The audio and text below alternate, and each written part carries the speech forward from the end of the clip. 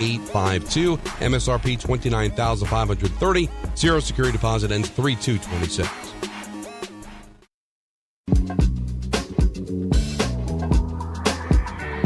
Got the number one pick in the NHL draft, but the men that can't seem to stump. Do something dumb, that's an observation. CLT make them need to run. Cut them every trash, CMT for short. Wonder if we best once you peep the score.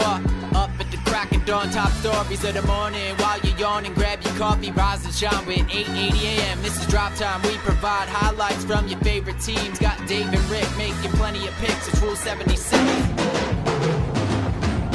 Oh, wakey, wakey, eggs and bakey. I would run circles around Turtle if and when he joins the show. Oh, he'll join the show, and you will run circles.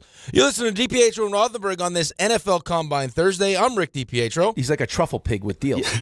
Yeah, weaseling his way right into the deals. My co-host, Dave Rothenberg. Right, you know what? Do yourself a favor. Go get that shingles vaccine. My God. I believe it's called Shingrix. Our amazing producers. He's not here, but we miss him. The one and only, R.J. Santillo. I think RJ is probably, he's got little fingers or pounding the keyboard. He's like, I want to get back. United, how is Delta, JetBlue. Why you got to say little? He'll be back at some point, I think today. How about the very handsome? I saw his beautiful Jeep driving around. The one and only Raymond Santiago. Does that count as an appendage? I believe it does. Big shout out to the companies. Thank you for getting up with us. You did some snow play. Yeah, lots of snow play. You can listen every weekday morning, 6 a.m. to 10 a.m. right here on ESPN New York. And now you can see us on YouTube. Did you have a favorite Explorer? Will you stop? Number to call, 1-800-919-3776. Go to Bob in Florida. He's going to complain about the weather in Florida. Good morning, Bob. Bob? Hello, it's not Where's Bob, Bob? it's Barbara. Not Joe Leo's best moment. We have an unbelievable show planned for you today. Knowledge bomb cyclones. Oh, yeah, all over the place. NHL is back in action. NFL Combine ramps up today. You got the defensive linemen and linebackers taking the field for drills. We got some Yankees. We got some Knicks. Looks like CC Sabathia is going to get his number retired. We got some Jordan Renan sound. And as always on Thursday at 7:45, we had Knobservations. Did it happen in Florida?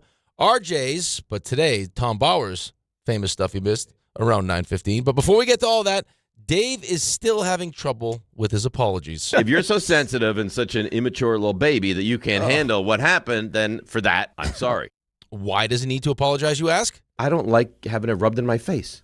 There's some things I know you love being rubbed in your face. Right in his face. Problem is, I was told by Sherry, can you talk to your buddy? He's a very selfish lover. That never That's what she happened. Sherry said this to you? That's what No, she said to he's me. full. You're Ray. Stop I didn't want playing to have into to his say game. anything. very selfish. And we all know what that means. Yeah, Big O is not bad. Not that you've known anyone that's had a big O before. I'm sure if I was involved, this wouldn't be such a problem. I'd be the Frank and Dave would be the Beans. Maybe you're just boring in the bedroom. I'm big-brained, as you know. Oh, that's hot. So now I we've was learned pushed. two things. A, apparently you have a massive mouth. And B, you lie. I was pushed. I'm no liar.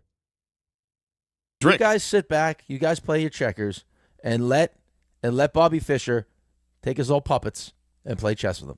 Right, and that's right. And here's one of my favorite puppets, the one and only, looking fantastic today, David Hugh Rothenberg. Well, that's nice. You know, not many people who walk the earth can walk in after 6 o'clock and put that kind of thing on the table. Had to fix the microphone. But you can. You're I was heroic. here. You are. I didn't put it together. I was already heroic. here. I put it together. Unbelievable job by you. Did myself. Unbelievable. Well, you know what I learned this morning? What? And I was saddened to learn this. Tom Bauer hates trees. How can you hate trees? How could I hate trees? Look at this. Look at the wasted space. Yeah. I mean, I got to be the Lorax to his tree hatred. I mean, look at this. Look at this. RJ would never do that. The amount of wasted space. This is shrubbery. Does he hate trees or he loves to print? Maybe both. I mean, however you want to. However you want. But I'm an environmentalist. You know me. That's I true. love the tree. It's a good point. So for him to do look at this. Look at that space up there. Look at that. My only thought was, because this is what Brownshire told me, is that you need to, as a person that does, reads. Right. You need to really focus on, hey, is there a comma? Is there a period? And also, now that I'm seeing, I'm not sure if Tom, because of all the spacing, wants me to really emphasize that specific line and then kind of give it a nice pause. I don't know what he's looking for. It feels like each line is now its own paragraph. I don't know what he's looking for. But all I know is that Tom Bauer on the other side, who I thought was just, someone that cared about the environment, he does not care. Yeah. He is very anti-tree. It feels like he wants to take this 30-second read and make it 90 seconds. Yeah, that's what it feels like. That's what he wants. Yeah, maybe And I'll give it to him. Maybe it's a statement from Bauer. Maybe it's a, hey, listen, your reads are not great. Slow down. Slow down. I'll be his Huckleberry today. Yeah. Hey, Ray, can I ask you a quick question? As we were going through our open today, I said, what are some of the things that we want to talk about? And you gave me, we got Renan, we got this. And Yep. Why is it that you never mentioned CC? I just came up with CC as I was going to the bathroom. Well, it wasn't a look-ahead email, and it's on. I know, but now I'm looking right at the today's no. thing, and it says CC Sabathia. It did come out kind of late yesterday, but Stop it. Stop it. We just had our meeting. Yeah. Stop it. Came out kind of late yesterday. It's a big deal for the Yankees. the deal for 24th number CC. retired in team history. It's a Big lot deal. of numbers Massive retired. deal. Yeah, It's a quarter of the numbers almost out of they're the rotation. They're not going to have numbers left anymore. I mean, if you're a single-digit guy, you can't play with the Yankees, right? No single digits. Legitimately remain. can't. You don't have a lot of options. I mean, Period. and number 8's retired twice. Unless you're a Marcus Stroman wearing a 0 guy, but Right. I'm not a big zero guy. No, and I don't love 99 is going to be retired. Of course. Yeah, and should be. So we got a lot to do. Today's your kind of show because we got a little Knicks, we got a little NFL Combine, we got a little Yankees, we got a little this, we got a little that, we got a dab of this, we got a little dab of that, and by the time you realize it, we got Knobservations, we got Did It Happen in Florida. We're gonna say goodbye. But there's a lot to do today. A lot of different nuggets to get into today. Very, very mishmashy today. Yeah, bouncy. I like it. Very Yep. bouncy. Little snow play mixed in. We got a lot. I parked on a snow mountain outside. Saw that. Ray also. Yes. I will say, though, I mean, just it doesn't, like my parking garage situation, not bad at all. Like, they did a great job.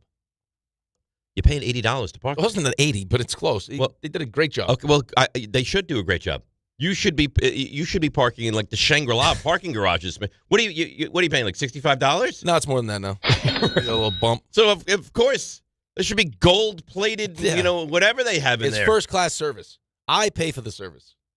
That's what I pay for. Pay my $9 out in front, and I'll park on a mountain. You pay your $65 plus tip, and you can park gold-plated. How about this one? So I'm texting with, I'm listening to the afternoon show yesterday, and Don does one of his lists, and one of his list yesterday was I heard it. I think it was hockey moments, It was right? great hockey moments. Olympic hockey moments. Yeah. So I heard the end of it, so I didn't hear It was what Olympic. the actual topic was. It was but Olympic. yes. Yeah, right. But so he had said before he started the list, he mentioned Sweden. So the second I heard Sweden, I'm sure the same thing as you. If I said Sweden, Olympics, hockey, moment. You'd go 80 with the tying or the Sweden, not for the U.S., Sweden. right. Moment for Sweden. The Olympics. Was there a shootout that they won with Lundqvist? No. No? Forsberg. They made a stamp. Yeah, I don't remember that. Okay, well, it's Forsberg. So I figured I'd Did text. they win in a shootout or no? Am I making that up? Yeah. I figured I would text Alan. Yeah. So I text Alan Forsberg, and he's like, oh, I had to go run and move my car. I didn't hear it. I didn't hear the list. He came back midway through the list. I was like, what? I got yelled at for going to the bathroom and taking like 30 seconds too long to come into the studio. Guys, I'll be back. He went to move his car? Now, when they're here, there's people all over the place here. Out 5 games on the road. Yeah, I don't know. I don't. I mean, when missed that I part. had that issue recently, and I parked in a spot that it had to move, I asked, what's his face, Jefferson, hey, could you do me a favor? Could you move my car? Right. And he did, and he was generous about it. But Alan up and left the show, huh? I guess so. But I was like, left the show. That's interesting. I don't have to know what he's saying. On a consistent basis. I just know it moved me. Yeah. Yeah. I'm just trying to bring the office together. That's all I'm doing. I'm just. Well, this plays right into your game of shenanigans. I'm congealing. Right. I'm like cornstarch. I'm like a roux. You're like human cornstarch? I'm like a roux. I like that. I thicken up the office stew is what I do. Mm. I mean, if it's not for me, are we having a now delayed pickleball match against Gabby and Jordan? No. Well, it was supposed to be today. I know. But because Convenient. Jordan is still in Florida. By the way, All right. You'll need it. all these people that are just spending day after day in Weeks. Florida. I mean, RJ's been there for over a week now. Oh, yeah. I can't get back. I'm not able to get Okay. back to New York. Yeah. Right. Meanwhile, Antonio was enjoying all the space. extra space. It's not like, hey, is Antonio you going to Disney? Does he love the beach? Yeah. Right? Is he collecting shells? Right. Is he sand castles? He loves just the vastness He of just Florida. run. Yeah, He's just he loves running. the amount of space they have in this Well, state. but you know what is it's like though incredible. with kids, especially that age. It's like when you get them like at Christmas time or Hanukkah time, you get them a nice present, and they're playing with the box. Right. Like, no, just you open the box to get to the present. Now you're playing with the box. Play with the present. Yeah, that happens. So Renan has some information for us. So Renan was on both shows yesterday. He can't get enough. He was on Kay and he was on Bart and Carlin. I guess so. He can't get enough. It was Bart. I know it was no Bart yesterday. It was Carlin Right, it was Grassa and Carlin. That was but it. so he was on that and he was on with Kay yesterday? I guess so. Yeah, because that's what it looks like. So he has some good stuff to say. We got Scott Boras, spoke with Joel Sherman and John Heyman, Robert Saleh. Did you see this thing that Robert Saleh, I guess, was trying to convince the Titans last year not to take Cam Ward? Oh, really? Saleh was? No, not Saleh. Dable was trying to convince him not to take Cam Ward. Well, because he wanted Cam Ward. I bet. Yeah, but Right, that's but- bizarre. Why is that bizarre? Don't take him. You won't like him. You're not going to love him. You're not going to want him at all. Well, who's going to take him then? I don't know. I don't know. Maybe us. Yeah, and maybe we take him next up. Well, but think about it. I mean, you're also talking about a guy who's fighting for his job that needs to find a quarterback that also dealt with, hey, I love Jaden Daniels and I love Drake Mann. I can't get them. And now it felt like you're right back in the same situation. Fortunately, he falls in love with Dart, and Dart ends up being Fortunately, didn't save his job, but at least put the Giants in a feels great like spot. it kind of saved the franchise though a little bit. It did. I mean, because if you don't have Dart, do you have John Harbaugh as your head coach right now? No. Probably not. No, not with the 5th pick in this draft. So imagine if you didn't get Dart last year.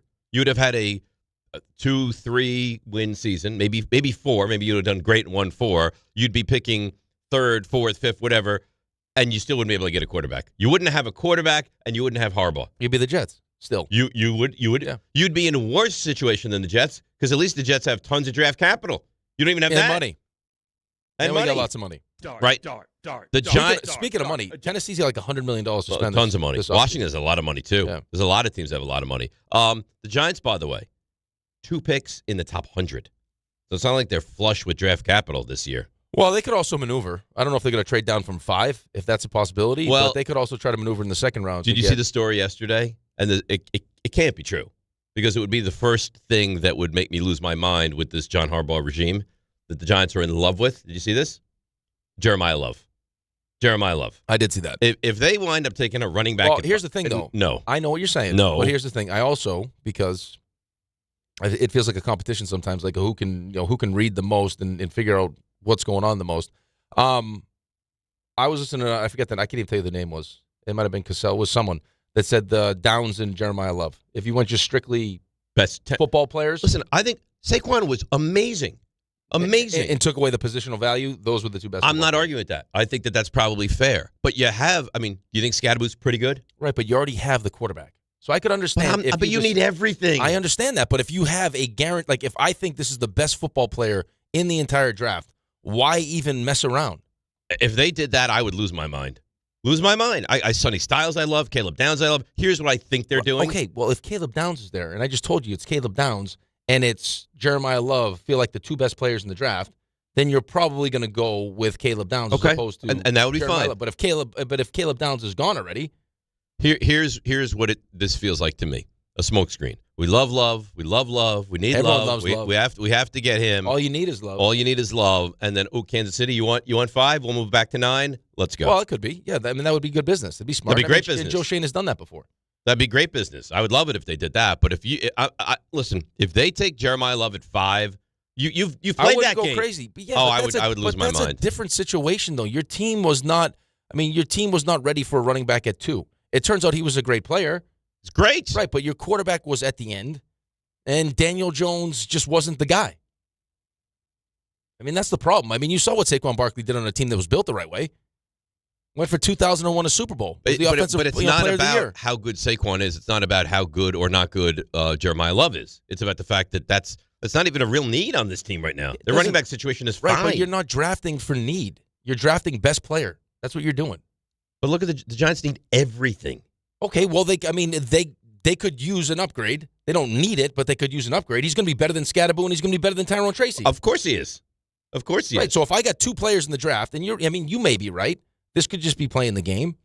I was listening to McAfee yesterday, and Borgonzi was talking about just because last year, remember what he said? They had the first overall pick, and he said, you can't pass up on a generational player. Yeah. And then he just walked off.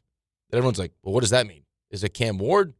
Or is it, I mean, you got a guy who's playing defense and offense. That sounds more like a generational player than, so no one knew. But he's like, the amount of bleep that gets thrown around during this time of the year is like, so don't believe anything you hear. No, but I mean, the reports are the Giants love him, and that's great. And you can love him. You can think he's an amazing football player. I just would have a real problem. I think a lot of Giants fans would have a real problem if they took him at 5. You would not? No, because I think he's a great football player. I think he's a great football player. And if you think you're going to win a Super Bowl in 5 or less years, he's going to be like, you're not 10 years away. So it's not like you're going to have, by the time he's washed up is when you'll be ready to win a Super Bowl. If I can win a Super Bowl with this guy in the first 4 years, that's the best time to have the running back anyway. He's going to be a special player in the NFL. Okay. I don't think there's any doubt about that. I mean, do you like Jahmyr Gibbs? I love Jahmyr Gibbs. Right, like would you take him with the 5th overall pick? Would Bijan Robinson? If I'm the Giants right now? No, I'm saying like if I told you this guy was if you told me that those guys are going to turn into that, of course you would. Those are special players. Of course you would, because now I'm putting that with Malik Neighbors and Jackson Dart. Are you kidding me? I mean, that puts you right at the top if you want to talk about the triumvirate of wide receiver, running back, and quarterback. Yeah, if Neighbors returns to form right after that injury. Did you see there was photos of him the other day? I guess it's atrophy in the the leg that had surgery. So that happens. You see who's doing shows from the combine?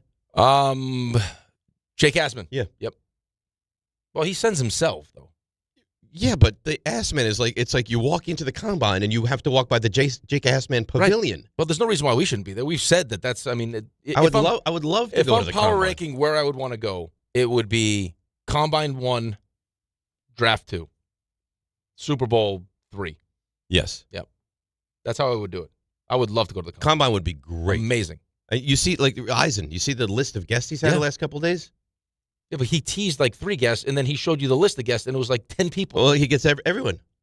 McAfee gets everyone. They just sit there. Hey, you walk. Yeah, he had McAfee he had Schneider yesterday. He had Solly yesterday. He had Borgonzi yesterday. I mean, it's pretty awesome, man. And I think that's when everyone's kind of relaxed. You know what I mean? Like there's still plenty of time. Me and you head down to, St. Elmo's. Apparently that's not. It's still very good. Apparently it's not the hot restaurant anymore. It's not the hot place. It's good. It's good. We gotta go. Hot, but I guess there's another restaurant that's hotter. Okay, well we could go to both. We're not going to be there for one night. Yeah, we schmooze. We're a good time. We would do buy people some drinks. We do. Hey, we send a bottle of wine over to John.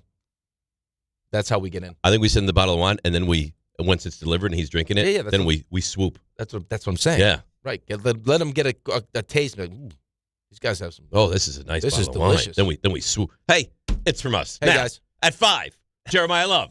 This is really what you're thinking. It's a smoke screen, right? Yeah, we're messing around. It has to be, right? We already did the Saquon Listen, thing. I can stand up against the wall. I'll face the other direction. Just let me in the draft room. Then we sell that. Right, but the problem with the whole Saquon thing back then was, offensive line wasn't great. It was bad. It was bad. Forget about not being great. It was terrible. It was the last legs of Eli Manning. And they refused to admit that they didn't have a quarterback. Right. So, I mean, again, and then the whole Daniel Jones thing's happening, and you're excited, and I think it just doesn't work out. But, I mean, you couldn't be more excited about Jackson. Couldn't be more excited right now. You have the head coach that you want. I mean, it wouldn't be the worst decision. I wouldn't lose my mind about it. I would not like it. I'm just telling you right now. I would not like it. I think you have so many other needs. But that's fine. But you don't. That's how you get yourself in trouble is when you start drafting for need. You take the best player. If I got a slam dunk guy, if I have my board done and I got 2 players that I think are the best players in the draft that I know are going to be, Pro Bowl caliber players, and it's Caleb Downs and it's Jeremiah Love, and Caleb Downs goes 4, and I don't necessarily need a running back, but I get the second best player. What would you rather have? What would you rather have from the Giants? You are Joe Shane, John Harbaugh right now. Would you rather Love at 5, or would you rather move down to 9 and now you get the Chiefs' second-round pick? I would rather get an extra pick. You'd rather get the extra pick? Well, because you just said it. They don't have a third-round pick. So if I could find a way to... Right. Okay. All right. So we're kind of on the same page. All right, let's take a break. We got to get into the CC number. Retired 52 will never be worn again with the Yankees. Renan was on multiple shows, so it would be a disservice if we didn't play some sound from Jordan. Arvell Reese, who the Jets are tied to at number 2 overall, spoke yesterday. A lot going on. 800-919-3776. And, of course, the Knicks mess as well. It's DNR with you right here on ESPN New York. There are a lot of reasons why people buy at Ramsey Mazda. It's their selection, it's their customer service, and it's their savings. Lease a new 2026 Mazda CX-30 2.5S Select Sport all-wheel drive for $209 for 33 months. Start shopping now at RamseyMazda.com. Choose wisely. Choose Ramsey Mazda. Call 833-853-2970 for details. VIN TM105852. MSRP $29,530. Zero security deposit ends 3/2/26. At City Harvest, we believe no New Yorker has to go hungry. With your help, we're on the road 365 days a year, rescuing over 77 million pounds of nutritious food and delivering it free to millions of New Yorkers, transforming surplus food into sustenance, sustainability, and smiles, rallying thousands of New Yorkers to power a network of nourishment across our city. One day, one meal, and one New Yorker at a time. That's how we feed good. Donate at cityharvest.org. Think premium meat has to come with a premium price? Not at Wild Fork Foods. You can get Brazilian beef tenderloin for only $10 a pound. Yes, $10 a pound. And Atlantic salmon portions for just $9.98 a pound. That's steakhouse and seafood house quality at home. Everything is blast frozen to lock in flavor and nutrients. You can shop one of their 7 locations or order online for same-day delivery. WildForkFoods.com. Wild Fork Foods. Quality meat. Wild prices. March is here and the madness is underway. Schweppes offers above-the-rim refreshment and is proud to sponsor the Big East Conference. Take a break from the action with a Schweppes seltzer. Enjoy 7 refreshing flavors such as black cherry, lemon lime, cranberry lime, and strawberry mango. Each Schweppes seltzer flavor provides a perfect touch for any occasion. Schweppes, a sparkling tradition since 1783 and the perfect way to elevate your everyday refreshment. Stop by your local food bazaar to get your favorite Schweppes seltzer for a slam dunk experience. Monkey Sports, built by players for players, is your one-stop shop for hockey, baseball, lacrosse, and more. Find top-name equipment and expert in-store services like sharpening, break-ins, and relacing. Shop in-store at Monkey Sports in Farmingdale or Woodbridge or online for all the top brands. Whatever your sports, Monkey Sports gets you game ready fast. Monkey Sports, where athletes shop. Be part of it isn't just a slogan. 2026 season tickets are on sale now, and this is your chance to join the tradition and legacy of the New York Yankees. Purchase a plan and enjoy the best seat locations, significant savings, and flexible payment options. Plans start at just 9 games. Log on to Yankees.com, call 212-YANKEES, or email seasontickets@Yankees.com. For 2026 Yankees season tickets, email seasontickets@Yankees.com today. You still thinking job change in the new year? Yeah, I need something that's in high demand and more stable in this economy. IT? Yeah, cybersecurity, maybe even AI. That's what I did. Really? How? Went to My Computer Career. You don't need any prior experience, and you could start your new career in a matter of months. A lot of IT pros go to school there, too, to level up. Sweet. Are classes online or on campus? Both. Wow, I'll check it out. Thanks. Make this your year. Take the free career evaluation now at mycomputercareer.edu, an Elite CompTIA certification partner. Financial aid is available to those who qualify, including VA benefits.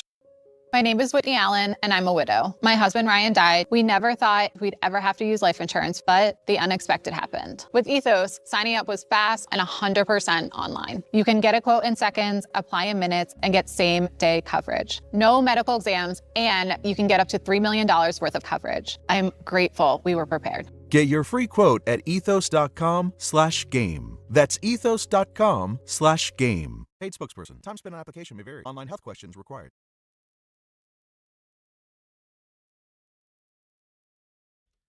You see what he's done here? St. Elmo's Fire. I like this movie. Have you seen this movie? I have seen this movie. It's good. Yep. I love movies. It's all the Rat Pack in this movie. Yep. That was one of my favorite things. Not now, just because I don't have any time. But back in the day, when we had no kids, going to get maybe 2 movies in an afternoon. Oh, I love it. Oh, a slow sports day. Beautiful. Consume multiple movies. Well, just afternoon. Nice little afternoon. Yeah. Yep. But I told you, Sharon, we used to go in, buy a ticket for a movie, and then watch the movie, and then go into the second movie. It's not great. Why not? Because you're robbing the movie theater. Right. It's not great. It's not great. But No. It's not like we're not John Dillinger, not holding anybody up at but I mean, gunpoint. it's what you're doing isn't right. It's not great. I'm sure did you feel the rush? No, sneaking into a movie. Not really. And then you're like, oh, and then you got all Feisty? No. We felt like, hey, this the amount they're charging for this movie, if we take in a second movie. Yeah, but who are you to decide it's too expensive? Me. Oh, okay. Well, you also now are robbing the movie theater. And I accidentally just licked the microphone and disgusted. Really? Yeah. What do you mean? How do you Because I went like, and then my tongue came out, and and I'm. You know where that microphone has been? Exactly right. Yeah. I'm grossed out. Do you know what Peter Rosenberg does with that microphone? I saw it. Yeah. Yeah. I don't know how you do a show like that. I don't know how he does it either. Well, maybe the microphone saw Peter and then just went limp, like that. Would be the first time. That's not nice. That feels like it's not nice. It could happen. Let's go to Joe, our dear friend Joe in Ocean Gate. Joe's like a performer, so we bring him on. He's going to have his opening set, and then he's going to get into the Giants. Good morning, Joe. How are you? Good morning, Dave. Good morning, Rick. No shenanigans for me this morning. I'm all business. Okay. Super excited. I am now definitely a fan of hockey.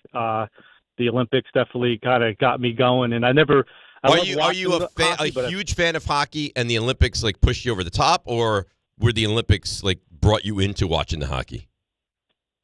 Well, I usually do kind of watch hockey for playoffs and stuff. Like just for whatever reason, every time I watch it, it's super exciting. But I guess some of the rules I never really learned, all the rules and stuff. But the hockey really kind of, I'm like, now I'm gonna watch and. Because it's just they're men's men, freaking play through all the injuries. It's awesome. But I'm super happy and excited about the Giants this year coming up and for the future, and just hearing how like Harbaugh, like how he's there, he's doing all he's in everything, and they're gonna kind of just him and Shane are gonna work hand in hand. But I hear that maybe they might try to trade Thibodeau for like a third. And then maybe draft a defensive lineman. I forget the guy's name, but he's like a really great run stopper. But I also love the Sonny Styles kid too. Well, Sonny Styles would be the 5th overall pick. Right? I mean, that's where you'd have to get Styles. So I don't know if you're going to draft a run stopper at 5, because I don't know that there is a defensive tackle. But they have to. If you can't stop the run, you can't win in this league. No, you can't. And you saw last year, I think they allowed an NFL high, like 5.7 yards a rush, which is an embarrassment. Right. You're also hoping you get a better version of Dexter Lawrence. Well, you have to. Yeah. Because if you don't think you're going to get a better version of Dexter Lawrence, you have to move on from Dexter Lawrence. Well, but they're not, though. He's not just a cornerstone. He's a middle stone. And I understand that. Right. But if you were to get anything similar to what you got last year, you'd have to move on. Otherwise, you're not reading the room properly. And they have to figure out what they're doing with Thibodeau. What do you think? Gut feeling right here, February. What's today? The 26th. Gut feeling says they trade him. I think so, too. Because I don't think they're going to pay him. So if you don't I guess what you could do is hang on to him and then at the deadline trade him. But don't you want to have that player for this year? Well, it depends on what you're getting. Like I've seen multiple different answers from people as to what he's worth. Best case scenario, you'll get a 3rd. I think worst case scenario, you'll probably get a 4th. It'll be in that 3rd, 4th round range. Right. But you're also freeing up, close to $15 million a lot of in money. cap space. So that's a big advantage, right? Well, because you have no money now. You have very little money. Right. But there's a couple of tweaks, little of course. Things you can do to open up a lot of money, as most teams can do. What do they say? The NFL salary cap is fungible? Yes. Yeah. Look at me. You're impressed with yourself this morning, huh? Yeah. You're that doing was great. Nice. You're doing really well. Thank you. You need a little pat on the back. No, I don't need any pats on the back. I just like to be appreciated. You pretend you're not the guy that I just like to be appreciated. That's it. I think you're very well appreciated. Well, I don't. Who's more appreciated than you? You don't tell me a lot. Well, I think that was a great. The word fungible is a nice word. But I had to say it though. I had to say it. Well, I wasn't going to say the word. No. After I had to say. Oh, you had to stop and pat yourself on the back for me to take notice. Right. Again, it goes back to what I said in the open. You're a selfish lover a little bit. Oh, you think so? Yeah, like you suck up all the compliments for yourself, and then you're not willing to like just dish. You're like Jalen Brunson sometimes when the ball gets sticky. Oh, and I'm Karl Anthony Towns just saying, hey, what about me? I like to take a shot. You do remind me of Karl Anthony Towns. A lot of, you know what, Ray? A lot of, come on! I was fouled there. I'd like to take a shot this half. A lot of complaining. I haven't missed a shot. I'd like to take one. Well, then you know what? Do me a favor. Can you scream after all that? I just want to see how that sounds. I just want a shot. That's it. Okay. Well, you know what? Don't be so selfish. Take the ball. Here's the ball. Well, I had to. I just did. Okay. Just patted myself on the back. I'm surprised you would compare yourself to a Karl Anthony Towns figure. Well, no, that's not what I mean. You know what I mean. In this scenario. I was fouled. In this scenario, though, that's how I felt. Mm. Again, I'm trying to let you know how I feel. Okay, listen, I think an open line of communication matters a lot. So the fact that you feel undermined or not appreciated as you should, that's something I'm going to have to work on. Because I want you to feel like you should feel. Well, that's nice. Yeah. So let me take notice of that and let me remedy that moving forward. That's nice. I appreciate that. Yeah. And I think this is why. This is going to be, I feel like this could be a very big moment in the show's history. You think so? Yes.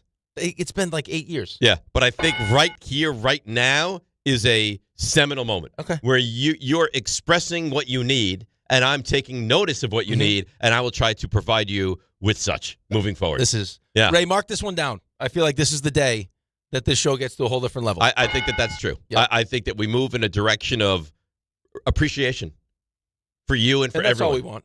That's all. We just want the occasional acknowledgement. Hey, you're doing a great job, and you're really working hard. By the way, how cool was that moment last night for the Devils and the Sabres? Jack Hughes. So I saw that they sold 50% more tickets for that game last night after Team USA won the gold.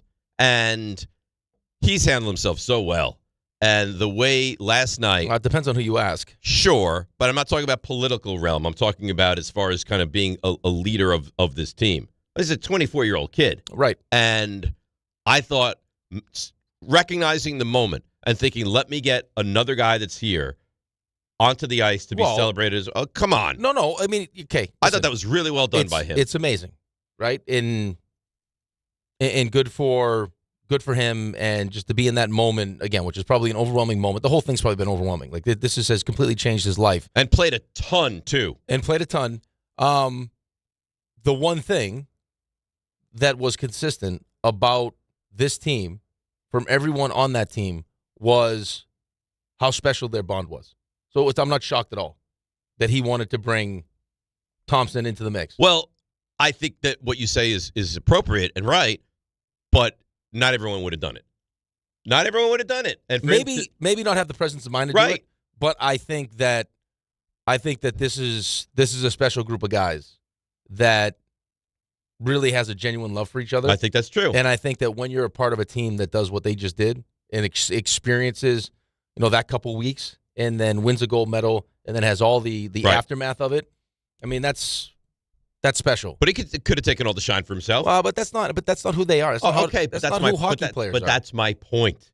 Like, he was probably uncomfortable when they asked him. That's been the biggest problem in the NHL, period, trying to grow the game. Is no one wants to do any of that stuff. Well, that's the stuff. Right. But that's like, hey, will you do it? Well, I'll do it if my other teammate does it. Well, we don't want your other teammate. Well, then I'm not doing it. It's not about me. Yeah, but it is. I mean, you have to look bigger than I don't want this attention. If it's good for the game, it grows the game, then this is something you have to do. That's what last night was about. Listen, the Devils at this point are pretty much irrelevant, right? Right. I mean, Devils hockey is just they're going through the motions. Not as bad as the Rangers, but they're not going to go to the postseason. So what are the Devils about? What draws people into that arena last night is the fact that for a few minutes before the game, you get to celebrate a great moment in the history of hockey. 100%. So you have to do that. You have to be selfless and say, maybe I'm not comfortable doing this, but I have to do this because it's good for the game. Oh, absolutely. But that's not that's not necessarily what I mean. I just think that in that, like, you'll see sometimes too, is like they'll do starting lineups, right? And you'll see some guys who are comfortable doing it, where like they'll actually they'll wave to the crowd, they'll acknowledge everybody, and this is like, hey, it's a cool moment. And then there's other guys that go out there and it's like they barely want to raise their stick because they're like, it's like almost. It's not that you're shy, but it's like I don't want to draw more attention to myself. Yeah, but I mean, you need to promote the game. And 100%. If promoting the game is through you getting some shine, then that's what you have to do. But and this is a big thing in the world of hockey. That's why I'm not surprised that he brought Tage Thompson into it. It was awesome. Right? Because it's not good. It's like you got a guy who played at the team with you, that you just partied with, that you hung out with. But all of a sudden now I'm just going to sit on the benches. I'm getting honored for winning a gold medal. Who, by the way, is enormous. Enormous. How big is he on skates? I think he's like 6'7" on skates, well, no, right? I think with no skates, he's close to that. He's 6'7" without skates?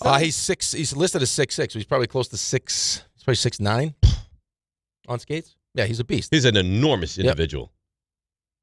His dad's a coach. I think his dad coached me. His dad coached you? Or he was coaching Bridgeport. I think he might have been. Oh, really? Yeah. He's a good player. Great player. Sabres are. You think RJ down in Florida was glued to that game last 100%. night? I mean, he is so. Yeah, he is so excited about his Sabres. As Antonio was just running with all the vast space. By the way, yeah, I'm interested to get your take on this, and I know we got to go to break. Like, did you hear the Matthew Tkachuk stuff when they asked him what was more important to him, a Stanley Cup or a gold medal? I did not. He said a gold medal.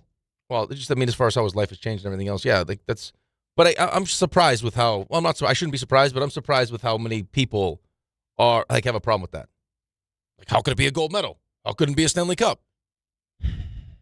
Yeah, I don't think a lot of people understand the magnitude of winning a gold medal. Well, but not just that though. It's like, I was thinking about this a lot yesterday. It's you're representing your country, right? But it's not even that. It's representing your country, obviously. Also, like, the amount of time you spent in USA Hockey. Like, a lot of these guys were in the U.S. program. Like, a lot of their success is due to USA Hockey. So, you grow up as a young kid. You're playing all these USA Hockey things. You play for Team USA and all these things. Mm-hmm. And now, all of a sudden, you get drafted by a team. It's not like you pick the team that you get drafted. Like, for us, USA Hockey is like how you root for the Giants. You know what I mean? Like, that's. But people don't understand that. For you might, because you were in the belly of the beast. I don't think if you ask me right now, would you rather Team USA win the gold, the Rangers win the cup? I wouldn't. Rangers win the cup a million times 100%. Out of a million. So I understand what you're saying, but I think, Ray, you tell me, Rangers win the cup or Team USA win the gold medal? Yeah, I'd rather have the Rangers win the cup at this point. Right, because you've been a Rangers fan your entire life. Right? I think he roots for Team USA, but it's not. I mean, no, but you're not getting my point. Of course he roots for Team USA, and of course I want to win a Stanley Cup for the team that I'm playing for. Right, but I didn't grow up. I think it's different for the player than it is the fan. So don't get me wrong, because like watching, and I was texting you guys the entire time as Team USA. It was awesome, it was fantastic. I was totally into it. That winning can't even compare to what I would feel if the Rangers won the cup. Correct, but let me ask you a question. So here's where I would say there might be a little bit of a hesitation, because we all want to win a Stanley Cup. We all recognize our legacies, all those different things. If Ray Santiago made it to the NFL, was drafted by the Cowboys, and won a Super Bowl for the Cowboys, and there, for whatever reason there was Olympic football, and you won a gold medal in football, I would think there was still probably a chance that he would go Super Bowl for the Cowboys as opposed to the Olympic gold medal. Because you're just talking about the fan connection. Because you grew up your entire life being a fan of that team. Now you're playing for that team. Right. But that's the player here. It's different for us as players just because of. I think the player feels more that connection. And again, we wanted Team USA to win. We woke up early. We watched the game. We're excited. The goal was thrilling. All of it. But it's not. You don't exert the same amount of effort as a fan of Team USA as you do for the team, for the Rangers. Right? I mean, think how much time you invest in watching the Rangers. Right, but that's what even makes it more special, I think. And now every player is different, but just like because I have a group of people that are Rangers fans. So me winning the Stanley Cup for the Rangers is great for the Rangers fans. But now winning the gold medal, it's good for everyone. Is like especially. But you know what I heard also, by the way, this like the Rangers fan. It's a shame it was Jack Hughes. Stop it. I'm glad you brought this up. I mean, stop it. I don't hate the Devils. Actually, I hate the Islanders. But if I don't care who scores those goals.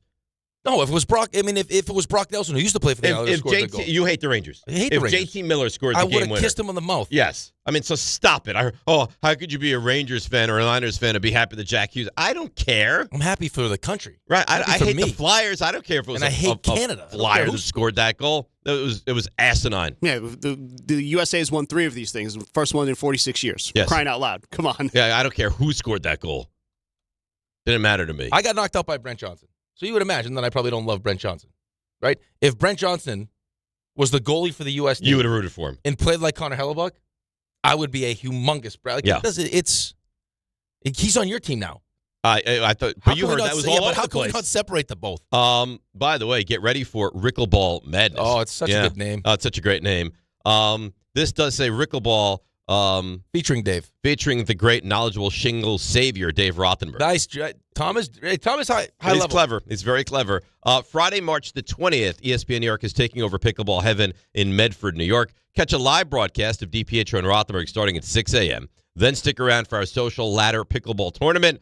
We'll crown our champions. Then we roll right into a college hoops watch party to cap off the day. Sign up now on the ESPN New York app. Spots are limited. Rickleball Madness brought to you by Pickleball Heaven, the new standard of indoor pickleball. You know why you have to sign up for this? Because a tree gave its life for this read. A tree. Multiple trees gave its life for that read. Let's break. We'll come back, and we'll get into some of the Knicks conversation. It's DNR with you, ESPN New York. DraftKings Sportsbook puts you right in the middle of basketball's biggest star-driven moments. Bet player props, bet live, and when a game turns fast, DraftKings has your back with early exit. If your player gets injured anytime in the first half, your bet stays alive. And once it settles, you still get paid in cash. That's built-in protection for star-driven bets. Backed by DraftKings. Download the DraftKings Sportsbook app and use code WHSQ. New customers bet just $5, and if your bet wins, you'll get $200 in bonus bets instantly with code WHSQ. In partnership with DraftKings, the crown is yours. Gambling problem? Call 877-8-HOPE-NY or text HOPE-NY 467-369. 21 plus, New York only. Eligibility and restrictions apply. Bet must win to receive bonus bets which expire in 7 days. Minimum odds required. For additional terms and responsible gaming resources, see dkng.co/audio. Limited time offer. At City Harvest, we believe no New Yorker has to go hungry. With your help, we're on the road 365 days a year, rescuing over 77 million pounds of nutritious food and delivering it free to millions of New Yorkers, transforming surplus food into sustenance, sustainability, and smiles, rallying thousands of New Yorkers to power a network of nourishment across our city. One day, one meal, and one New Yorker at a time. That's how we feed good. Donate at cityharvest.org. There are a lot of reasons why people buy at Ramsey Mazda. It's their selection, it's their customer service, and it's their savings. Lease a new 2026 Mazda CX-50 2.5 S Select all-wheel drive for $219 for 33 months. Or buy with 1.9% APR financing for 36 months. Start shopping now at RamseyMazda.com. Choose wisely. Choose Ramsey Mazda. Call 833-853-2970 for lease details. VIN TN466016. MSRP $32,010. Zero security deposit. APR $28.60 per month for $1,000 finance. Ends 3/2/26. If you've been injured on a construction site, then you need a lawyer who knows New York's unique labor laws. At the Parisman Firm, they have decades of experience handling construction accident cases and a proven track record of delivering huge results. Their team has already recovered nearly $1 billion for hardworking New Yorkers. From scaffold accidents to slip and falls and equipment failures, they've got your back. Call the Parisman Firm now at 718-WORKERS. That's right, 718-WORKERS, because your case is their cause. Get the justice you deserve today.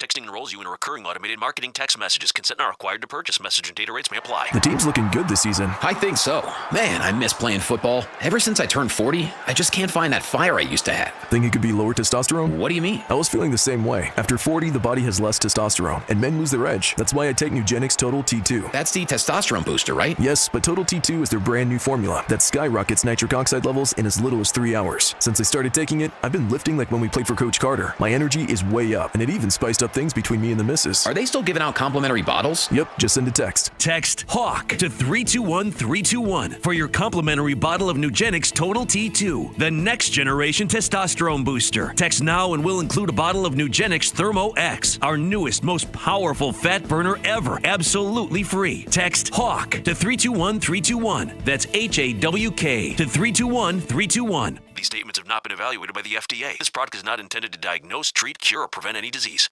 I'm Boomer Esiason. My mom died from cancer. She was only 37 years old. She didn't have life insurance, and that was devastating for my family. That's why having life insurance is so important to me. Ethos makes it fast and easy. Get a quote in seconds, apply in minutes, and get same-day coverage. You can get up to $3 million in coverage with no medical exam. Get your free quote at ethos.com/play. That's ethos.com/play. Paid spokesperson. Time spent on application may vary. Online health questions required. You still thinking job change in the new year? Yeah, I need something that's in high demand and more stable in this economy. IT? Yeah, cybersecurity, maybe even AI. That's what I did. Really? How? Went to My Computer Career. You don't need any prior experience, and you could start your new career in a matter of months. A lot of IT pros go to school there, too, to level up. Sweet. Are classes online or on campus? Both. Wow, I'll check it out. Thanks. Make this your year. Take the free career evaluation now at mycomputercareer.edu, an Elite CompTIA certification partner. Financial aid is available to those who qualify, including VA benefits. March the 20th of 2026, there's one place to be. And that place is Pickleball Heaven. Pickleball Heaven. It's a pickleball facility, massive facility in Medford, New York. We're going to do the show there that day from 6 to 10. Then there's a tournament. And then after we win the tournament, Rick, we'll stay and watch some basketball with the people. Now, the worst part of all this is the name. Listen, I got to participate in Pickleball Madness. What do you want from me? You're a teammate of Rick Wallen. Yeah, right. You're part of the event. You're the co-headliner. If my name was Dave Pickleball, it would still be Rickleball Madness. I think that's accurate. I don't want this kind of pressure. I would prefer it be named after you. No, you don't. You want all the shine. No, I don't. Call whatever you want. Dave's Pickleball Extravaganza. Sorry, Dave. We're still calling it Rickleball Madness. And it's Friday, March 20th at Pickleball Heaven in Medford, New York. To sign up and register to play, go to the ESPN New York app and click on the Rickleball tile.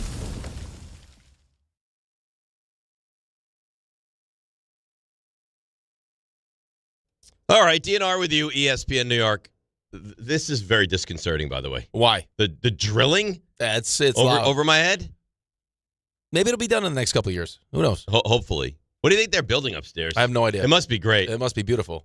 They keep coming down here. I don't know if it's like... They come down here to clog our toilets, and they go back upstairs. It's actually not a bad idea. Yeah, I don't want to clog the toilets on the... Maybe that's a floor rule. Like, fellas, let's keep it professional in this bathroom. That's right. Only pee downstairs. Downstairs, you got to go. Number 5. Go. Little did he realize he'd be walking into the monsoon of Bauer. Yeah. Here's the thing, though. I can't believe that Bauer didn't make a bigger deal when he came back. Bauer feels like that guy, that if there's a massive thing happening, he takes it like very calmly and in stride. Yeah, but I don't feel like he was as calm when you dropped the T on the computer, though. Because I wasn't calm. Right, but there was this like, okay, so maybe he's just like he his was natural reacting reaction to is me, but when it was his own thing, he was able to just keep himself. So if check. the guy in the stall, is like, oh God, water's rushing in. Maybe Bauer comes bombing in here. He's like, guys, I need help. There's someone in trouble. Yes. Who is it, Lassie? It's a man in trouble in the stall. And that person needs to come forward. I don't think you'll ever know who that is. That person right now is at the top of the list. My list. It's got to be. Has to be. I think Bauer is probably the culprit there, though. Bauer was at the urinal. Yeah, but that's what is he flushing down the urinal? Yeah, right, but if he just flushed it, it's not his fault. Bauer, what did you flush in the urinal other than urine? Nothing. That was it. You can't. What else am I going to flush down the urinal? Well, then how did it clog, Bauer? I couldn't tell you. Are you the pubic hair guy? Is that Is it a clump? No. Are you the Zin guy? All that went down the urinal was urine. That's it. Well, clearly not.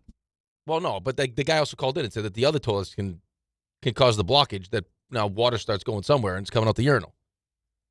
It's not. I mean, there's 2 people in the bathroom. But listen, all I know is we didn't get any threatening emails or signs on the men's room door this time. Right, so. But if I'm the guy in the stall and I come out, now my shoes are wet and I'm sitting there trying to have an enjoyable, peaceful, number 2.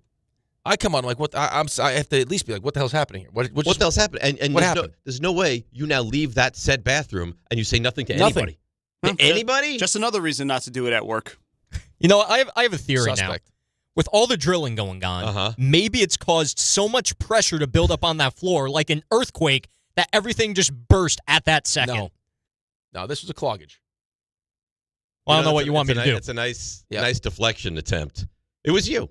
It was not me. Okay. What do you want me to do? Own it. Why not just, hey, when I make a mistake now, what do? I apologize. It's good. Yeah, good point. Maybe. I owned it that I'm the one who flushed the urinal, but I didn't cause any clogs. As far as you know. Right. Can you, court of law, can you guarantee us that you did not cause the blockage to the urinal? With 110% certainty, I would say yes. I did not cause it. And I think we could all understand. I mean, we would all recognize how Dave would apologize for this if it was him. If this toilet and these pipes overflowing upsets you. No, it aren't strong enough for what I just flushed down it. Right. I apologize. And I'm sorry if that upsets you. And I'm sorry if that upsets you. Sorry if that upsets you. Yeah. That's an apology. That's a nice apology. That's a nice apology. So you've now taken the blame and put it on the pipes and the toilet. Right. Yeah. Well, I mean, Bauer takes zero responsibility. Well, because he said he didn't do anything. I believe him. You believe him? Yeah. Okay. You think I'm willing to all of a sudden now jeopardize my Starbucks? Do you think there's a chance there was no person in the stall?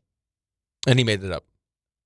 And he's like, oh, the guy in the stall that I screamed, get out of here, save yourself. That didn't even exist. No. And it was Bauer, and he ruined the bathroom and then came out and put blame on a person in the stall. He wants to give you someone else. Right. Like he needed another suspect. Because where's that person? We don't know. Disappeared. Maybe Bauer abducted that person. And we'll never see that person again. Yeah. Bauer, Do you know there was someone in the stall? You did say Bauer looks like a The serial stall killer. was locked, and there was sound coming from the stall. Did you see feet? No, I didn't see feet because I What don't do you mean look. you didn't see feet? Because I don't look under the stall like a stalker. RJ's in Florida. Couldn't have been RJ. I wasn't It in was the RJ stall. here. How would I have seen feet? RJ was here. Because you couldn't. RJ's feet probably hang where you can't see them if you I sit think on the toilet. That's possible. Yes, he has to do like a jump down from the toilet. I think maybe His little feet dangling. Yeah, from the toilet. Well, what do you mean you didn't see feet? You always see feet. Yeah, but the toilet is so far back in the far stall that you wouldn't be able to see feet. And also, I'm not every time I go into the bathroom, I'm not looking under the stall to say, Every "Hey, is time somebody you go there?" into the bathroom is not a catastrophic incident, though. You had a catastrophic incident. Right, that person could have drowned. Right. Well, that would have been their problem. You know people that just crawl on the floor to check to make sure the stalls are empty? Well, do you need to crawl? You can Crawl just on bend down. the floor if You you animal? look under the stall. I'm trying Under to the think, door. I'm trying to think. Are the doors in there like long that you can't see I don't people's know. feet? I Like, have. And I'm I'm in and proud to say out. this. I have never been in a stall in that bathroom. Never. I try to get in. I try to get out. My goal is in the history of my life to never have to go into a stall. That's right. Ever. Yeah. I do it at home, and that's where I like to do it. That's right. Yep. I'm not a go in different places kind of guy. Mm-mm. No. Mm-mm. I didn't used to like doing it at the rink. I would try to avoid doing it at the rink. Yeah, but you're at the rink for so long. I imagine it would be a buildup at some point. No, we're not. I mean, it's not that long. I mean, you try to time it right. You get there, you do one in the morning, and then you're out. You can plan it? I'm pretty regular, yeah. Really? Mhm. Are you daily? Oh, yeah. Very Yeah. A couple times. Multiple times. Yeah, So probably your twice a day. bowels are working at a very high level. Twice a day. Oh, really? Yeah. Mhm. Like a morning and night kind of situation? Yeah. Yeah. Right before I go to bed. Oh, Nice. really? Yeah. You have it lined up to a T, huh? So you got poor people out there that they don't know when they're going to go or if they're going to go, and they're taking medicines, and you're just regular like that, huh? What do you want to tell you? It's a blessing. Yeah, I'm blessed. it really is. Yeah, but you must have a great colon. I don't know. I'm at some point here. I'm getting to the age where I got to go get that checked out. Yeah, that's a treat. Not thrilled about. But I think you can't. You just you don't have to go in, right? No. That whole you're gonna. They you're can gonna send try you to- the box. And you No, can just take no, a the poop box. in the box. The no? odds of the box being a successful answer are way less than Really? Yeah, you got to. So I got to go under. I will tell you this: the going under is fine. It's the prep before the Right. test that's the real problem. Okay. Yeah, but I had one 2 years ago, 3 years ago, and then come back in a decade. So It was that nice. yeah, you don't have any. If you get a clean bill for that time, you'll go back. So when you're 50, you'll go, and then they say good stuff. Then you go back at 60. So would you like to give warnings to other people because you saved the life? The other day, so you may want to throw wanna another do one out here a again. PSA? I think I should. Yeah. Okay. Let's hear it. When they used to be 55, now it's 50.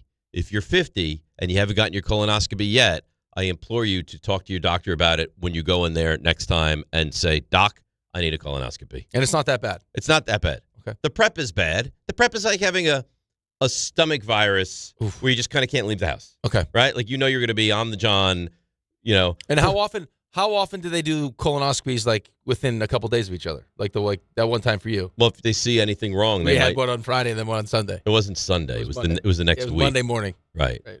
The prep is It's interesting how that timed up. That second colonoscopy. The fact that you question this is really. Well, I mean, it's just the timing of it was odd. That it would work. If they that see way. something that they're concerned about, Right. they might go in for They wanted to go back a in. second look. Right. Yes. Just after a couple days. Mhm. Right. So happens that you got to miss the second half of the tailgate. Yeah. And watch all the football. It's good timing. Mhm. Yeah. I'm just happy your colon's nice. My colon's in great shape. Good. Yeah. In great shape. Thanks for your concern. Sorry, guys. I got this second colonoscopy. I had to have a second colonoscopy. Okay. The fact that you don't believe it is I don't. wild. That's fine. Okay. Good for you. I'm happy for you. Tell me more about you being a great teammate. No, tell me more. I think the statute of limitations is gone with that one. I think we can all be honest. It's amazing. You don't believe that I have a second. There's no way. Okay. There is no way that you had a colonoscopy on a Friday and then they called you back for another It colonoscopy. wasn't on a Friday. It was like a week and a half later. Baloney. It was I'm the telling same- you. It was within 4 days. Oh, I'm being told now The most. that men are supposed to get their colonoscopy at 45 years Oh, old, no. which I was not aware of. Yeah, maybe it changed again. That's right around the That's corner right there for for me. you. Yeah. Yeah, you're gonna love it.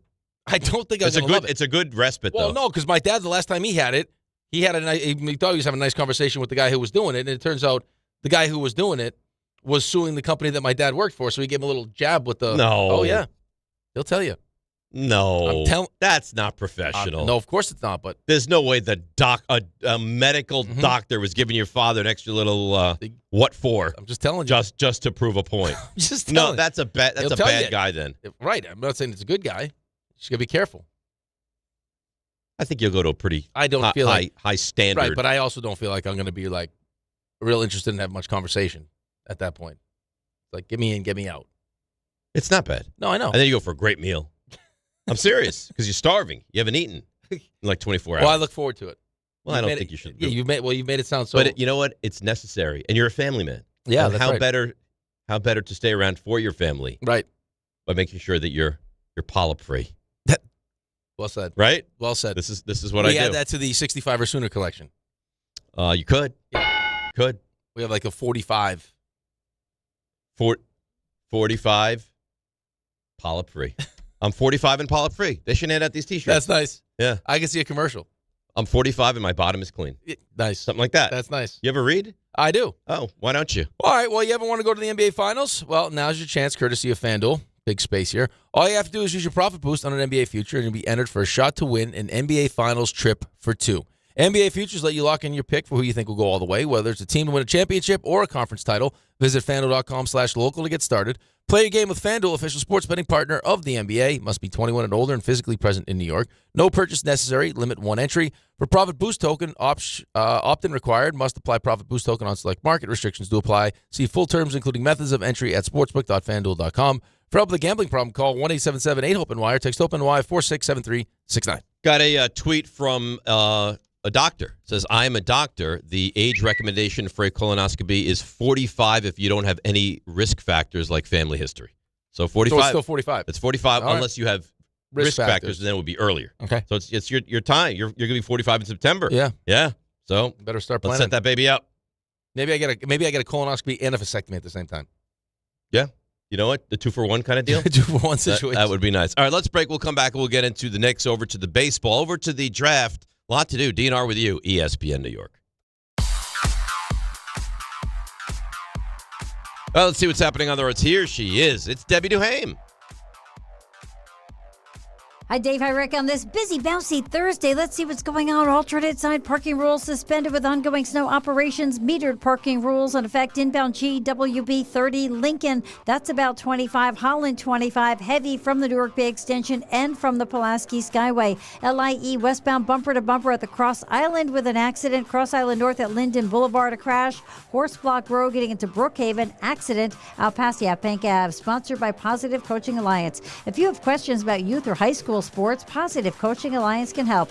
PCA develops better athletes and better people through youth and high school sports. Info at positivecoach.org. I'm Debbie Duhaime on 880 ESPN New York.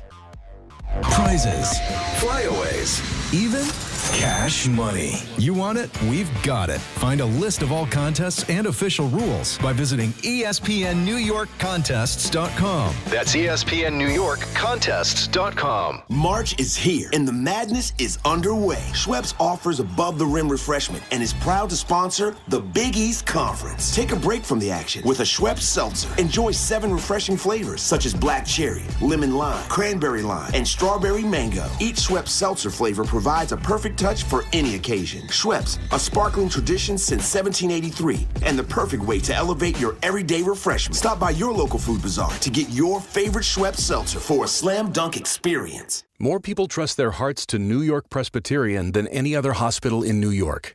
It's because New York Presbyterian has the most experienced cardiovascular doctors, treating a full range of heart conditions, from heart failure to valve repair, with the most advanced treatments.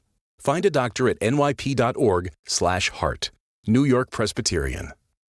New York Presbyterian Hospital, based on U.S. News & World Report 2025 to 2026 cardiology, heart, and vascular surgery rankings. This is Rick Brunson, the assistant coach from the New York Knicks. I'll be driving to our games this season in style in my new Jeep Gladiator from Princeton Jeep. My friends at Princeton Jeep gave me all-star treatment, and you can expect the same thing. Just mention I sent you, and they'll treat you like family. Princeton Jeep has tons of inventory and great deals on new vehicles. Visit Princeton Jeep at 1045 State Road in Princeton, New Jersey, or online at PrincetonJeeps.com and tell them Rick Brunson sent you. It starts with the first early morning, the uniform, the training, the challenge. Every trooper remembers day one at the academy. But where they end up, no two stories are the same. At the New York State Police, the path you take is up to you. If you're ready for a career with endless opportunities for growth, start here. Go anywhere. Apply today at joinstatepolice.ny.gov. Think premium meat has to come with a premium price? Not at Wild Fork Foods. Right now, Brazilian beef tenderloin is only $10 a pound, and Atlantic salmon portions are just $9.98 a pound. That's incredible value on premium cuts. Plus, Wild Fork offers over 450 meat and seafood options, all blast frozen to lock in freshness and flavor. Visit one of their 7 locations across Long Island and New Jersey, or get same-day delivery at wildforkfoods.com. Cashback is not available on gas in New Jersey and Wisconsin. John, what are you doing? Get in my car. Why are you walking to work? Thanks, man. It's these insanely high gas prices. They are draining my bank account. I can't afford to drive anymore. Dude, don't walk. Just do what I do, because I never pay full price for gas anymore. I use the free Upside app that pays you cash back for every gallon of gas you buy. Wait, you're telling me you get paid cash when you buy gas with the Upside app? Yes, I get real cash back every time I buy gas. Does that actually add up to anything? I'll make around $200. Wow, that's serious extra cash. I'm downloading the free Upside app now. Download the free Upside app now to earn real cash back every time you buy gas. Use promo code WINNING for an extra 25 cents a gallon bonus on your first tank. That's promo code WINNING. You can cash out anytime right to your bank account, to PayPal, or an e-gift card for Amazon and other brands. Just download the free Upside app and use promo code WINNING for a 25 cents a gallon bonus on your first tank. That's code WINNIng. ESPN New York, now streaming live on YouTube. Subscribe today and watch the show. WHSQ and WCBS-FM HD2, New York. This is DiPietro and Rothenberg. You're a selfish lover. Oh, you think so? Like, you suck up all the compliments for yourself, and then you're not willing to, like, just dish. You're like Jalen Brunson sometimes. When the ball gets sticky, and I'm Karl Anthony Towns just saying, hey, what about me? You do remind me of Karl Anthony Towns. You're like, oh, come on! I was fouled there. Oh, I was fouled. This is DiPietro and Rothenberg on ESPN New York and streaming live on YouTube. All right, DNR with you, 7 o'clock hour. Within this hour, we have Knobservations and a little Did It Happen in Florida. Raymond, who is running point on Knobservations? You are.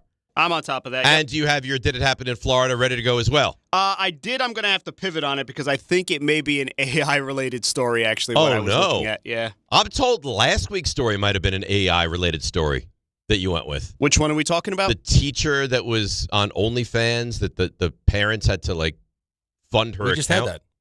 That's... I don't weren't know. Listening at all. I don't know. I don't know that necessarily is AI. It could be a fake story, but I don't know that it's AI. So the one that you have today, you think is yeah? Because I was sent the video, and it was like, and I looked at the video, it was like, this is too good to be true, and I just kept looking at it. It's like, no, this has got to be AI. This can't be real. It's like the video. It's like the video you were talking about yesterday. I mean, last week. Well, yeah, yesterday with the throw. Right. Like no, that can't be real. Right. And the Brady, people believe that you see Brady could throw it into the jugs machine and it'll spit it right back at him. Yeah, because that's real. Yeah, that's where we're at. Yeah, people are insane. You can't trust anything you see anymore. Somebody at the station sent me a Did It Happen in Florida, and I was like, we can't do this story. Why? Because we don't do death stories. It's a death of Did It Happen in Florida. Somebody died. Great. If somebody died, we can't do that. Why? I said just because we don't do that. Typically, we don't do that. All right. Like to stay away We're supposed to have fun here. Right. And death is typically not fun. Typically not. Typically not fun. So you've had another day to digest the Knicks and the loss and the fact that they're struggling against the better teams in the NBA right now. How do you feel? I mean, have you changed your opinion, or is it still it's all about the postseason? Whatever happens in the regular season is not going to get you crazy here. Well, I'll get frustrated. I think that's the best word. Like, I get aggravated with it. But, I mean, again, this whole season is going to be judged on what happens once we hit the playoffs. And for me right now, when I look at the East, Detroit, and even with the lack of experience, it still feels like a bad matchup for the Knicks. And I don't necessarily know what version of Cat I'm going to get on a consistent basis. I mean, you had the 5 games where he was really good, especially the couple before Cleveland, and then somehow, I don't know who you want to blame. I think that was kind of the name of the game yesterday was who do you blame? Is it Cat? Is it Mike Brown? Is it Jalen for not getting him more involved? But I would just say yes to that. Right, but I was listening to some of the Jalen thing. He's not Jalen is a score-first guard. Yeah, He's but not a you facilitator. can't ignore a guy that has the potential to go out for 30 points any night. Right, I understand. But you also have to put yourselves in a spot where you can, I heard someone say this to me when I asked this person about Matthew Schaefer and whether or not they thought that person was going to be in the team, whether or not he's going to make the team. Right. And he said the one thing that he notices about him that he really liked and felt like it was going to be one of the reasons why he stayed with the Islanders was because Matthew Schaefer puts himself in positions where you have to give him the puck. Like, you have no choice. Even if it wasn't your intention to give him the puck, he's always in the right spot, so you have to give him the puck. Fair. Like, if you want the ball, get yourself in a position to get the ball. And I agree with that. But I think both things can be true. I think all of it's probably true. I think Brunson has to figure out a way to get him the ball. And how many times have you seen point guards, and again, I get it, he's a score-first point guard, but point guards that make a point of to have Carlin, whatever player, fully engaged, I need to get him engaged early in the game. But I also think it's just dependent on who the player is. It's one of the reasons why I think everyone in Cleveland was excited about bringing James Harden in. Because James Harden has morphed himself into a facilitator, and it's like, okay, if we got a guy like this, how much better are our big guys going to be? Because that's like the intention is for James Harden to make those guys better, to get those guys going. And that's not who Jalen is. So I don't know how to dole out blame. Because I think everyone deserves some blame. You go into halftime of that game, and just me personally as a coach, and I'm looking at what's going on. It's like, how is it possible that Karl Anthony Towns has only taken 4 shots? And then he takes one in the second half. But I think all 4 of those shots were in the first quarter. And the thing that's the most remarkable about that is that he hit all 4. Like, if he was 0 for 4, maybe you'd say, all right, maybe this is not going to be his night. He was good from the field. He was successful. He didn't miss a shot the entire game. How is it possible that Karl Anthony Towns, who any night he takes the floor has the real potential to score 35 points, goes 5 for 5 from the floor, and that's all you let him do, during the course of a game? That's just bad basketball. Right. It's just not. But again, you say, like, how do you let that happen? I don't know who to blame for how that happens. Like, I just don't know if it's Karl Anthony Towns deferring, not demanding the basketball. I just know, like, when I said this to you yesterday, like, when you get to a certain point in your career and you've established yourself as an all-star and one of the best big men in basketball, and you recognize why you were brought here, it's like, I mean, hey, you're well within your right to be like, hey, coach, what's happening here? Like, get me the ball. He scored 11 points in the third quarter. It's unbelievable. It was a season low. Right. So you figure a combination of this guy is not asking for the ball and you're scoring 11 points on the quarter. What would have been so awful if he tried to take over or demanded the ball or you forced the ball to him? You know what I would love for one time? To be like, oh, you know what? That's enough. Let's calm down. It's always the opposite. It's always he defers. He doesn't demand the ball. He doesn't want the basketball. Yeah, you say that. Be aggressive with the basketball. Right, demand it. Right, but sometimes it's how you're being aggressive, though. Like, because there are times, though, you watch him play and things are going well. Now, he hasn't shot the 3 as well as he has in the past. Like, just offensively this year has not been a great year for him. But you'll have times during games where he'll start doing heat checks. And you're like, well, what the hell was that? And I agree, but that feels lazy. That feel at times, but that's what I'm saying. But it's how you choose to be aggressive. Okay, but it feels like there's a lot fewer heat checks than there are. How come he took 6 shots in this game? Like, how is it possible that a guy who's that good and that big and that much of a matchup problem is barely taking shots in some of the games that the Knicks play in big games? I don't know. It's not like the Knicks played Washington and he took 7 shots and then won by 35. You needed him the other night. Right, that's the thing. Like, if you're gonna be someone that is this important to your team, only taking a couple shots, you'd like that to be like, oh, because this was a blowout. Like, there was no reason. I didn't have to take more shots because we smashed this team. And if you're playing the Nets and you win by 27 points and he took 9 shots and he was 5 for 9, whatever, you couldn't score and he still didn't get the basketball the other night. So again, I don't know exactly who to blame for that, because I thought, the intention of bringing Mike Brown in here, other than, outside of like easing up on the players, not pushing them so hard, making sure that everyone is rested, the bench is using all these different things, was to maximize Cat and to maximize Mikal Bridges on the offensive side. Like, he wasn't brought in here to make them better defensively. That's not why you went from Tibbs to Mike Brown. It was because it just didn't feel like it was working, and it wasn't. I mean, like by the end of the season last year, as we got through the playoffs, it's like, okay, it's clear that when Jalen is off the floor, Karl-Anthony Towns is better offensively, and when Karl-Anthony Towns is off the floor, Jalen is always just Jalen anyway. But, like, how do we get them to do it at the same time? And that's why you brought in Mike Brown. And they really don't. Here's the secret, though. The dirty little secret is that Mike Brown wasn't like this is not like the Giants brought in John Harbaugh. Like this is the guy we want, and we got our guy. This was like it was like we have to get rid of this guy, and once you get rid of this guy, then we'll figure out who we're going to bring in here. But we're all at the time. Remember, we're like, well, they have to have a plan, right? Like if you're going to move on from Tibbs, like there has to be a plan. Yep. And then it was like, well, no, there really isn't that much of a plan. It was like, can we get Jason Kidd? It's like, well, so what the plan was? Let's just try to get. The plan was we have to get rid of the coach we have. Let's poach a great coach from a different team. Like, is that going to work? They didn't have a plan. Well, and it did. The ultimate plan was we need to get rid of Tom Thibodeau, and then whatever we do will be a better situation, which I just don't think it is. Again, so like, did you actually upgrade? I would say no. Is this what this team needed?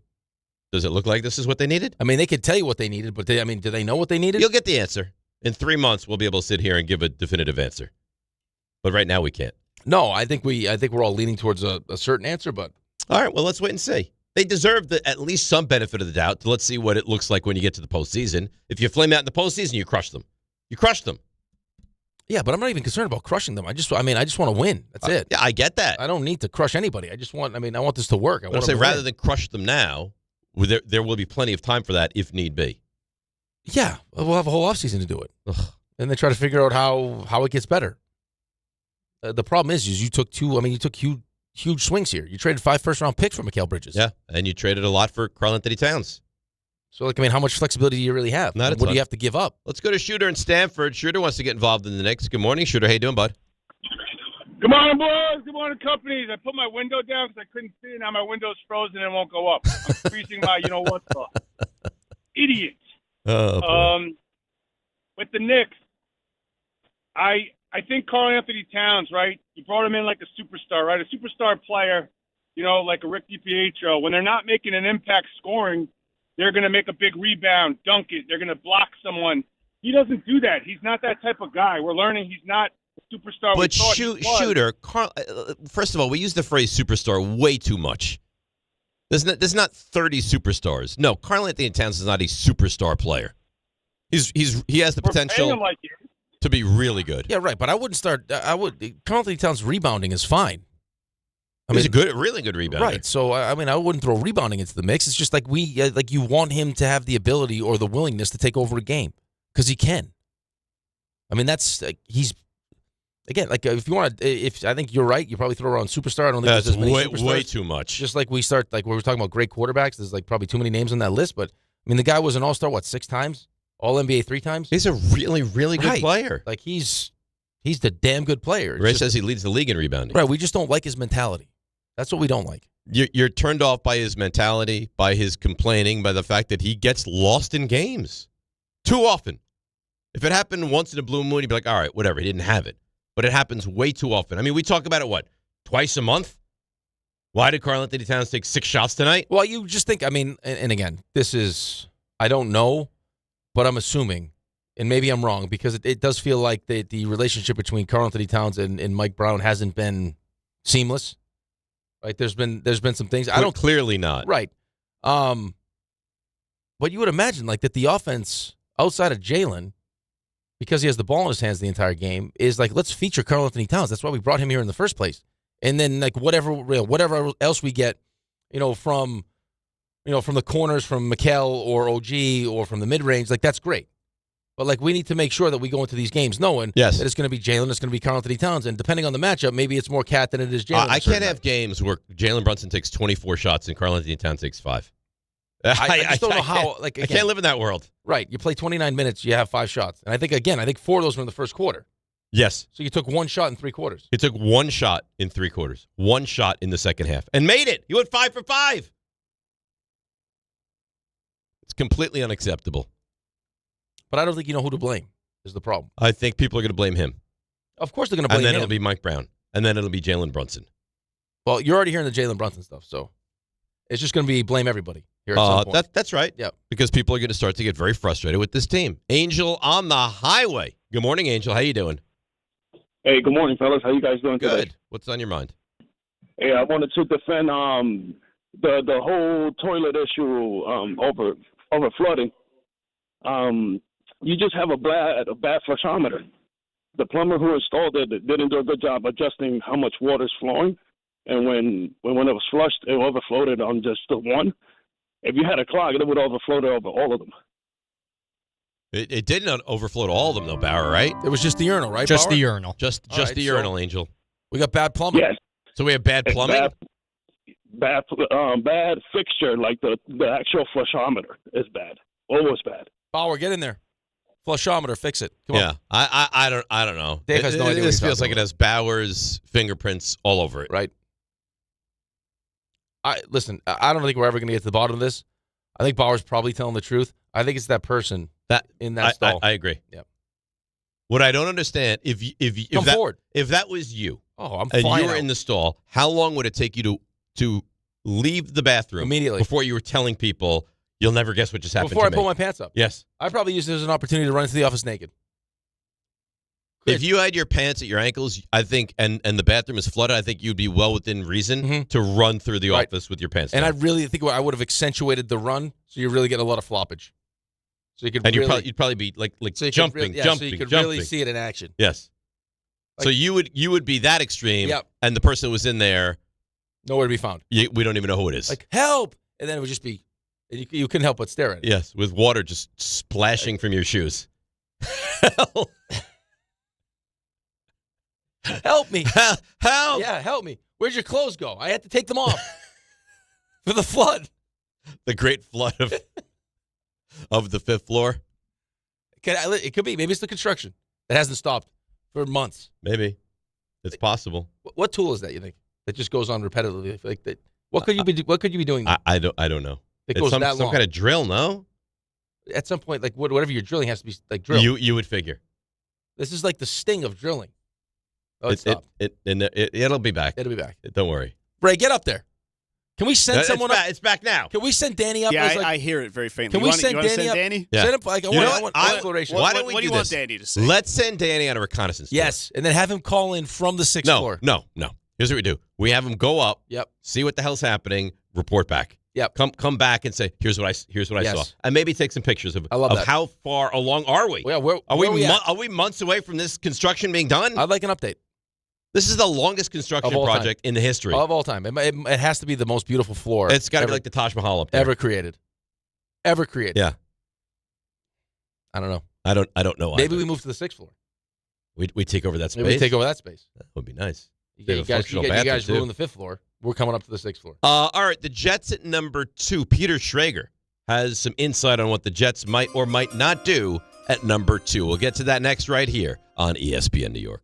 At Uline, they know going the extra mile takes hard work.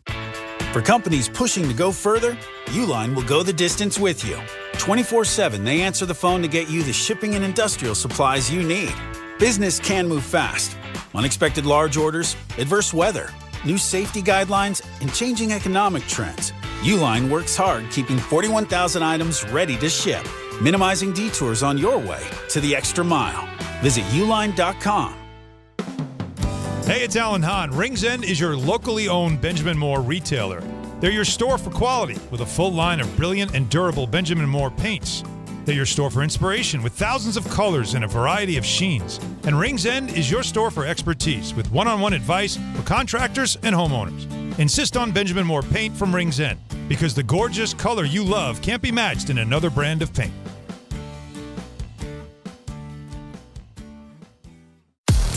DraftKings Sportsbook puts you right in the middle of basketball's biggest star-driven moments. Bet player props, bet live, and when a game turns fast, DraftKings has your back with early exit.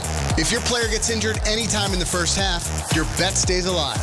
And once it settles, you still get paid in cash. That's built-in protection for star-driven bets. Backed by DraftKings. Download the DraftKings Sportsbook app and use code WHSQ. New customers bet just $5, and if your bet wins, you'll get $200 in bonus bets instantly with code WHSQ. In partnership with DraftKings, the crown is yours. Gambling problem? Call 877-8-HOPE-NY or text HOPE-NY 467-369. 21 plus, New York only. Eligibility and restrictions apply. Bet must win to receive bonus bets which expire in 7 days. Minimum odds required. For additional terms and responsible gaming resources, see dkng.co/audio. Limited time offer. Smalls here. Life is full of choices, some big, some small. And when you choose an H&R Block Tax Pro, you're choosing the largest network of tax expertise to be in your corner. For when your big ambitions need help with the small details. For when your six figures come from 6 different places. For when your gaming stream becomes your revenue stream. For when your business's year one needs 70 years of tax know-how. At H&R Block, they've seen it all. And they're here to help you make the most out of your money for life outside the box. Progressive presents ways to save money that aren't bundling your home and auto insurance with Progressive. I can't believe the deal we got on these seats for the game. Wow, they must be pretty high up here. I think my ears just popped. Yeah, here, put this on. Is that an oxygen mask? An official team oxygen mask. Well, I can kind of see the field. Good, your senses are still sharp. You're going to need them for phase 2 of the ascent. Don't save money by sitting in the nosebleeds. You could save hundreds by switching to Progressive. Get a quote at Progressive.com. Progressive Casualty Insurance Company, affiliates, and other insurers. Not available in all states or situations. I'm Boomer Esiason. My mom died from cancer. She was only 37 years old. She didn't have life insurance, and that was devastating for my family. That's why having life insurance is so important to me. Ethos makes it fast and easy. Get a quote in seconds, apply in minutes, and get same-day coverage. You can get up to $3 million in coverage with no medical exam. Get your free quote at ethos.com/play. That's ethos.com/play. Paid spokesperson. Time spent on application may vary. Online health questions required. Evan Cohen here. In life, as in sports, the pros make it look easy. That's why pro golfers like Jason Day, Ben Griffin, and Patton Kazire trust the pros in lawn care. True Green. They have the experience and expertise to give you a lawn worthy of the PGA Tour. And since True Green does the work for you, you get more free time, or more tee times. So stop stressing over your lawn and start loving it. Sign up now at TrueGreen.com because nobody makes it easier to get a golf course quality lawn than True Green, the official lawn care treatment provider of the PGA Tour.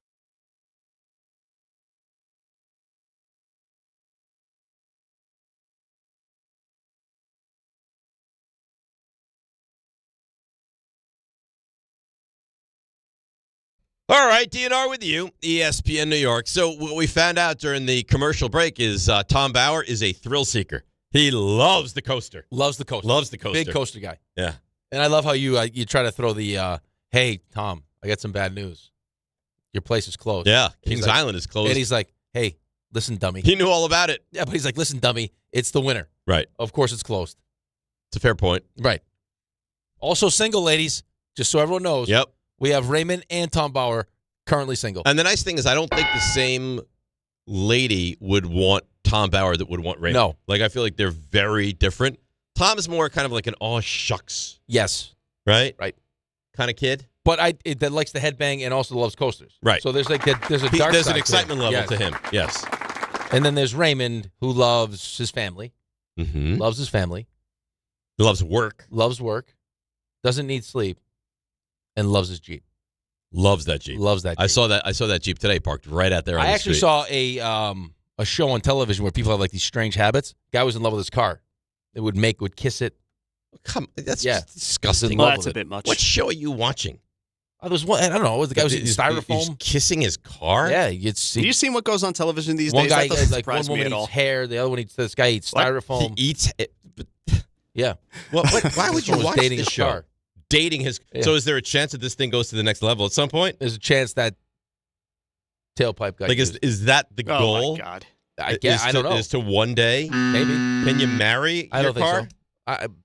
Who knows? See, I've never met anyone that loves their car more than Raymond, but apparently that does exist. I think Raymond has his limits. Right. His boundaries. I don't think I love my car in that sense. No. Like, I agree, but I didn't know that there were people that love their car in that sense. Like in a sexual way. There are odd people out there. What can I tell you? People that love their like car in a sexual way. If you think it could probably happen. That's weird. People are very. You know what? Now I feel good about the direction I'm going to go with. Did it happen in Google Florida? it. Did you see it? I'm not going to Google that. Just guy who loves his car. It was a reality. Okay, I'll guy Google who dates that. his car. Man dates his car. Man dates car. Man dates. There is. I find this very hard to believe. I'm telling you, it was on television. My Strange Addiction? Yes, My Strange Addiction. It's right there. Nathaniel from My Strange Addiction, known for taking his love of his cars to the extreme. A man has developed an intimate relationship with his car, often referring to dating his car. Yep. Referred to his car as Chase. Yeah. The unusual bond has captivated many as he expresses affection and intimacy with his vehicle, which he personalizes and names Chase. Yeah, it's very expressly stated here that this is a committed romantic and sexual relationship. What do you mean with it's the car. committed? And what do you mean it's a sexual relationship? His car's not cheating on him with anybody. It's a 98 Chevy Monte Carlo for the record. If you want to get in that vehicle and start doing funny business, that car's all not about it. Don't you, when you read stories like this, don't you think to yourself, man, you know what? My life is really good. He also has a Lexus ES330. So he has a named Lex, quote, describing them as lovers, caressing them, and sharing intimate moments. So he 2-on-1s himself with the vehicles? I don't know about all Look that. Look at this guy. I'm looking at still shots of him just caressing the bumper. Hey, he kisses it. Yeah, I wasn't lying. There's no way that this is his real. This has to be for the show. This has to be a bit. What do you want me to tell you? So if he were invited to a wedding with a +1 situation, he'd probably have to leave. He'd probably have to leave Chase or Lex outside. But why? How does? I mean, wouldn't you think he would want to dance with his date? Well, how are you going to bring them into the place? I don't know. How are you going to date a car? What if the car? It's a good question. What if the cars ever catch him sharing a moment with another person? He doesn't though. It's a committed relationship. Oh boy. No, he can't. I mean, he's got the one side piece. If Chase and him want to spice it up, they bring in Lex. And you think I have issues? I didn't say you had. Everyone has issues, right? It's the level of issue. I don't know that I refer to this as simply an issue. This is beyond that. This is don't you judge? No, don't you judge? Judge. No, you judge away. He's in a committed relationship. I can tell you that. You can't be in a committed relationship with a car. Apparently you can. No, you cannot. The car's giving him everything he needs. And this My Strange Addiction is taking advantage of this poor, pathetic man. You should see the one where the guy eats the styrofoam. He cuts it up. I can't believe this man's agreed to. Well, then again, he's probably getting paid. He's probably getting paid. He's doing it for free. And he's probably not ashamed. He's doing it for free. You've said some doozies today. Of course he's getting paid. Well, you don't know that he's getting paid. You know he's getting paid? He's probably. I don't know for a fact. I don't know him. Oh, let me text him. Listen, I think it's a greater than 50-50 chance that he's getting paid for this. He's got to be getting paid. I'm not sure, but I lean more towards you that he's 100%. Getting paid. Than but you don't feel overly confident. I'm not 100% on it. He could have this love affair going on. He's doing it for free. He just wants the car love to be out there for everyone to know about. Now you're wandering into different types of territory. He's an exhibitionist. You weirdo. Hey, is there a chance? I was just thinking about this as we were talking about this committed relationship and the fact that we got two guys that aren't currently in relationships. If we can, as an addition to the couch cast, we have a little speed dating situation for these guys. I would be all for that. How awesome would that be? I would be all for that. We could do live check-ins. I don't think that would go over well. Why? I think it would go over great. Yeah, I'm with Ray on this one. You guys suck. You know what it is? Because they don't want their love life to be brought to the center stage. We'll have cocktails, maybe like some appetizers. Even drinks. Yeah, drinks. Everything. Drinks are not allowed. This has been expressed to you already. Of course they're allowed. No, drinks aren't. They won't pay for them. Well, they're allowed, but won't pay for them. So I'll pay for them. I'll bring in food. I'll even bring in people to walk around with hors d'oeuvres. Oh. And all you have to do... A butler service? Yes. All you have to do is sit for 5 speed dates each. That's it. 5 speed dates each. Okay, so now you're trying to bring in 10 women. Well, I could bring in 5. Or I could bring in 10. Maybe there's 20 women that want to show up. But all I'm saying is that you're required for 5 speed dates. And this is on video? No. It's on word of mouth. We'll just let everyone know. Well, you could see this. We'll do a great job. Over on the side. We'll hire somebody to verbally... Then I'm in the same situation as the car-loving guy, because am I getting paid for this? You're not getting paid for it. You're getting hors d'oeuvres. You're getting a free meal. You're getting booze. I mean, you meet the woman of your life. I don't want this stuff out there. And it's 5 minutes to work. You know how I am about this. But no one's telling you. He's not going to do it. Bauer might do it. Yeah, but what could possibly go wrong in a 1 minute in a 1 minute speed date? Yeah, you say that. How bad could it be? You say that. No one's saying we want to film your lovemaking techniques and then release it on What happens if she's crazy? That's better. It's not gonna look bad on him. He's worried about him. I think he's worried about his safety as well. Crazy has shown up before. I'll hire security guards. I don't know that I need I'll to hire deal with security that. guards also. Security guards, people to pass out hors d'oeuvres, and booze. And drinks. And drinks. And sodas. Seltzers. Anything you want. You're in? I'm not saying no, but I'm not saying yes. All right. Let's we hear. And I'll even rent a love suite across the street. At the Dominic? Yeah. At the Dominic. Look at this guy. How about that? And you can decide if you want to give her your hotel room key. There you go. Who says no?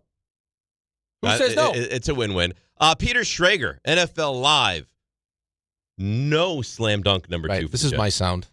Oh, okay, sorry. You know what? Before I play it, hey, Rick. Yes. Really good job. Really good job getting the sound, sending Raymond the sound. So you know what? Good on you. Thank you for all you do. You're welcome. Yeah. Okay. Peter Schrager, NFL Live. Thank you for all you doesn't do. know what the Jets are going to do at 2. I am sitting here in the building at Lucas Oil, and all the defensive linemen are walking by me as we speak behind the camera. And I'm going to tell you this in a whisper because I don't want to offend anybody.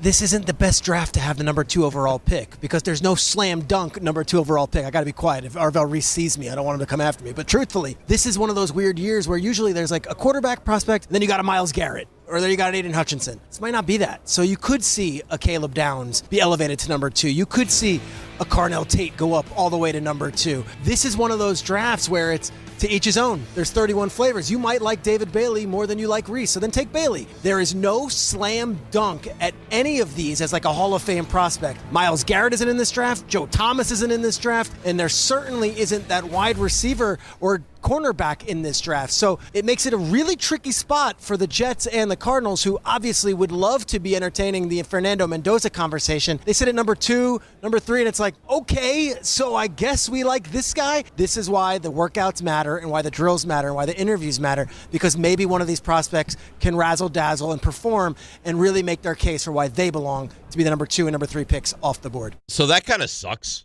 You have the number 2 pick in the draft, and you have the number 2 pick in the draft in a year where you don't really want the number 2 pick in the draft. Well, I mean, it's all how you want to look at it, though, right? I mean, there's no slam dunk second pick in the draft. Which, again, is there ever a slam dunk? Really? Yeah, there's guys you look at and you're like, he's going to be a star. Yeah. Yeah, I think there's probably better drafts where okay, this guy. Like, it's consensus. This guy should be Joe Thomas. You knew was going to be a star, but that doesn't mean that you can't find a great player. Absolutely not. Like, and now now you have to do your work. Right. Now you have to make sure that and I don't the whole combine thing. I love it, but I can't let that right. Like the guy has a good workout. Be like, okay, well now he's the second. Like it's got to be obviously more than that. It's got to be production. It's got to be interview. It's got to be the right kind of people. Because you're you brought a guy in here to change the culture. So a big piece of this has got to be. Is this guy built the right way? Right. Because, I mean, the second overall pick, this guy has to be a foundational piece for you here as you move forward. And you got the 16th overall pick. And you need everything. Right. I mean, you got to take advantage of these 2 drafts. We spent all this time waxing poetic about how great it was as we're in the midst of just losing every football game. And people are all excited. Oh, we're going to control the next 2 drafts. Well, here you go. Well, it starts. And by the way, this because you've heard a lot of this, and it feels like people don't really spend the time or have the discussion appropriately. You have 2 1s this year. You have 2 2s also. So I mean that right. You got 2. I mean you got 4 picks in the top 44. Right. This is massive draft capital. 100%. The draft is hope, right? And that's why we all love it. It's. I love the draft. Right, and I think that part of making your way through the draft, if you're a GM or you're a coach or you're a scout and everything else, is trying to find that sweet spot between production and potential. Right, because you see too many times where we get into these combines and you see Zach Wilson make a throw or Anthony Richardson's athleticism or whoever it is, and you get excited about this potential, and everyone thinks that they're the smartest guy in the room. And hey, with me, this guy has all this untapped talent that I can get from him. I can take out of him, and you can't teach the size, or you can't teach the speed, and you start you're veering away from. Well, I mean, once this guy gets drafted, how much work is he going to put in? How much production does he already have? Yeah, what kind of leader is he going to be? Like, all that stuff is important stuff. That's one of the things that I actually like about Jackson Dart the most is, I mean, you saw it happen. 3 weeks, it felt like the season was over. He steps on the field, and everyone's reignited. Everyone loves him. He's a leader. he wants to put the work in. Yep. You've heard him say recently that like he knows he needs to put the work in, and other things have to be secondary. Like he gets it, and to get it at that young of an age, and also New York. New York's a big deal. It's a hard place to figure it out at 22 years old to be a multimillionaire in New York. But that's the thing, though. It's like a lot of these guys that you get overwhelmed by, that's not the word, is you get excited about. Yeah. I was looking for a better word than excited, but you know what I mean. And you see how high they jump and how, their broad jump, their vertical jump, their speed and all these different things. Like those guys that are uber talented that don't necessarily have the production. And because of all these things, and you hear it all the time. I can't coach you can't coach that speed. You can't coach that size. Yeah, well, the guy's had tons of success because he's just a freakish athlete. But how much, once he gets drafted now and you put him in a room with other freakish athletes, how much better is he going to get?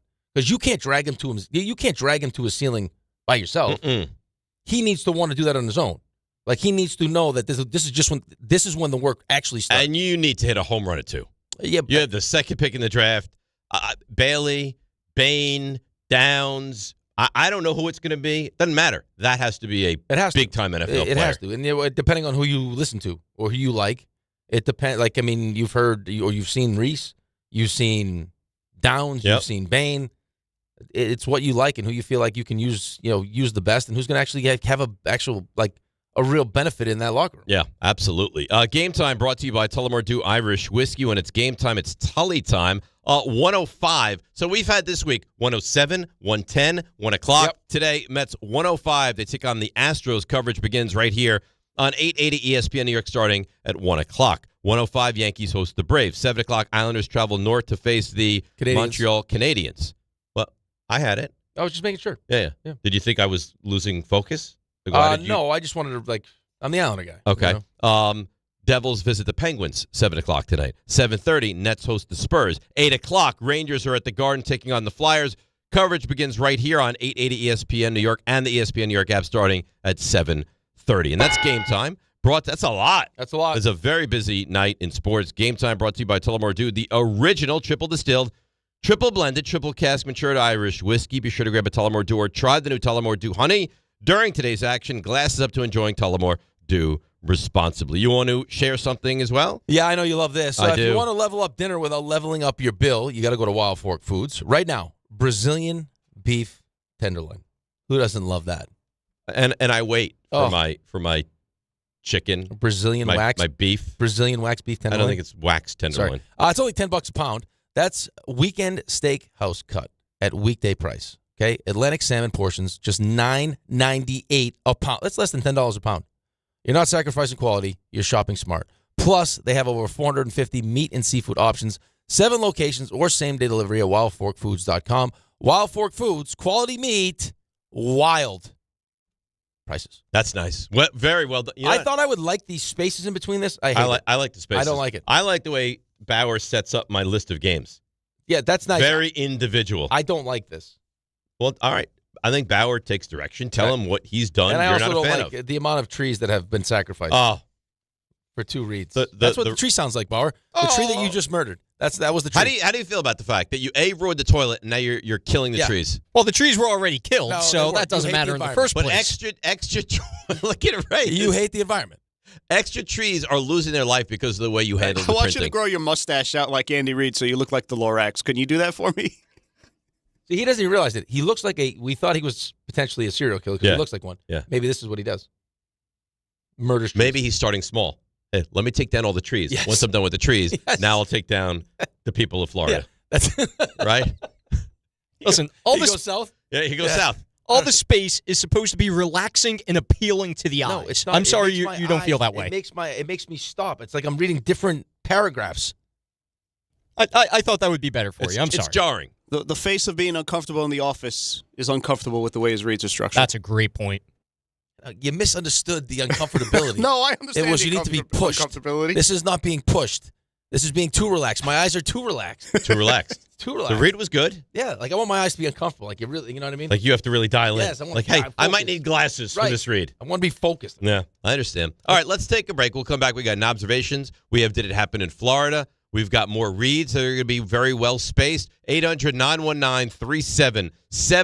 DNR with you, ESPN New York. It's Chuck Devine with SnowCountry.com. Sponsor your job on Indeed. Get matched with quality candidates with Indeed-sponsored jobs. Visit Indeed.com/hire now and sponsor your job today. Still reveling in this week's deep, fresh powder that pummeled our neighborhoods. Did a pretty good job in the mountains, too, like at Shawnee, where they got 9 inches this week, or Camelback, or Mountain Creek, New Jersey, or Mount Peter in southern New York. They all got at least a foot. All 4 soft, powdery groomed trails day and night. It was 9 inches for Windham and Bel Air and the Catskills. Both those spots are 100%. Whiteface, the Olympic Mountain, got 1.5 feet of fresh snow since last Friday in the Adirondacks. So did Killington, Stratton, and Pico in Vermont. Groomers, Steeps, Moguls, and Glades all in tremendous shape. Southington and Mohawk both got a foot fresh in Connecticut from the storm, and so did Butternut in the Berkshires. Southington has the Vertical Challenge on Saturday, a free fun race with lots of giveaways. You don't just ski or ride, you dominate. At Killington, we fuel your adventure. Be the beast. Ski and ride Killington. March is here, and the madness is underway. Schweppes offers above-the-rim refreshment and is proud to sponsor the Big East Conference. Take a break from the action with a Schweppes Seltzer. Enjoy 7 refreshing flavors, such as black cherry, lemon lime, cranberry lime, and strawberry mango. Each Schweppes Seltzer flavor provides a perfect touch for any occasion. Schweppes, a sparkling tradition since 1783, and the perfect way to elevate your everyday refreshment. Stop by your local food bazaar to get your favorite Schweppes Seltzer for a slam dunk experience. Monkey Sports, built by players for players, is your one-stop shop for hockey, baseball, lacrosse, and more.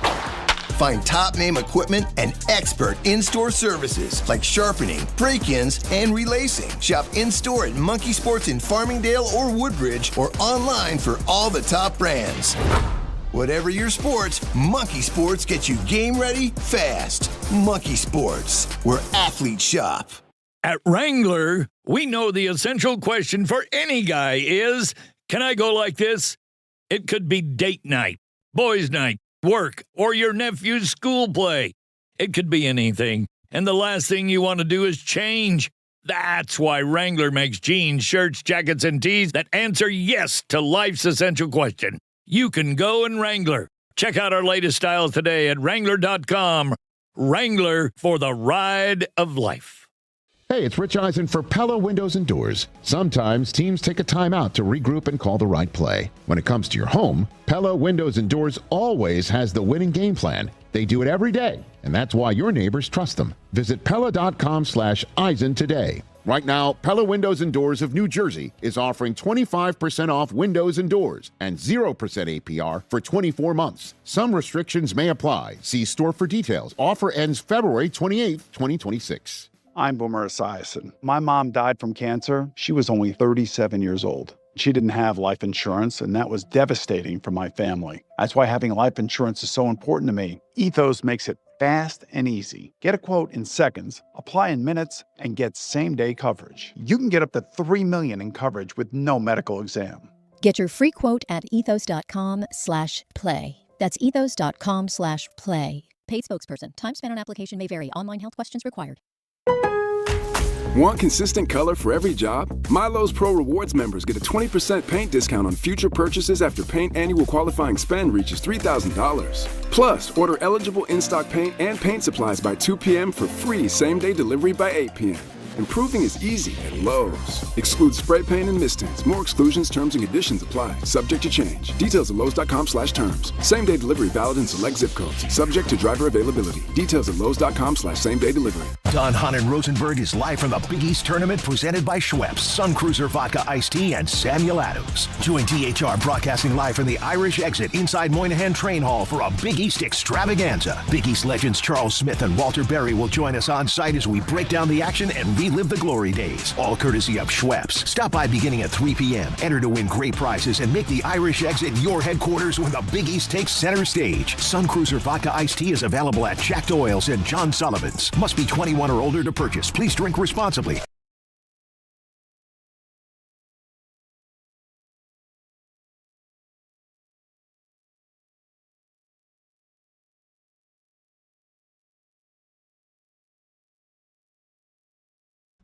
Well, this is not for Bauer. Captain Planet. Bauer is not Captain Planet. That's what we need. Captain Anti-Planet.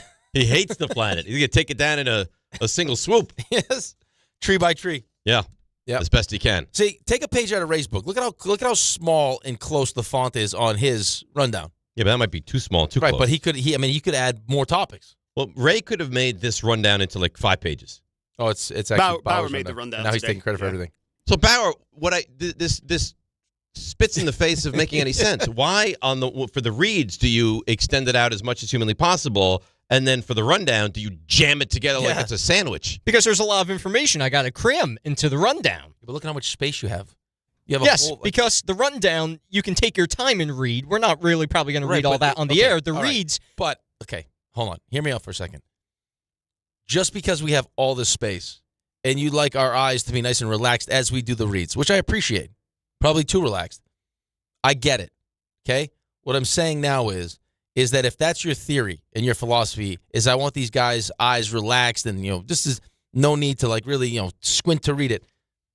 Even with all this information, you still have a quarter of a page to give us some relaxation. You know what I'm saying? It's just empty space. At least some doodles. Why wouldn't you do some artwork and put it on these pages? Like for this one, like if Wild Fork, why not draw a Brazilian beef tenderloin?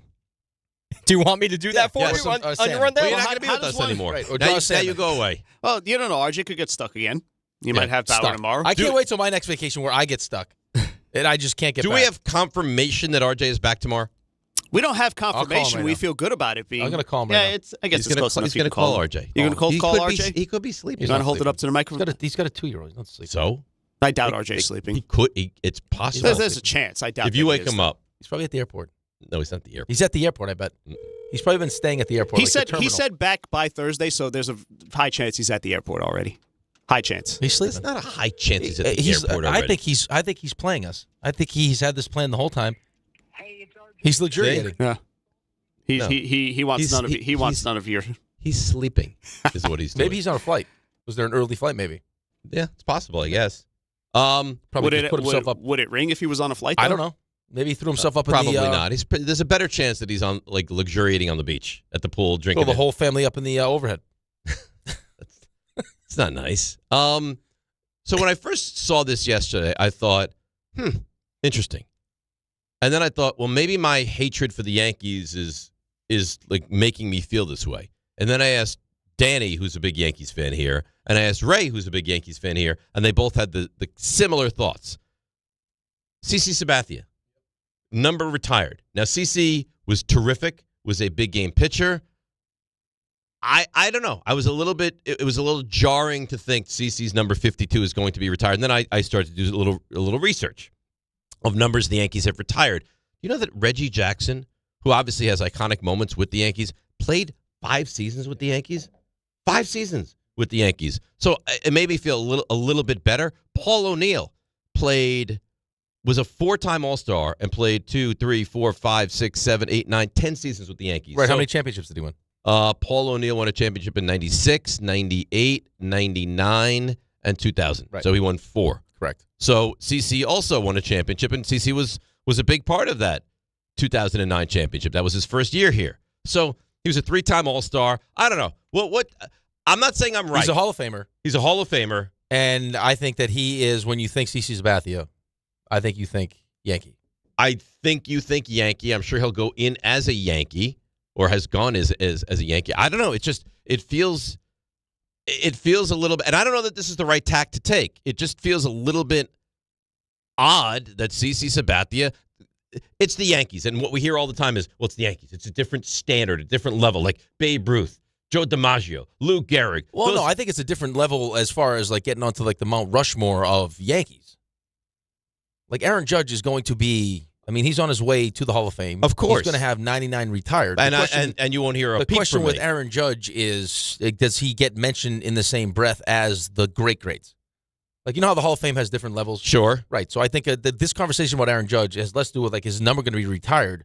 Or is he going to be on the Mount Rushmore with Babe Ruth and those names? If he's not on that Mount Rushmore, he's at that second Mount Rushmore. And then CC's well down the list of... I don't know. Listen, maybe I'm wrong. It was just a talking point.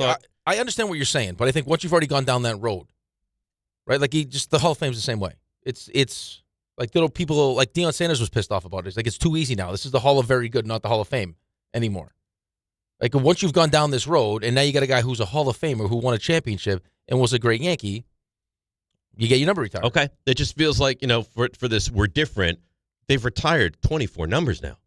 They've had a lot of good players. I get it. So, all right. I mean, Roger Maris, I know he had the home run record for a long time. Roger Maris was a 3-time All-Star, and he was with the Yankees for 7 years. So, maybe the Yankees standard. Right, but he also has the home run record. But you want to be, you're also as a team, you want to be you want to be tied to that record. Reggie Jackson, three home runs in a World Series game. But again, Reggie Jackson was a Yankee for 5 years. Yeah, but look at those 5 years. All-Star, every single one of them. So I get it. It's just, at first blush, I was like, huh. Right, but A-Rod's number would be retired. A-Rod's number would be retired. So if they were going to ever retire, I'm happy that for kind of thing. He deserves it. Listen, I think he's a great guy. Great locker room guy, great leader. Even going back to, forget just the World Series stuff. Going back to when he had an opportunity to get that bonus. And he hit the guy. And he hit the guy? It was Tampa, right? Right. That's the kind of stuff. I agree with you. That's actually the kind of stuff that I'm talking about when we start, mentioning what the Jets need to do it too. Mm-hmm. Especially if there's no clear cut, hey, this isn't a great year. Well, maybe it's a great year for us. Right? You may not think there's a Myles Garrett in this thing. And maybe I don't need someone. We all need a Myles Garrett, but maybe I need someone that also has that. Well, I'm not saying you can't get that if you're the Jets. I'm just saying. No, but I feel like we do this. I don't know who that guy's going to be. I know, but I feel like we do this all the time, though. You're going to get players in this draft that may not have had that maybe don't have the measurables and don't necessarily have the production that you'd like to see, but will end up being better pros than they were college players. It happens all the time. Tom Brady is a million times better. There's a ton of them. But that's more the person than it is the talent. I think we get so caught up in how high you jump and how fast you are. That's all great stuff because I can't teach you that as a coach. Right. But I also can't teach you being at the building. I can suggest it, but I can't make you be at the building. Look at Abdul Carter. At 5:30 in the morning. What a problem that was. And do all the stuff that I need to be. I need to know when I'm taking you with the second overall pick that this is your life. Correct. That this is you have what's inside of you to be a leader. And that could be by example. I don't need you to be the rah-rah guy either. I just, Borganzi was talking about Cam Ward. He's I knew we had the right guy. Well, he's there at 5 in the morning every day. Right. When he beat me there. And it wasn't just him. He had his guys there with him. Which, again, it's, as a young kid. Yeah. Right? It's one thing to say, hey, fellas, I'm going to be there at 5:30. It's another thing to have, I'll be there at 5:30 and they all show up. That's different. It matters. It does. Dan in Sayville. Dan, you're on ESPN New York. Good morning. Hey, good morning, guys. I wanted to touch on the CC Sabathia conversation, Dave, that you were just talking about. Yeah. You're a Yankees fan or no? I am a Yankees fan. I'm 29 years old, so I was alive for the '90s dynasty, but I don't really remember those. So the 2009 championship is really the only one that I remember. So I love CC Sabathia. Again, that was my childhood team. Mm-hmm. But I think that number retirement is a little bit too far. Again, I think that should be for the upper, top guys. I wish that there was some kind of middle ground where I know there's not really a ring of honor in Major League Baseball that NFL teams do. Right, but those upper echelon guys get a monument. Right. Mm-hmm. Right, so there is level. I feel that number retirement goes a little bit too far. I'm just wondering if maybe there's some other kind of middle ground. I'm not sure, but I don't know what more there would be to do. I think I think as an organization too, you want to be attached to certain players.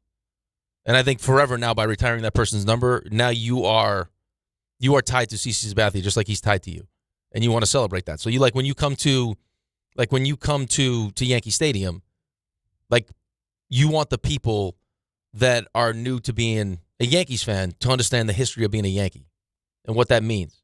And I think as far as what embodies or what I would want to embody being a Yankee, I think CC Sabathia has that. Yeah, not to mention the fact that he also won a championship for you. Yeah, but everyone won a championship for you. Well, but that's, again, that's a credit to the Yankees. Outside of this current era, everyone has won a championship. Right, but that's, again, it speaks to how great the organization has been. We're sitting here talking about, Pete Alonso's home run chase. And it's that's it? Well, the Yankees' history and the Mets' history are far, far different, though. Okay, but again, so that's why they have more numbers retired, because they've had a richer, more successful history than Absolutely. the Mets. No doubt about it. We're trying to piece together back-to-back playoff seasons. But that's my point, is if you have this rich, massive history and tradition, and it's and you retired, this is a lot of numbers to be retired. You want to celebrate all the great players. You want to show off. But at what point is it too much? At what point are you celebrating guys that maybe don't deserve it? I'm not saying that that's CC. It just feels like this is a lot of numbers to be retired. I know you've had a great history. Yeah, but go through the numbers. I mean, you're saying guys that, I mean, as an organization, I want those guys to be remembered. I want people to walk in and say, "Hey, Paul, wow, who's this guy? Oh, that's Paul, Paul O'Neill," and explain, who Paul O'Neill was and how important he was. I mean, everyone on this list, what you're doing is, you know who they are. You know what they're doing. It's the same thing you would do, like the same argument you hear for the Hall of Fame. Could I tell the story of this sport without this player? Like, can you tell the history of the New York Yankees without Paul O'Neill in it? Probably not. No, not. I mean, he was a big part of those teams, especially his attitude and like all the things that. But every single one of these guys has won a championship because the Yankees haven't gone more than a few years without winning. That's not their fault. No, I'm not blaming them. And the guy's a Hall of Famer. I mean, CC Sabathia is a Hall of Famer. So. I get it, but he didn't spend. If his numbers were just those Yankees numbers, he wouldn't be a Hall of Famer. Like a lot of his success was not with the Yankees. He had success with Cleveland and Milwaukee. Yeah, that's fine. But when I think of CC Sabathia, I think of him as a Yankee. Yeah, you do. Listen, I'm not arguing that I'm right. And that's what the Yankees want. I just think it's worthy of discussion. Right, but that's what the Yankees want. They're not going to have any numbers left at some point. Right, but it's like it's these other teams that will retire LeBron's number. Like his number should be retired in Cleveland. You think LeBron's number gets retired in the NBA? No. It's not going to be But Jordan's number didn't get retired in the NBA. What are you talking about? Well, Gretzky's number's retired in hockey. Should LeBron have been wearing 23? They probably should have retired it for Jordan. Okay, so why would LeBron's number? They're not going to retire 23 after they didn't retire for Jordan. I don't know. Silver could do that. That's a dumb question. That's not a dumb question. Right. The Heat did that, which was weird. Dumb question. That's not a dumb question. Should his number be retired for the NBA? Dumb question. If Jordan's wasn't, yeah. So if Jordan's is not, then no one's can be. They're not going to retire 23. Let me put it this way. LeBron and not have retired for Jordan. Let me put it this way. The only guy that applies to in the NBA is Bill Russell, and they only did that after he passed away. So if LeBron wore a different number, if it wasn't 23, you retire for both of them. No, if they're not LeBron and Michael. If they didn't retire for Michael, they're not going to retire for LeBron. Retire 45 for Michael and 23 for LeBron. No one. Michael was 23.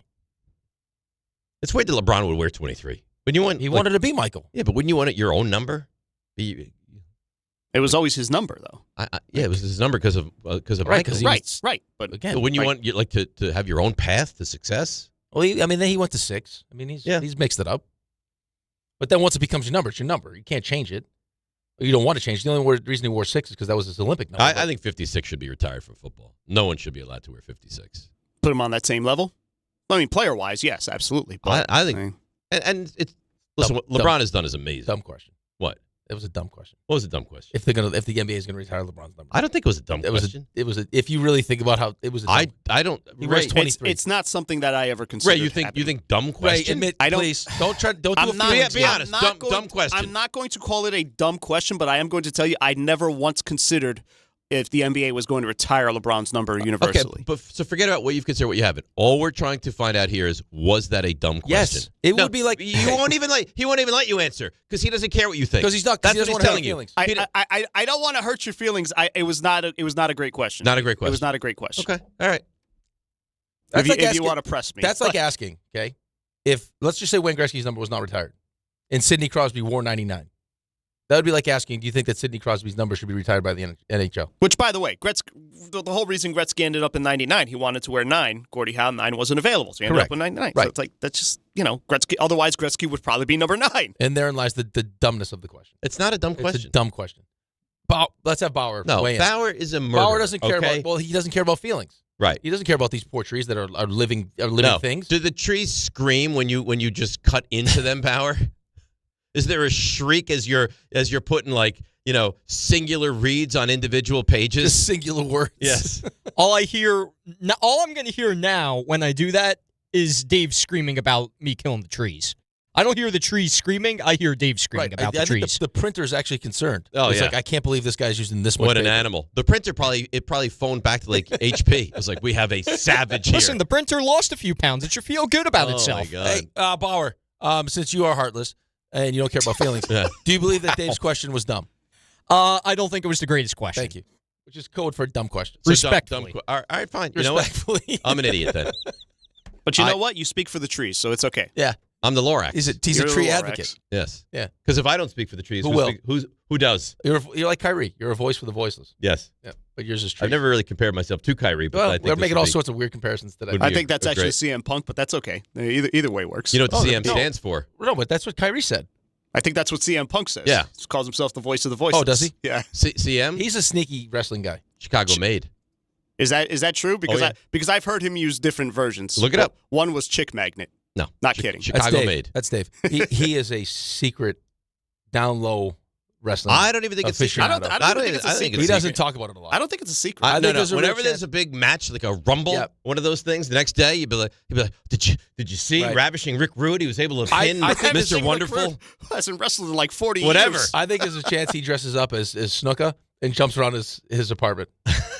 He's like on the top of the couch. Why did it have to be Jimmy Snuka? I know because I love Snuka. Who didn't love Snuka? Everyone loves Snuka.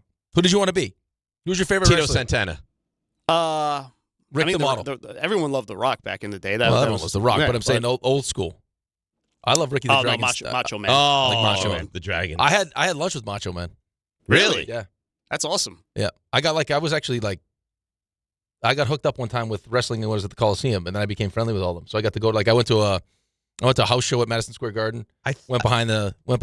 Was it either the Macho Man or his brother, Ethan Lanny Poffo, was a double A or triple A catcher? I think they both were. They both were big made time baseball leagues. players. Yeah. Maybe that's why you're so drawn to him. Maybe I like Macho Man.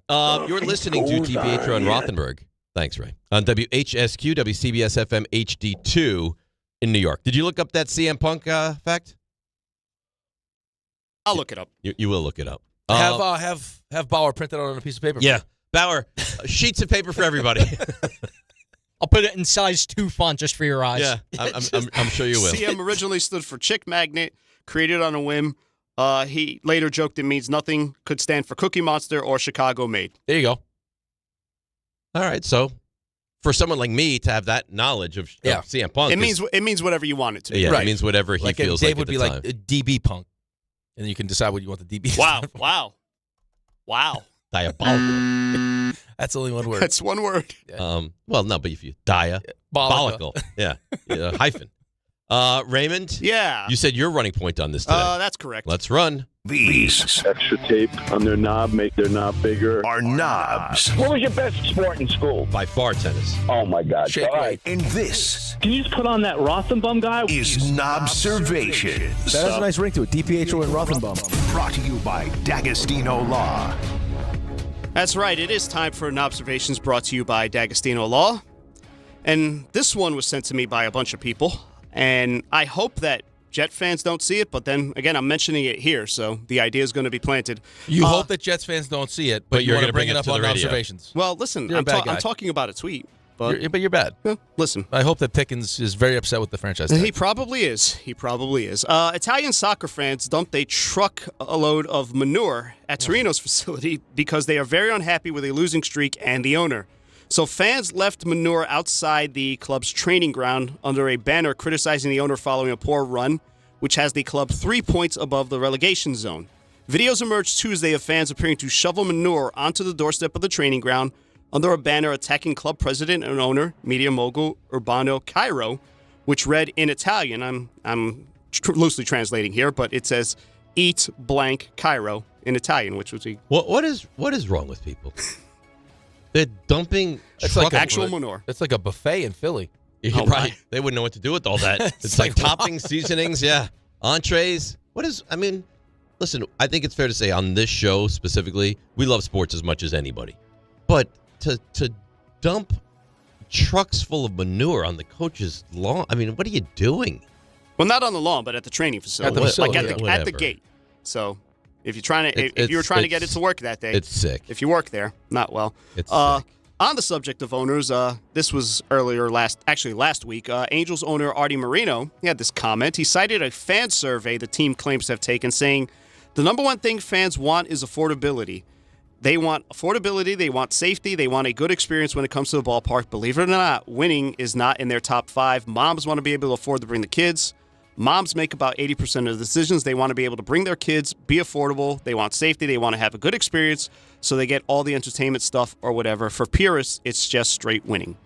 Bruce Meyer, the new head of the MLBPA following Tony Clark's resignation last week, said the players took notice of the comments while the union did as well. Meyer told The Athletic the bottom line is players are competitors. They grew up competing every day. They go out, they try their hardest to win every game, and players want to see owners doing the same thing. Isn't it all about winning? No. I don't know how many times I need to tell you that. Well, it should be. Well, but, I mean, how would you put yourself in that? I mean, there are two different buckets there. I mean, he gave you your bucket, which is the purist. It's all about winning, and the players is all about winning, and the players want you to spend the money to help us win. But I think the reality of where a lot of these sports are, and certain owners are, is they're more concerned about the more casual fan. Because we already know we have the purists. Doesn't matter if we win or lose. You could be pissed. You could dump manure in our facility, but you're still going to watch. You're still going to buy tickets. It's the other people that are more concerned about how do we make this a better experience. Like a fun moment. Like Mark Cuban the other day. He's like, nobody even rememers if you win or lose when you go to the game. But he's not speaking to you. All right. Well, I react the way I feel, so it's hard for me to hear that kind of stuff. But listen, it's no different than like what you dealt with in kids' sports or just sports in general.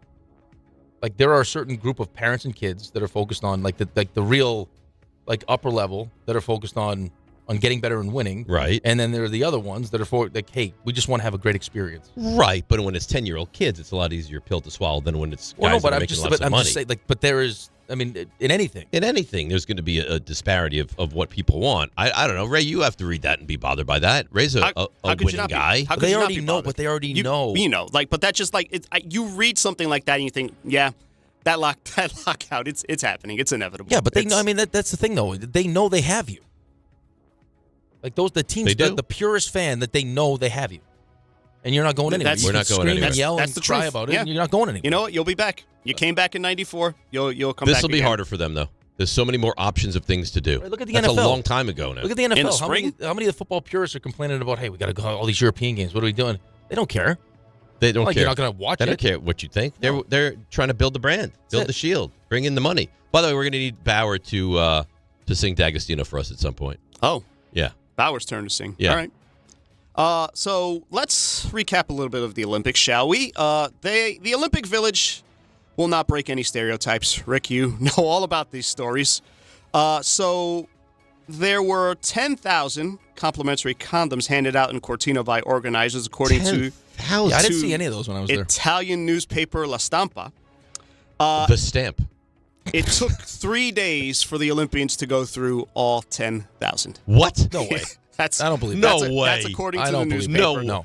They had a quote from an athlete who asked to remain anonymous. They promised us more will arrive, but who knows when. That was in an article dated on Valentine's Day. I got to look up and see how many Olympic athletes there are. There's no way they went through 10,000. No, I'm just going through what I saw on this website.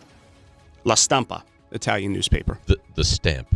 Now, I don't know if my experience was the same as everyone else's experience, just how condensed our experience was. Like, we weren't there for opening ceremonies. Like, we came in, did what we had to do, and then left.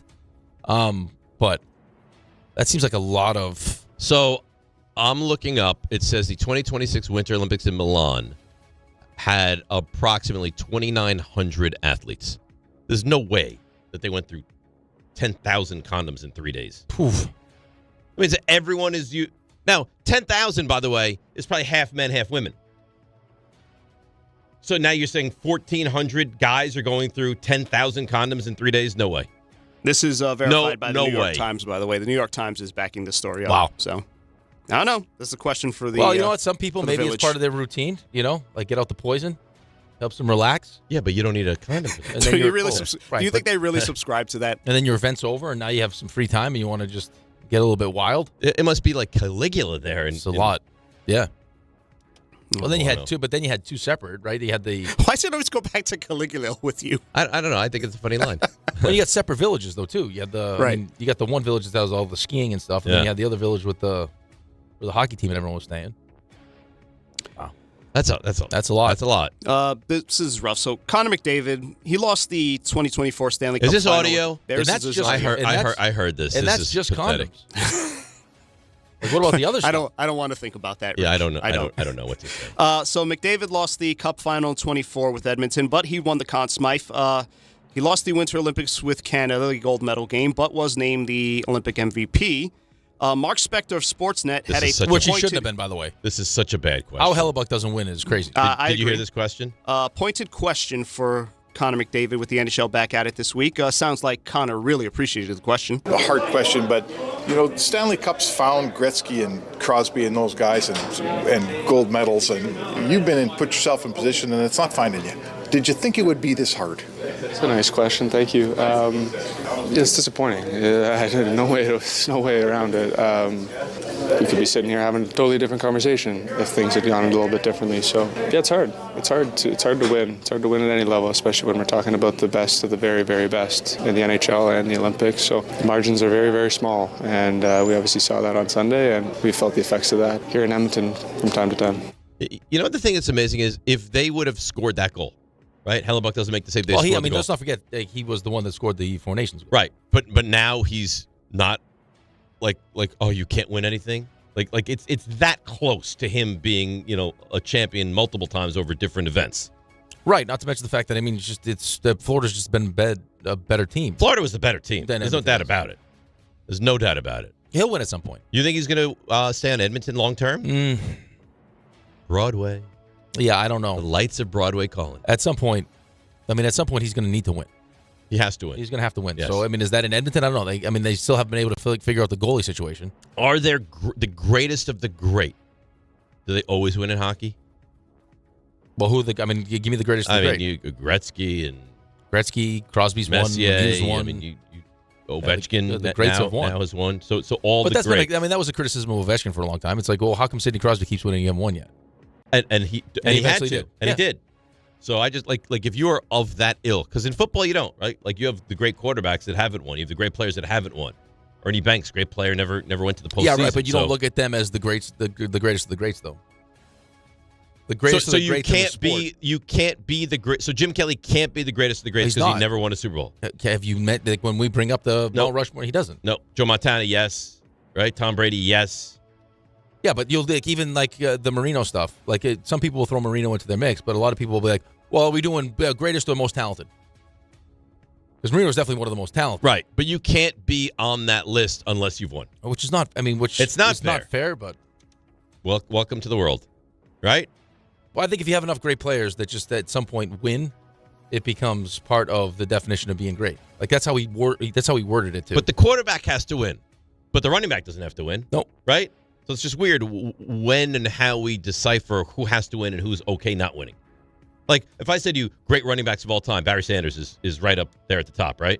Yeah, right. But didn't come close to winning. No, but he's also at the mercy of.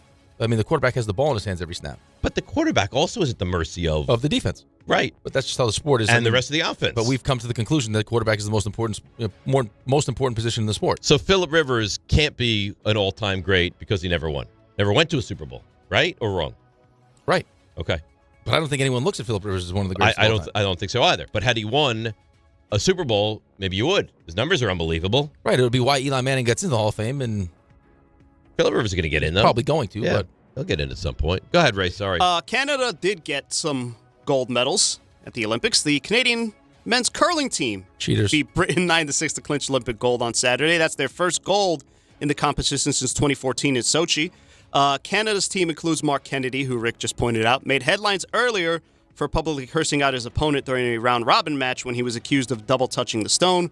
The double touch. Brad Jacobs is one of the members of Team Canada, and he had this to say. Well, I don't think we're a team that needs any more motivation. But when some things went down this week and people were using some pretty outrageous words like cheating, associating that with our team, I'll guarantee you that only motivated us further to go out and prove to everyone that we are also one of the best and now at the top of the podium, and I would say the best team in the world, and that curling in Canada is special to us. It means a lot to us. Integrity means a lot to us. We wanted to go out there and prove everyone wrong and rise to the top of the podium. For anyone who called us cheaters, for anyone who said negative things about Mark Kennedy, about us, about Canada, about our families, I hope that the image of us standing on top of the podium, embracing one another, smiling ear to ear with our gold medals is burned into your brain forever. Okay, but we'll still remember. See that the Canadians aren't that nice. That is a pointed answer. You can't double touch the stone past the hog line.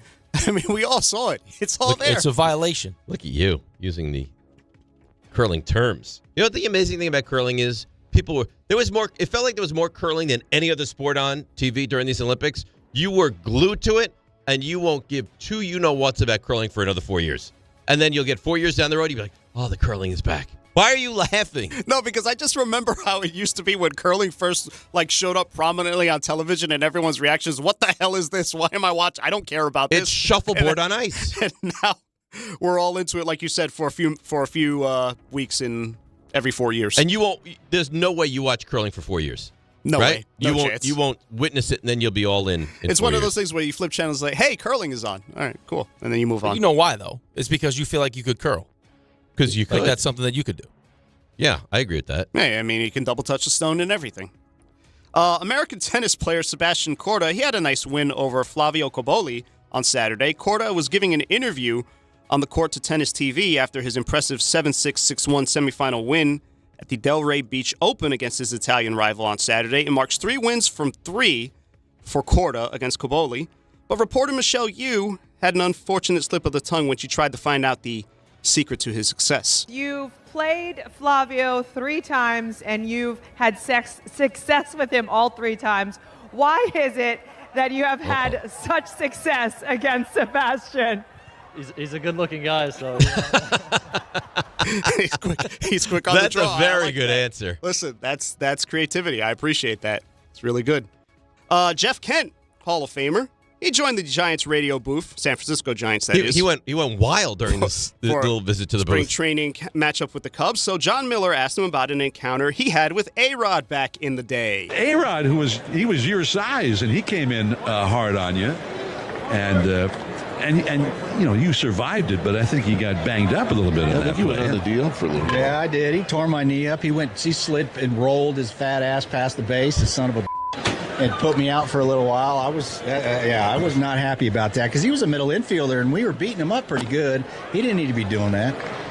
So, not that you've thought about it much since then, but that's half empty right there, John. But that was the one time I do remember that a guy really came in hard on you. But anyway, and I would throw the ball. I would literally throw the ball between their eyes. If they came in and they weren't ducking down, I was throwing the ball right between their eyes. They better get down.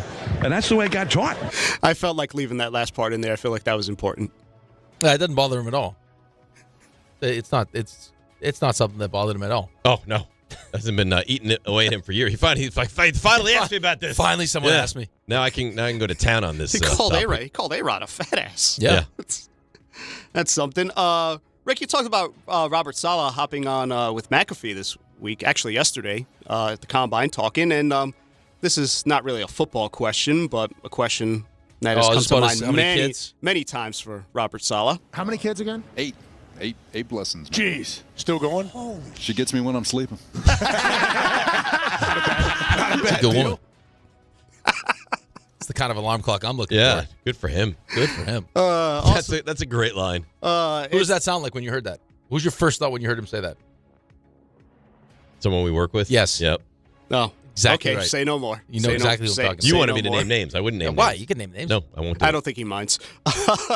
Combine, a lot of people speaking. Ruben Bain, for one, he was on with Rich Eisen, and he was asked about the Hurricanes' run to the national championship and being championship game, I should say, and being involved in the playoff when a lot of people didn't think they should have been there to begin with at some point. I ain't really paying no mind, honestly. Come on now, I knew he was going to get in. I had a real good gut feeling. I knew he was going to get in. I had a gut feeling. Because it was this, that, the other thing. Notre Dame here, BYU there. We put too much work in for it not to happen, and I knew that God had us in the right way. Okay. So once they gave us the opportunity, we just seized it. Maybe just the selection committee knew if they didn't put you in, they get the belt from Michael Irvin. They had to, man. He was going to be right there going crazy. What do you think of Irv? Oh, man, he's a hell of a mentor, but that man is crazy. I would agree with that. He really is insane. I don't know how he has that much energy. Wouldn't Michael Irvin be a guy you'd be terrified to disappoint? Yes. I think you'd be terrified all around with him. No telling what could happen to you if you angered Michael Irvin. By the way, you know that I've given Troy Aikman a hard time on this show? Michael Irvin was a great wide receiver. Right, but he was also intensity. Could you imagine how good some of those speeches probably were, like mid-game speeches? Probably or insanity. Like halftime just based on snippet. Like, you remember that video when he went to speak to the Hurricanes about like 10 years ago? He starts normal and then he just starts he gets yelling. Himself all worked he up. just starts yelling. You've seen videos where like by the end of them sweat is just dripping off of his brow? It's 24/7. It doesn't stop with that guy at all. How old is he now? 60. He's got to be well into his 60s. Yeah. It's not you remember the SNL skit they did? I got to leave now. Where are you going? I'm running down to Miami. I'm going to guess 64. Let's look up. It's got to be, so he's 63 or 65. No, you don't know that. Yeah. I don't know. Michael Irvin is, no, I'm not even close. Late 50s? Yeah, 59. Wow. He'll be 60 next week. Even wow, happy birthday. Yeah. Speaking of college a lot of football, life in those 60 years. Right? Yeah. Former Ohio State wide receiver Mylan Graham, he was a 5-star prospect, number 7 wide receiver in the 2024 class, appeared in 9 games in his sophomore season for Ohio State, 9 catches, 93 yards. He's now a member of Notre Dame. Had this to say about transferring to ND and the importance of academics. The transition's been smooth. I kind of attack it with the same mindset I did at Ohio State, just coming to work every day. So I don't see much difference there. But, I mean, the biggest difference will just be class and just smaller campus, stuff like that, but nothing too major. People keep saying class. How is that transition? Yeah, not too different. Just have to actually go in person, just stuff like that. And in Notre Dame, obviously everybody knows how it is with academics. So just being able to lock in with stuff like that. Yeah, actually having to show up, that's important. So you have to go to class in Notre Dame, Ohio I think State. you meant you could go virtual. Like you do virtual class. Yeah, or you don't have to go at all. And I got one more story for you. Who is it? Like Andy Katzenmoyer? Didn't Andy Katzenmoyer? That's Andy Katzenmoyer. That's an elite basket pull. weaving. That's an elite back in the day. That's an elite pull for you, Andy Katzenmoyer. 45. That's right. I got one more. Rick, you sent this one earlier in the week. You thought I forgot about it. Is this Mad Dog? Oh, it's Mad Dog. Oh, I love the this storm one. had an effect on a lot of us. We were stuck. Some of us may have felt stir crazy. Not Mad Dog. I got about 18, blowing snow all over the place, and roads snowed in, and I'm a little stir-fry here, as everybody else says. You know, I didn't want to hang out with Jeannie 4 straight days with bad weather. So from that standpoint... He's a little stir-fried. Stir-fried. Who hasn't been stir-fried? He's a treat. He really is. He really is a treat. That's Knobservations brought to you by D'Agostino Law. 35 years of getting accident victims and Social Security disability clients every dollar they deserve. Offices in New York and New Jersey. 1-800-BITE-BACK. 1-800-248-3222. Tom Bauer. D'Agostino Law. Bite back. No one has been as bad as our investigation found he was viewing pornographic material on his personal phone just before the vehicle crash. Did it happen? What in your mind makes you think that you should get into the back of a cop car? Because we wanted to ride to the next bar. In Florida? Do I look like a taxi? No. My apologies, Rick. Go ahead. No, I think that RJ is officially, like we've tried it from different people. RJ is the worst. Well, we found D'Agostino Law. Bite back. we found the one thing that RJ cannot do. Right. I have just booked us a guest for 10 minutes from the Combine. Live. Short or non? No. Congratulations. Jake Assman. 10 minutes. It's the Ass Man? I did not say that. What's his superpower? Going after Mike D. Yeah, oh yeah. He's elite. Oh, boy. That's uncomfortable. It is time now for Did It Happen in Florida, presented by Wild Fork. A man in a place was arrested after he allegedly engaged in sexual activity with a deceased animal. Oh no! According to what are you doing? According to local why would news, you? I don't feel comfortable with this at all. Oh boy! Alan Osborne was taken into custody after he allegedly engaged in relations with a deer. Oh! When speaking with the outlet, a deer with no life left. A deer that is no longer alive. When speaking with the outlet, the police department said that a man was driving through the area when he noticed another man allegedly engaged in, well, you can already guess, with a deer on the side of the road. The witness called 911 per the report. Law enforcement arrived on the scene, reportedly found Osborne covered in fur and blood. He was arrested and charged with sexual crimes against animals, taken to the county detention center where he is still being held. Oh, this is disgusting, Ray. You couldn't have found another story? Again, so I'll give you full disclosure. The one I was going to go with was, and RJ and I collaborated on this one, there was a man allegedly in a police chase, and he was driving a modified deep fryer. Like running from the cops in a modified deep fryer. But I took a look at the video. What do you mean driving a deep fryer? Well, that's why I said, wait a minute. This is too good to be true. I looked at it. It's like, no, this video looks like it's AI. I don't think I can go with this. So I pivoted from that one to this one. I didn't want to. But you couldn't have kept searching? I did search. Oh. The other option was a man who was putting hair into his own food and trying to get a free meal. See, I like that. At least that's not disgusting. That's disgusting in a different but if you're taking your own hair, taking your own hair and putting in your food as opposed to getting arrested for making love to a deer, a dead deer. Yeah. Oh God. Oof. No, not Florida. No. This has me and my cousin went out to the backwoods and. Well, who needs a cousin when you have the deer? Right. No. I'm going to say this is like a, I don't know, like a West Virginia, Kentucky, somewhere in that area. Yeah, John agrees. Not a great DIHIF. It's a terrible DIHIF. Tough. Yeah. I will say not Florida. Well, Bauer knows already. Well, all right. I guess I'll take the L on this one. It is, as you said, Kentucky. Nice. Yeah. Close. Because you didn't. I said Kentucky. I said. Oh, you said Kentucky? West Virginia, Kentucky. Good for you. Good for you. Kind of a feel.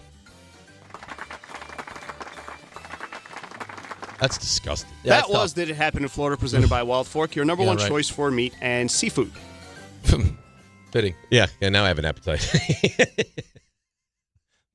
This venison meat doesn't look right. You think Wild Fork is like, no, we don't want to sponsor this thing. Because it has a man from Kentucky all over it. Yeah, that's right. You can order some venison and a side of Kentucky. Show up right at your home. You don't have a read, do you? No. Okay. Looked like you were getting ready for something.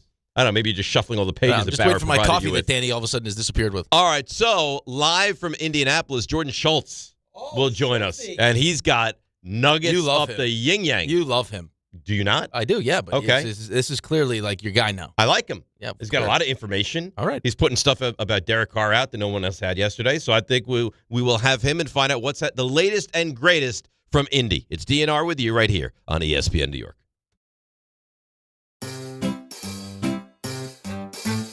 1-877 Cars for Kids. KARS Cars for Kids. 1-877 Cars for Kids. Donate your car today. Call 877 Cars for Kids to reach your friendly live agent. Donation's super easy and your car can be picked up by tomorrow. Call now or go to carsforkids.org. 1-877 Cars for Kids. Donate your car today. Did you know you can donate real estate too? Ever wanted to go to the NBA Finals? Well, now's your chance, courtesy of FanDuel. All you have to do is use your profit boost on an NBA future, and you'll be entered for a shot to win an NBA Finals trip for two. NBA futures let you lock in your pick for who you think's going to go all the way, whether it's a team to win the championship or a conference title. Visit FanDuel.com/local to get started. So if you want to go to the NBA Finals, all you have to do is use your profit boost on an NBA future, and you'll be entered for a shot to win an NBA Finals trip for two. Play your game with FanDuel, official sports betting partner of the NBA. Must be 21 and older and physically present in New York. No purchase necessary. Limit one entry for profit boost token. Often required. Must apply profit boost token on select market. Restrictions do apply. See full terms including methods of entry at sportsbook.fanduel.com. For help with a gambling problem, call 1-877-8-HOPE-NY or text HOPE-NY at 467369.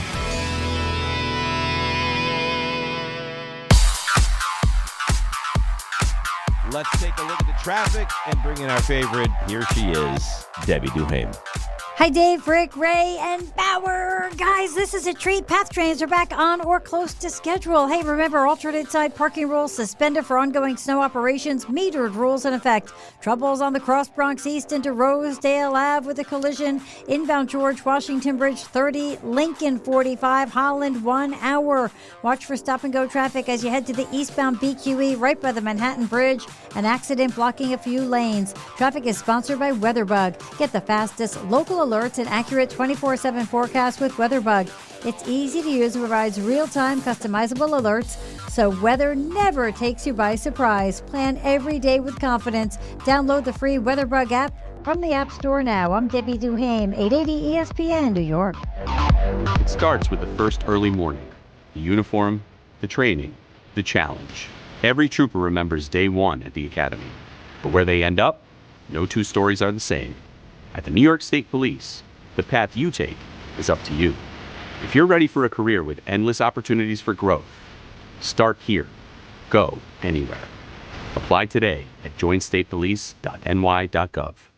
If you've been injured in an accident that wasn't your fault, then you need a lawyer who knows New York's unique personal injury and workers' compensation laws. At the Parisman Firm, they have decades of experience handling all types of accident cases and a proven track record of delivering huge results. Their team has already recovered nearly $1 billion for injured New Yorkers. From construction to car accidents and slips and falls, they've got you covered. Call the Parisman Firm now at 718-WORKERS, where your case is their cause. Get the justice you deserve today. Hey Yankees fans, gather a group of 10 or more and take advantage of our 2026 Yankees group ticket specials. Whether you're getting together with family and friends, organizing a fundraiser, or entertaining clients, your group will love bonding over the Bronx Bombers. Start planning your 2026 group outings today. Log on to Yankees.com/groups. Call 212-YANKEES or email us at groups@Yankees.com. That's 2026 group tickets. Call 212-YANKEES or visit Yankees.com/groups today. Texting enrolls you in recurring automated marketing text messages. Consent not required to purchase. Message and data rates may apply. The team's looking good this season. I think so. Man, I miss playing football. Ever since I turned 40, I just can't find that fire I used to have. Think it could be lower testosterone? What do you mean? I was feeling the same way. After 40, the body has less testosterone, and men lose their edge. That's why I take Nugenix Total T2. That's the testosterone booster, right? Yes, but Total T2 is their brand new formula that skyrockets nitric oxide levels in as little as 3 hours. Since I started taking it, I've been lifting like when we played for Coach Carter. My energy is way up, and it even spiced up things between me and the missus. Are they still giving out complimentary bottles? Yep, just send a text. Text HAWK to 321-321 for your complimentary bottle of Nugenix Total T2, the next generation testosterone booster. Text now and we'll include a bottle of Nugenix Thermo X, our newest, most powerful fat burner ever, absolutely free. Text HAWK to 321-321. That's HAWK to 321-321. These statements have not been evaluated by the FDA. This product is not intended to diagnose, treat, cure, or prevent any disease.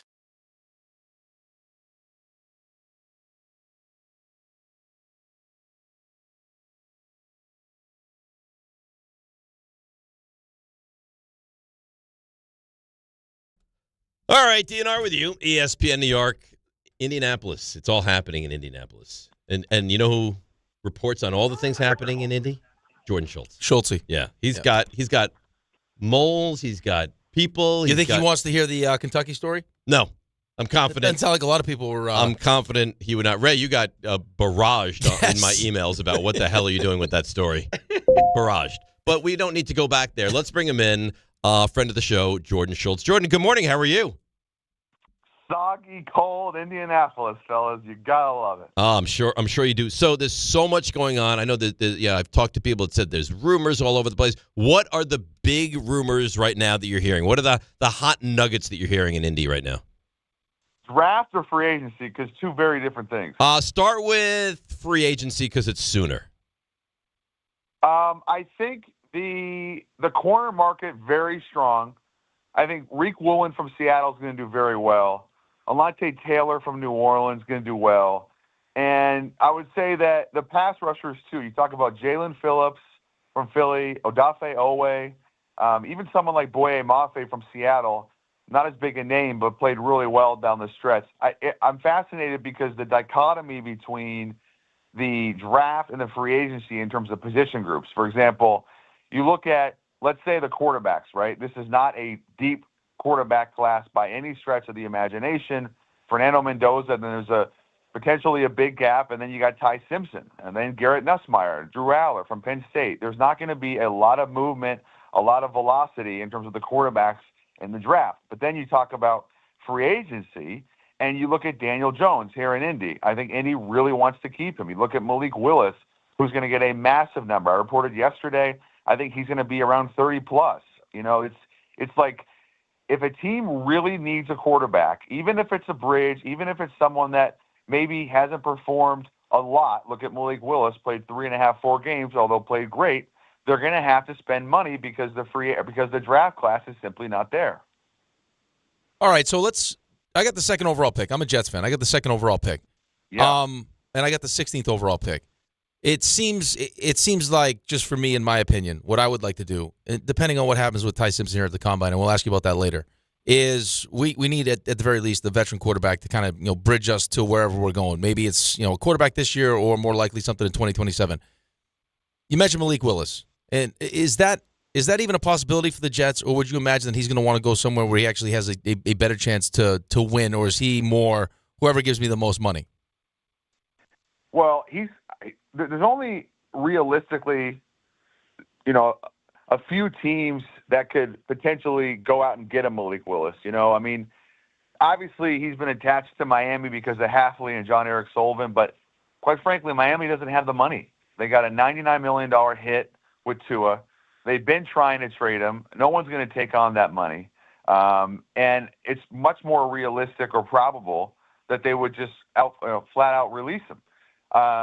There's Minnesota, Arizona need quarterbacks potentially, although I think there's a lot of people in that Minnesota building that still believe in J.J. McCarthy, who's 22 years old.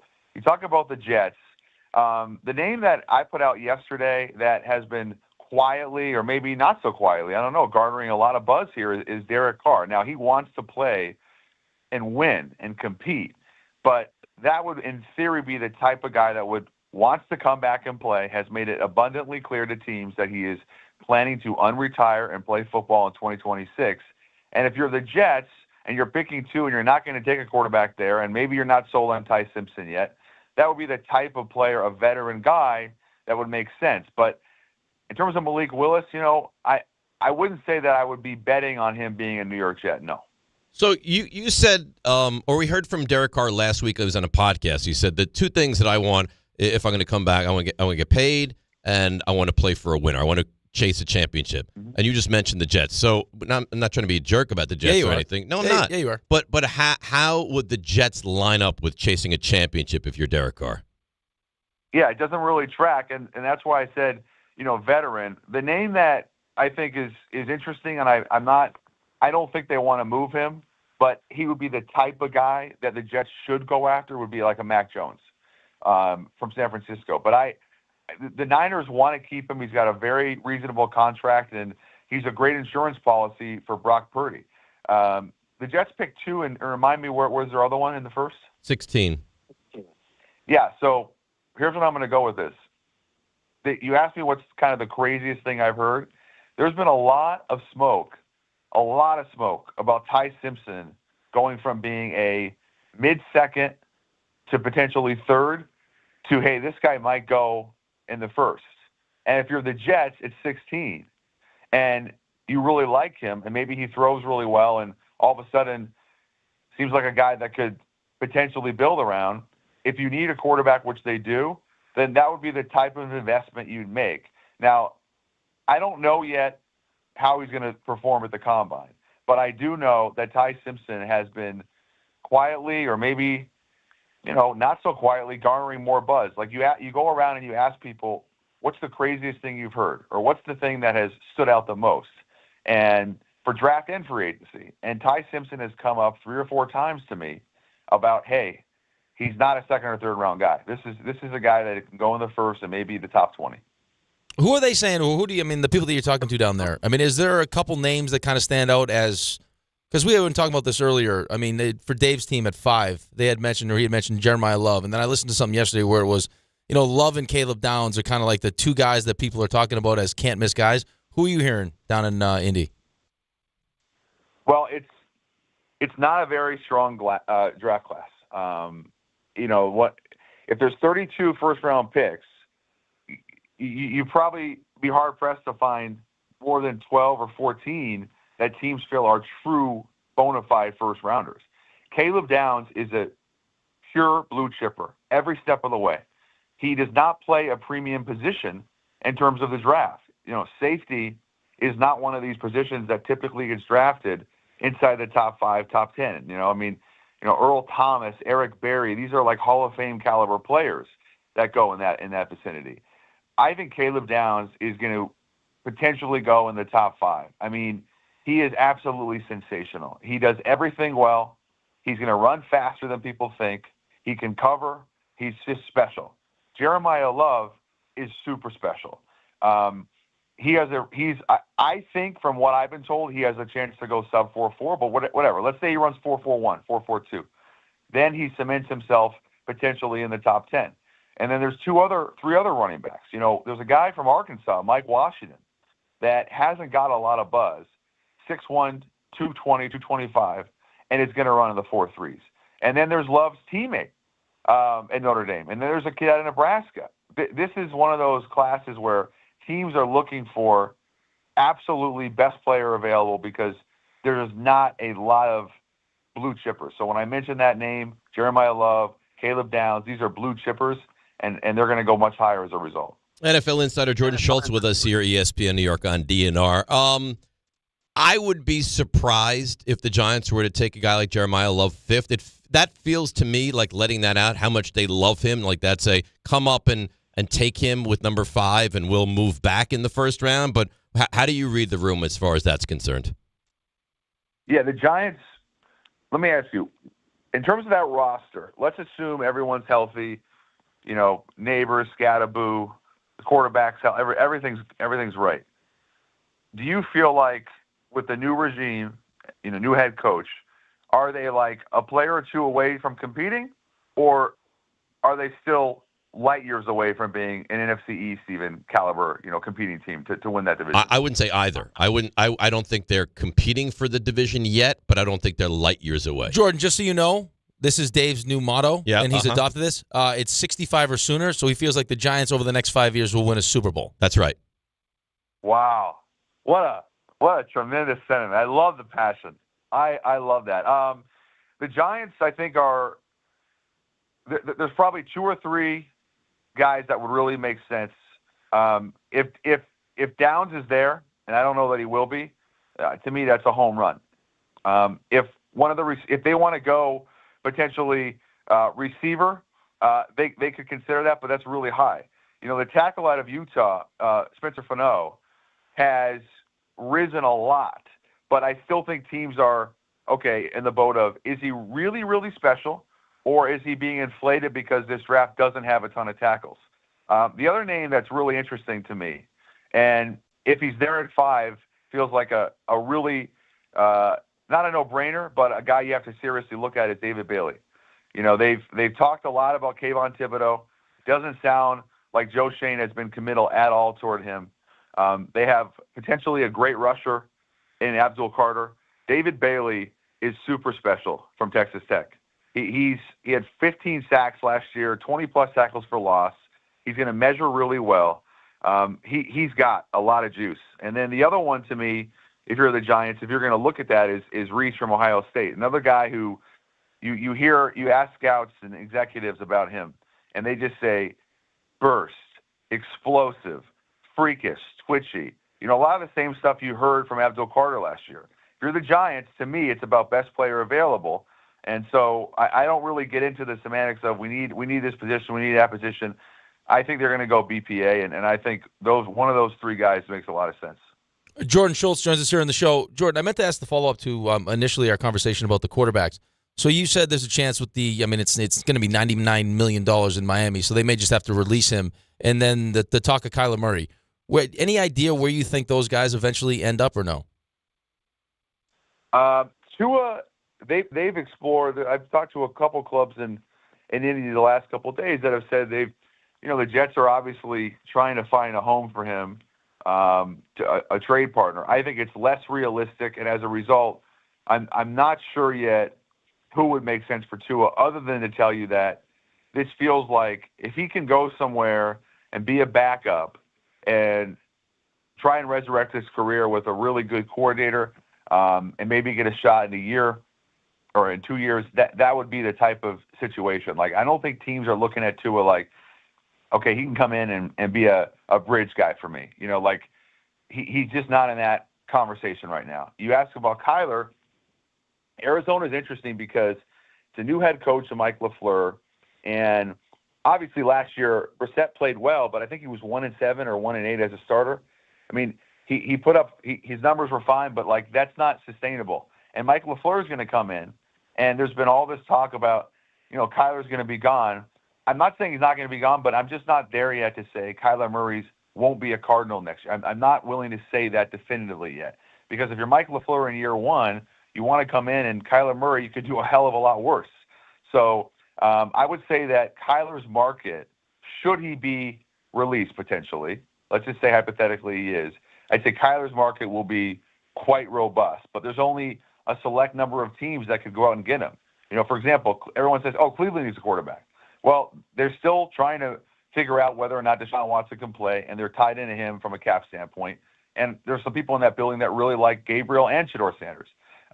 Minnesota is interesting, but they're not ready, in my opinion, to give up on J.J. McCarthy. He's 22 years old.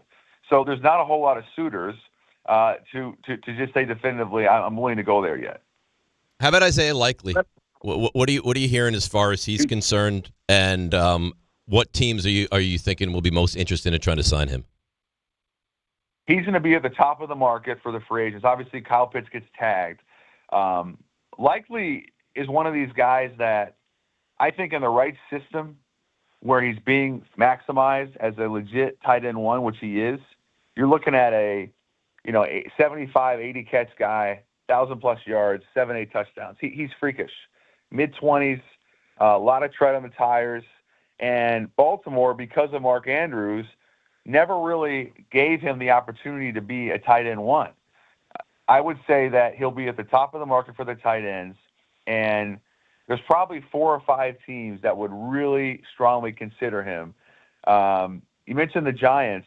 Like, if I'm the Giants, why wouldn't I seriously go out and look at Isaiah Likely as this is a true weapon for Jackson Dart? We have a great young receiver, really good young back in Scat. Let's go out and get the best tight end in the class. And I think a lot of teams with young quarterbacks are looking at that. Jordan, do you think Max Crosby stays in Vegas, or do you think he gets dealt? Nothing is imminent. It'll be quite some time before there's a resolution there. I would say right now, better chance that he stays. For a couple reasons. There's only a certain amount of teams that are going to be feasibly willing to go out and trade multiple ones or somewhere in that vicinity for Max Crosby. So let's say there's only a few teams that are willing to do that.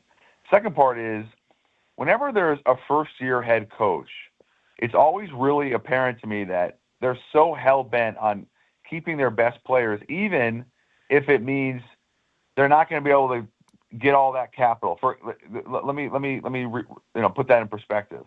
Look at Pete Carroll last year. Pete Carroll, and it didn't work out, but he goes out and basically says, I need Geno Smith. That's my guy. He goes out and says, I need Amari Cooper back. He wanted to win now. Spytek, the GM, there was this big, dichotomy of he wanted to build toward the future. So if you're Clint Kubiak and you're saying, I much rather win 7 games in year one than 3 or 4. And I'm not saying Max Crosby's worth 4 wins, but man, he's a hell of a player, and he's as good as it gets at that position. So I would say that not imminent, A, and B, there's probably a better chance he stays because he needs to feel valued, and I think the Raiders internally are trying to make that very, very clear. This is excellent stuff. I mean, talk about touching on all these different topics, and you wake up early with us, and we appreciate you. So thank you for this. Enjoy Indy, because Where's the hot spot, by the way, Jordan? Because Dave's telling me St. Elmo's is not the hot spot. I heard St. Elmo's is like in the number 2 position now. Is that true? I was at St. Elmo's last night. That place is just too big, man. It's like a maze in there. Like 8 rooms, downstairs, upstairs. It's up there. I mean, there's like. You always try to find the value, like more quality than. So it's like quantity. A draft pick. You're trying to find great value. Exactly. Yes. You're trying to find BTA. So like I liked. I was at Ruth's Chris last night. Like that's more value. You're not going to see 27 executives in there. You might see 2, but there's value in that. So I try to find those spots as opposed to the super intense, volume places. All right. Well, we appreciate you. Go eat. Go find out some nuggets and certainly bring them to our attention as quickly as you do. Good stuff as always. We appreciate it, man.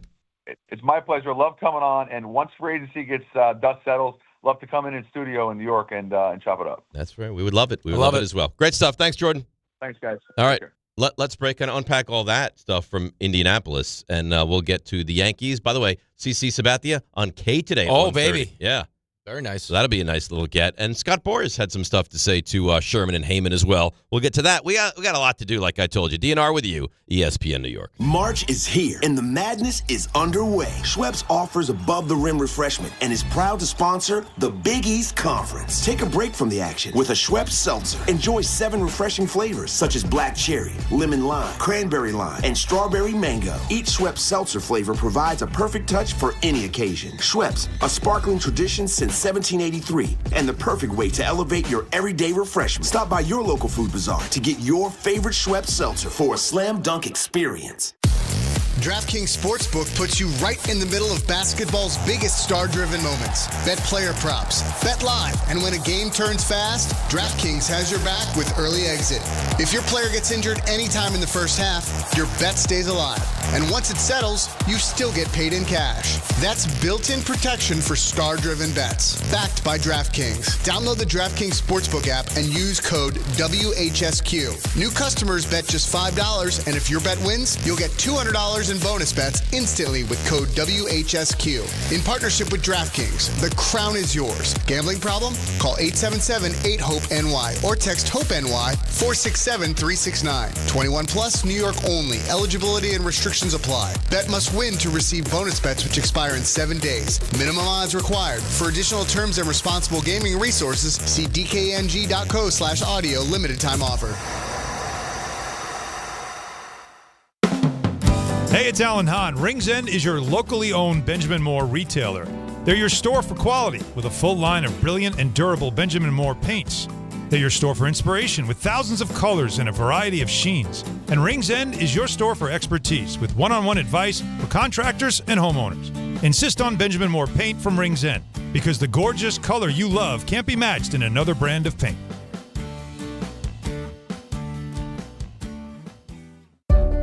Ox Spine at New York Presbyterian is always in pursuit of a better way to heal the spine.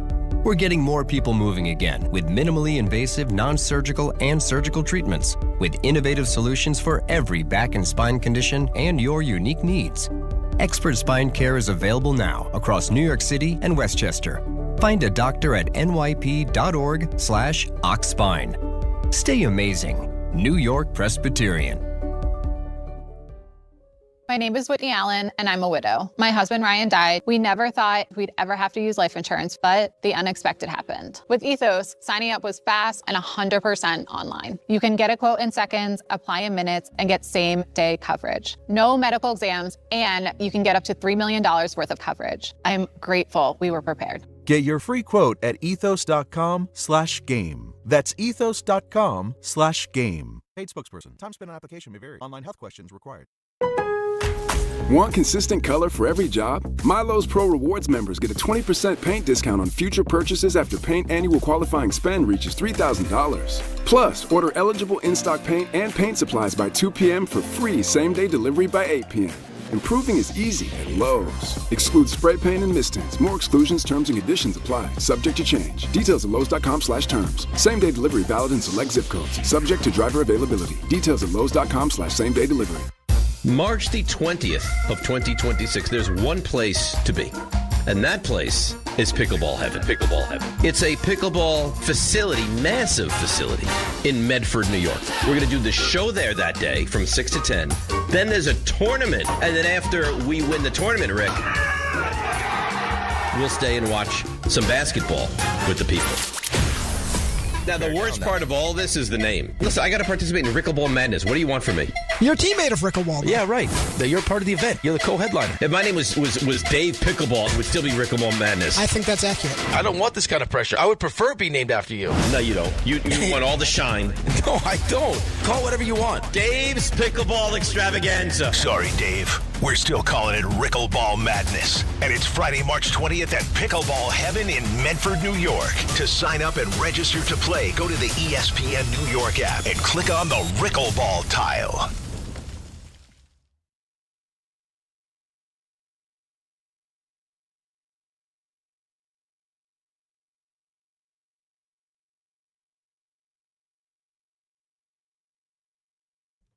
All right. See, you know what, Ray? You're being punished for being a good guy. Because you didn't play this song for me. You played this song for Rick. And Rick's not even here. Well, can I bring you into my line of thinking here? I would love that. I know it's not been great today, but so. At least you're owning it, yes. My line of thinking here is like if he hears a little Morgan Wallen, maybe that'll draw him back to the studio faster. Yeah, that's my only hope. Doesn't seem like it's taken at all. No, there he is. He's here. It worked. You can see Don, Hahn, and Rosenberg live from the Irish exit at Moynihan Train Hall Friday, March 13th, before the semifinal round of the Big East tournament.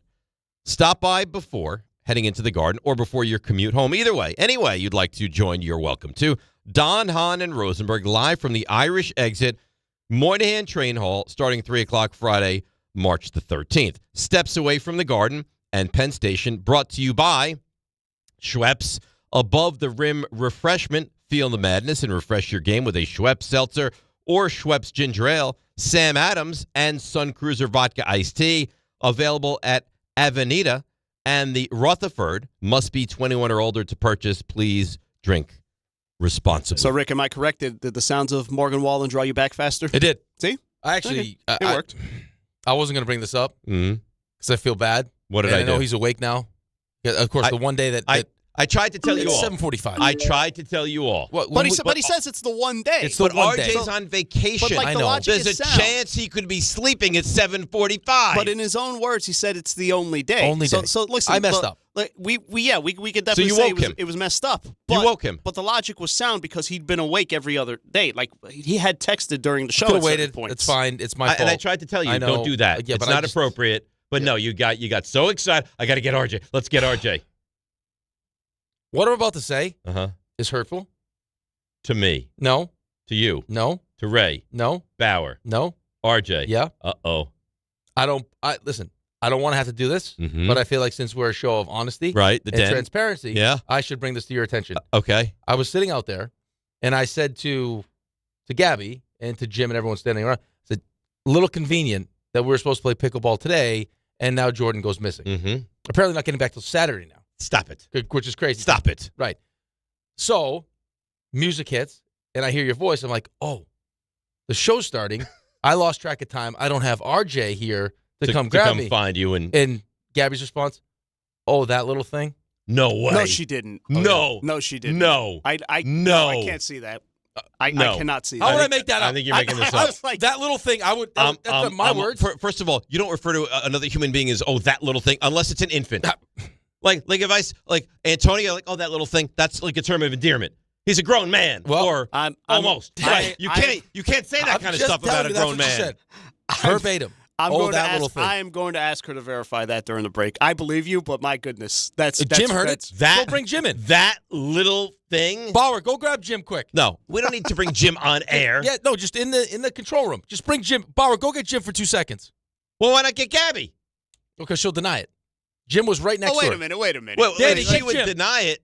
Was Danny there? Did he hear it? I don't know. Danny's you know him. He's like a social butterfly. He's probably talking about flapping his wings. He's probably talking about Ole Miss to Ray Deanahan, who couldn't care less about Ole Miss. He does love Ole Miss. I get choked up. It's an emotional time for everyone. I can let you know, New York soccer fans, are you ready? Yes. Do you smell what NYCFC is cooking? Saturday, March the 7th, New York City FC opens the season at home against Orlando City. Kickoff set for 2:30 at Yankee Stadium. An Eastern Conference matchup you don't want to miss as New York City FC returns to the Bronx.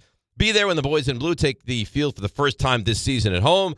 For your chance to be there in person, enter now at ESPNNewYork.com or through the ESPN New York app. Tickets available now at Ticketmaster.com/NYCFC. And that read had its own page, so I flip off of that. I've been informed that little thing was a commentary on the snow, not Archie. Oh! No chance. Well, what do you mean no chance? What does that mean? Oh, the show. I'm sorry, not the snow, the show. It was about RJ, and she felt bad after she said it. That's arguably What does worse. that mean? That's arguably worse if you said it's about the show. No, it's That about doesn't RJ. make sense. Why would you say that little thing? that little thing. It's the RJ. show that you have to get back She was to? talking about RJ, and now she feels bad. Danny, that's a grown she was man. not talking about RJ, was she? No. You are the worst. You are horrendous. What am I supposed to take that to mean? As I'm walking away, I said I don't have RJ here. She goes, that little thing. The words were said. Rick is telling the truth. Thank you. But he's taking it out of context. It's clear that the context is. Have you being seen lost Danny's here. mustache? You're going to trust his word. Bring in Jim. Jim heard it. I don't trust you at all now. Your word, you've lost all credibility. She said it. She didn't say it referring to RJ. How do I know? She said it referring to, I got to get back to that little thing. By the way, that's not nice either. Right, that's the show's not a little thing. I didn't take that I take as direct shot at RJ. I lost track of time. I kind of like what you're doing. I didn't have RJ here. She goes, that little thing. So what role does the office gossiper? What does that fall under? Because that's what she this said. is. That's what this is. That's what she said. Playing a game of telephone. The translation. Did I lie? gets lost. Was that a direct quote? It's a direct quote. I didn't make up any words. But it's a direct quote about something different than what you're making How it am I sound. supposed to know that? Because you're not an idiot. Bullshit, if Danny was able to figure it out, how could you not figure it out? Because you didn't want to. No, how That's am I what you supposed wanted. to? You wanted exactly RJ, what you're getting. She says, "Oh, that little thing." I'm gonna at Like, the it'd be break. like, I saw Dave naked. I'm gonna go out there at the break and I'm gonna do some work. I'm gonna see what's truthful and what's not. Because she feels terrible now. I could tell as soon as it came out of her mouth, she's like, "Oops." I'm gonna find out Because she knows it's just fuel to the fire, and she doesn't want us more motivated. It's the last thing. How much more motivated could we be? She thinks that we're sleeping on them. So that match, by the way, now March the 10th. March the 10th, we take them down. Then March the 20th, we take everybody down at the big pickleball fiesta. The ladder event. That's right. Should be a real ladder. Like a ladder match. Climb up a ladder? Yeah. Like Chutes and Ladders? No, not like Chutes and Ladders. I like Chutes and Ladders. Like a ladder match in wrestling. Well, I wasn't even asked to participate in my favorite board game the other day. Yeah, it was up on the no, board. No, I wasn't asked. Well, you don't have to get asked. You just walk by the board. Well, I didn't know until the next day. I got to grab your hand and take There was games they had up there I never heard of. Catan. It's Wednesday, and it's Whiteboard Wednesday. Catan. What the hell is Catan? I'm not sure why the board hasn't been updated. Is it still? Because nobody's been in. Oh, good point. Yeah, really good point. So now we got a break. You didn't miss your chance. I could still vote? Yeah. All right, maybe I will. I'll find out the truth behind this, that little thing story, and we'll get to the Knicks, the NFL, and Major League Baseball. DNR with you, ESPN New York. It's Chuck Devine with SnowCountry.com. Sponsor your job on Indeed. Get matched with quality candidates with Indeed-sponsored jobs. Visit Indeed.com/hire now and sponsor your job today. Still reveling in this week's deep, fresh powder that pummeled our neighborhoods. Did a pretty good job in the mountains, too, like at Shawnee, where they got 9 inches this week, or Camelback, or Mountain Creek, New Jersey, or Mount Peter in southern New York. They all got at least a foot. All 4 soft, powdery groomed trails day and night. It was 9 inches for Windham and Bel Air and the Catskills. Both those spots are 100%. Whiteface, the Olympic Mountain, got 1.5 feet of fresh snow since last Friday in the Adirondacks. So did Killington, Stratton, and Pico in Vermont. Groomers, Steeps, Moguls, and Glades all in tremendous shape. Southington and Mohawk both got 1 foot fresh in Connecticut from the storm, and so did Butternut in the Berkshires. Southington has the Vertical Challenge on Saturday, a free fun race with lots of giveaways. You don't just ski or ride, you dominate. At Killington, we fuel your adventure. Be the beast. Ski and ride Killington. Hosting, grilling, just want a great dinner, you gotta start at Wild Fork Foods. Brazilian beef tenderloin, only $10 a pound. Atlantic salmon portions, just $9.98 a pound. Premium quality without the premium price. Every product is blast frozen to lock in flavor and nutrients. With over 450 options, there's something for every occasion. Shop 7 locations, or you can order online for same-day delivery. WildForkFoods.com. Wild Fork Foods, quality meat, wild prices. At Uline, they know firsthand the road to success is an uphill climb. Uline started in the family basement, and through hard work is now North America's most trusted shipping and industrial supplier. They get what it means to have the support of reliable, hardworking partners. So they keep 41,000 items ready to ship. Whether your company is still in a basement office or expanding cross-country, Uline will be there on your road to success. Visit uline.com. 880 ESPN, WHSQ, and WCBS-FM HD2, New York. A Good Karma Brands radio station. This is Rick Brunson, the assistant coach from the New York Knicks. I'll be driving to our games this season in style in my new Jeep Gladiator from Princeton Jeep. My friends at Princeton Jeep gave me all-star treatment, and you can expect the same thing. Just mention I sent you, and they'll treat you like family. Princeton Jeep has tons of inventory and great deals on new vehicles. Visit Princeton Jeep at 1045 State Road in Princeton, New Jersey, or online at PrincetonJeeps.com and tell them Rick Brunson sent you. Hey Yankees fans, 2026 Yankees individual game and group tickets are on sale now at Yankees.com/tickets. Next season's home schedule is highlighted by interleague games against the Dodgers, Braves, and Cardinals. As always, we'll host the annual series of games against the Mets, as well as baseball's best rivalry with the Red Sox. Don't miss out on all the exciting action in the Bronx. Get your 2026 Yankees tickets today at Yankees.com/tickets. Texting Texting enrolls you in a recurring automated marketing text messages. Consent not required to purchase. Message and data rates may apply. The team's looking good this season. I think so. Man, I miss playing football. Ever since I turned 40, I just can't find that fire I used to have. Think it could be lower testosterone? What do you mean? I was feeling the same way. After 40, the body has less testosterone, and men lose their edge. That's why I take Nugenix Total T2. That's the testosterone booster, right? Yes, but Total T2 is their brand new formula that skyrockets nitric oxide levels in as little as 3 hours. Since I started taking it, I've been lifting like when we played for Coach Carter. My energy is way up, and it even spiced up things between me and the missus. Are they still giving out complimentary bottles? Yep, just send a text. Text HAWK to 321321 for your complimentary bottle of Nugenix Total T2, the next generation testosterone booster. Text now and we'll include a bottle of Nugenix Thermo X, our newest, most powerful fat burner ever, absolutely free. Text HAWK to 321321. That's HAWK to 321321. These statements have not been evaluated by the FDA. This product is not intended to diagnose, treat, cure, or prevent any disease. This is DiPietro and Rothenberg. I actually saw a show on television where people have like these strange habits. The guy was in love with his car. It's very expressly stated here that this is a committed romantic and sexual relationship. What do you mean with it's the car. committed? That's What do what you mean it's a sexual relationship? The car's not cheating on him with anybody.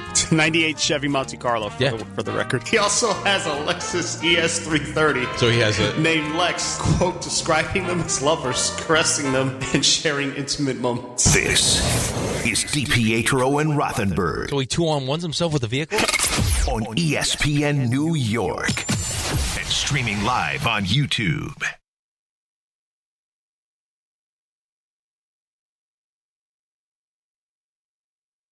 All right, DNR with you, ESPN New York. So let's get back to it quickly, and then I want to get to some sports stuff. There's a real differing of opinion out there. Jim claims what you claim. He claims that he's talking about RJ and that she said, "Oh, that little thing," in referring to RJ. Gabby claims that she was referring to, "Oh, the show, that little thing." Danny was there and claims what Gabby says. Right, he just wants to be on Gabby's side. Why? I don't know. You ask him. He goes, she has no ill will. Oh, yes, she does. She's not a mean person. Well, who knows? I don't know. She's not a mean person. I don't know that. And I don't know. It's up for interpretation. When you say something like that, either you're disparaging the show or you're... Right, she's disparaging somebody. So she's either disparaging RJ's height or our show. Right. One of the two things. I think there's a better chance, though, that if you were to say, I mean, if you took both of those things and said, "Oh, that little thing," what would you, like, I mean, what are you assuming? Is the show a little thing? No. Well, I think she was making fun of you not prioritizing the show. I don't know. She left it up for my interpretation. When I said RJ, her first thought was, "Oh, that little thing." I don't feel good about any of it because either she's taking a shot at my guy or she's taking a shot at my show. Right. So none of it is good. And she only made it worse. And she's not in a good light here. I thought it was because he was cute. Like, oh, that little thing, right? That little cute little thing. And then it was more because, no, like, she has no respect for him because he's a little guy. You think that she's a heightist? I think that's what she is.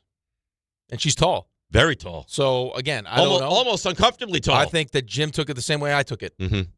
And then whatever Danny with his fresh new mustache or whatever he's doing wants to believe, that's fine. Leave Danny alone. No, I got Danny. You got problems with everybody. No, I have no problems with anyone. You take shots at Danny. I'm You not take taking shots at anybody. Gabby. You take shots at Ray. You take shots at RJ. What did I do for Danny? Tell me what I just did for Danny. You bought him a cup of coffee. No, he goes, I'll have a medium one. I said, you know what, Danny? Let me buy you a large. Let me get you a large. So you think if you increase someone's coffee size from a medium to a large, you now have open season to take shots at them? That's what you think. I would appreciate that Danny doesn't bite the hand that feeds him and says, you know what, I think Rick's right. So you're trying to bribe him? No, I'm not trying to bribe anybody. You're like the mafia. What he chooses to hear should be more in line with what I heard. Because you're trying to bribe him. No, I already bribed him. If I'm going to buy you a large coffee, ipso facto, you hear what I'm selling. I'm not trying to bribe. Yeah. I've already bribed. Okay. Yeah. So now you know what this is like? This is like the Cincinnati situation right now, where they're suing the quarterback that left because he didn't pay them $1 million. This is what this is. This is what this is. Yeah. All right. Well, on that note, we got some stuff to jump around to. I wanted to get to this. I think this is interesting. Scott Boras was on the podcast with Joel Sherman and John Heyman, and he gives his commentary on both of the New York baseball owners. You ready for this? Let's start in the American League. Boras with the guys on Hal Steinbrenner. I've known Hal Steinbrenner for a long time, and I negotiated with his father and with him. I learned something in the Juan Soto pursuit in the meeting when Hal was there, is that I saw an emotional commitment to competitiveness. I had not seen that personally before. We have conversations, we talk a lot on the phone, but I hadn't seen that in Hal. And I saw it again this year with Cody Bellinger. Again, where this is our guy. This is who we really want. It's our focus, what we're going to do. We obviously had to take a timetable of that negotiation, which is sometimes difficult for teams to deal with, but they stuck with it. That was their plan. That's what they wanted to do. And so the idea of being competitive, being personally committed, being involved, I've seen a transition in that in Hal, where I think that's how he feels about his leadership with the Yankees. Interesting that was the first he really saw of that leadership with Hal, was when he, wanted to bring Soto back into the mix. Well, that's a serious commitment, though, right? I mean, you're talking about almost $800 million. Right, but Hal's run this organization for quite some time now. Well, it doesn't sound like they've had many, bidding wars. Well, face-to-face kind of negotiations. It's more like we talk on the phone all the time. But listen, I don't think that Hal doesn't want to win. It's just what's the limit for him? How far is he willing to go? Well, he was willing to go. Yeah, he was absolutely willing to go. I think what concerned Yankees fans was, more, well, what happens if this doesn't work out with Bellinger? I know you might say you'll want him, but clearly you're not willing to go, you're not willing to get really uncomfortable to get him. So what happens if there's another team that does? And the Mets made a wild offer for him. For Bellinger? Oh, no, for Soto. No, I'm talking about Bellinger. Bellinger, there was no other real competition. No. It turns out there was no real competition. But what I'm saying, though, is if you spend the entire offseason going, this is our guy, this is who we want. Well, I know you want to wait because you don't want to, it's a negotiation, right? Sure. But what happens, playing a game. What happens if there is a team? Then you would have lost them. And then now what? I don't know. Right. So I think that was even Judge's point. Hey, this is who you want. This is part of the plan. Let's get this thing done. Well, why, if you wanted him back, if your intent the entire time was to get him back, why wouldn't you do everything in your power to get him immediately? Because you wanted to play the game. But you should. Well, the game gets scary, though. Right. That's my point. Because what happens if the Mets didn't get Bichette? If the Mets lose out on Tucker? It doesn't sound like the Mets were. Maybe, but who maybe knows? not. But that's the point. What happens if they lost Bichette because they stole him from Philadelphia? Right. Well, what happens if they stole him from Philadelphia? Philadelphia's now we pivot to it's a dangerous game. It's a very dangerous game to play. And I think that's kind of what Aaron Judge was insinuating. For really no reason. Well, money in years. You want to get the best deal or a better deal. Both sides. That's they wanted to get a better deal, and then I think the whole thing just gets more. There's a word I want to say, but I feel like I'm going to botch it. Well, you do not know how to say the word? Yeah, no, I do, but it's I can spell it. Exasperated? Yeah. Is that the word? That's right. Okay. Because of what the Dodgers are doing. I think is who is exasperated? No, it baited. I want not exasperated. Exacerbated. Exacerbated? Exacerbated, yes. That makes it bigger? Yes. Yeah, but what the Dodgers are doing. I think as far as the Yankees are concerned, that's who they used to be. And they always always live. I know, but they kind of live in that world still. Because people can't let go of what they used to be. Right, and as a Mets fan, that's what you thought we were getting. And he told us that. We're going to be the East Coast version of the Dodgers, and now you see the Dodgers doing what they're doing, and we're kind of not, we're spending a ton of money, but not like the Dodgers really. But nobody's like the Dodgers. I know, but we thought that's what we were. That's what they had said they were going to be. I got a list for you coming up, by the way, which I think you're going to greatly enjoy. I love lists. Yeah, I know you do. So that's on the Yankees, Scott Boras. Here he is on the Mets and Steve Cohen. With Steve Cohen, it's there's just not much in a competitive environment that he doesn't win at. He's just very good at it, brilliant at it. When he puts his mind to something, you can see that he has every focus to do things in a manner that are strategic. They're evolved. They are detailed. There is a constant dig to find personnel for the next generation of talent. And I think this is what we hope the game should bring. Well, to our country, we want to attract owner geniuses. We want the geniuses in all fields to come to our country. All of these things, I think, about having genius owners and recruiting them into the game. I think what Mark Walters has done in LA, where they went out and captivated a concept to bring Asia to our game, and it's worked. And those are thoughts that are outside the box. The Dodgers' success in many ways brought about by the freedoms of owners to come out and utilize new concepts that weren't a part of the traditions of the game prior to their entrance. Sometimes sports is stuff. Well, but now he's veering off until like his whole spiel about why there should be no salary cap. Right. That's where that was headed. Right. It's a very self-serving cut right there. Yeah. Do we need genius? These owners geniuses need to have the freedom. They can't to be bound. able to spend money. They can't be bound by a salary cap. as they choose. Yeah. Because the Dodgers are the first team to get involved in the Asian market. And the Yankees have had Asian players forever. Right, I know, but to create this kind of pipeline where it seems like all the now they want to go. They want to go there. All the Japanese players. But why do they want to go there? Because they're going to get paid more money than anywhere, and they're close to home too. Right. Which again, I don't know. Like, what came first, the chicken or the egg? Like, is this if they don't land Ohtani and have Ohtani defer $680 million? Are they doing what they're doing right now? Or are they just capitalizing? I don't think they could. Right. Are they just capitalizing on the fact that they have this now, and they've pretty much made all that money that they spent on Ohtani back plus some? And now they have the ability to just go spend where they want to spend. Yeah, I think he's given them such. It's like the perfect storm. Such a great avenue to not have to worry about paying him now, right. and you and can now go spend money on other guys. And now they're winning. And now when you get your best player, one of the best players in baseball, deferring $680 million, when you ask someone else to defer some money, like, well, of course I can defer some money if he's deferring $680. Plus, I'm probably gonna have a great chance to win a World Series. And oh, by the way you explain it makes sense because now I don't have to pay, LA taxes on my deferred money because I'll collect that when I live somewhere else. So when you get paid that money, it's wherever you're living at that time. Mm-hmm. So if you're living in Florida, Texas, you're going to collect a lot more money. Yep. Yeah, or when you get your signing bonus. Right. Like wherever you get wherever that bonus hits, wherever you live. That's not in season. That's why a lot of guys will have residence in big giant. And plus, you want the money early. And then Monte Carlo is a big spot, right? Because their taxes. You haven't heard this? Like everyone's like. Lives in Monte Carlo. The tennis players all claim to live in Monte Carlo. I don't know. They must have some kind of tremendous tax break there. Well, probably, but you have to prove residency there. Right. Well, if you live there for more than 6 months, but it's easy for baseball players just live in Florida. Sure. Right. Because a lot of your spring training's in Florida anyway. Yeah, and then you're there already. You're going to be there for 2-3 months. Right. So now you're there another 3 months, and now you win. All right. So here's what I stumbled upon.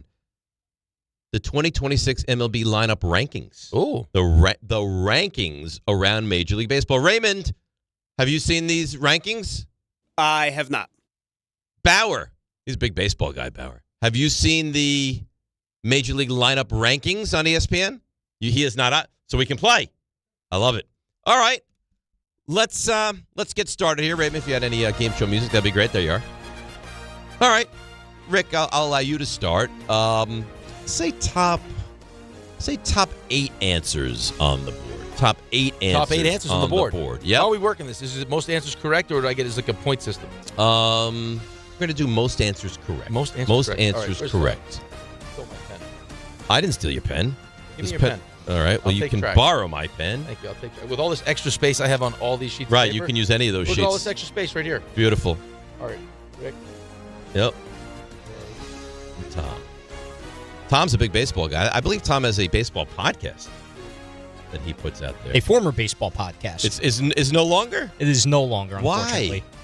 Why? My co-host, Tony, he is moved on to doing other things that require a lot more attention. And really? I'm very, very happy for him. In the world of sports? No, just in life in general. And he doesn't have the time to do the baseball podcast with you. That's correct. That's unfortunate. Was he turned off at all by how many trees you've killed?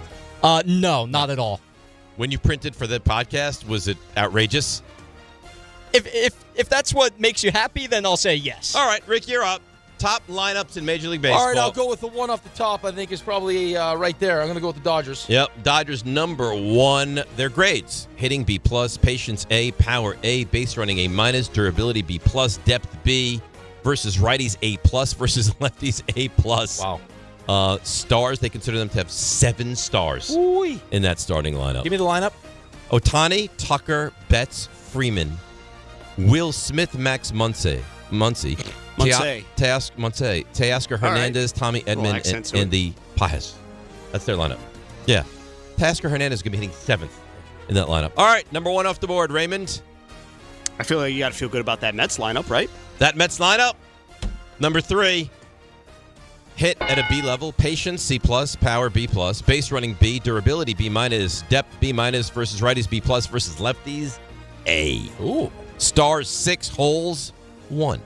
Lindor, Soto, Bichette, Polanco, Simeon, Beatty, Alvarez, Robert, and Benj. Nice. That is a Bench had 3 hits yesterday, by the way. I saw that. That is a nice lineup. It'd have been nice if Ray, saved the Mets for me as opposed to being selfish like that. Well, you know what? No, I mean, what do you want? I don't know. You're a Yankees fan. Why didn't you say the Yankees? Well, maybe they're not, you're clearly not on the list. Clearly not confident in your Yankees. I mean, I think that goes without saying, right? All right, that Bauer. speaks for itself. I'm confident in my Yankees. I'm going to say they're on the list. I got to go all the way down. We said top 8. They're number 8. Ooh. Yankees, the 8th best offense. Hitting, F. What? Patience, A+. Power, A+. Base running, B-. Durability, D. Let's run it back, boys. B+. Righties, B+. Lefties, C+. Is there a letter after F? Well, G. Are they giving out E's, though? I don't think you get that. Maybe an H. They consider them to have 3 stars in lineup. Holes, 5. All right, play with me here. Stop it. Come on. You knew. You knew what you were doing. Grisham, Judge, obviously star. Bellinger, star. Yep. Ben Rice in the 4 spot. Stanton, Chisholm, McMahon, Volpe, Austin Wells. Says the grading curve hands out 3 Fs in every category. And the Yankees projected number 28 ranking in park-adjusted batting average lands them a failing grade in that department. Ooh. But great. Yankee fans, number 1 in power and patience. Yeah, right. So, well, I mean, they scored the most runs last year. They had the most home runs.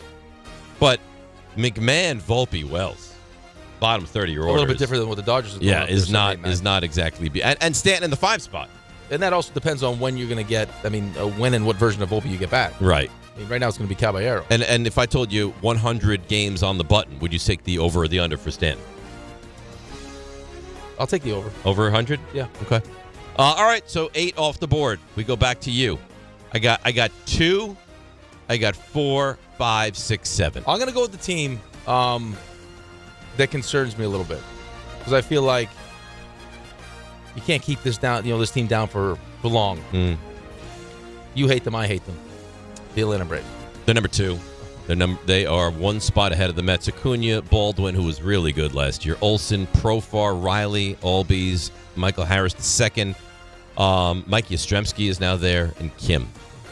So I think Kim's out for an extended period of time, but he will be back. And it says if the Braves lineup can stay mostly healthy, it's a stacked order with no real problems. Awesome. So they're number 2. What do they get for a grade hitting?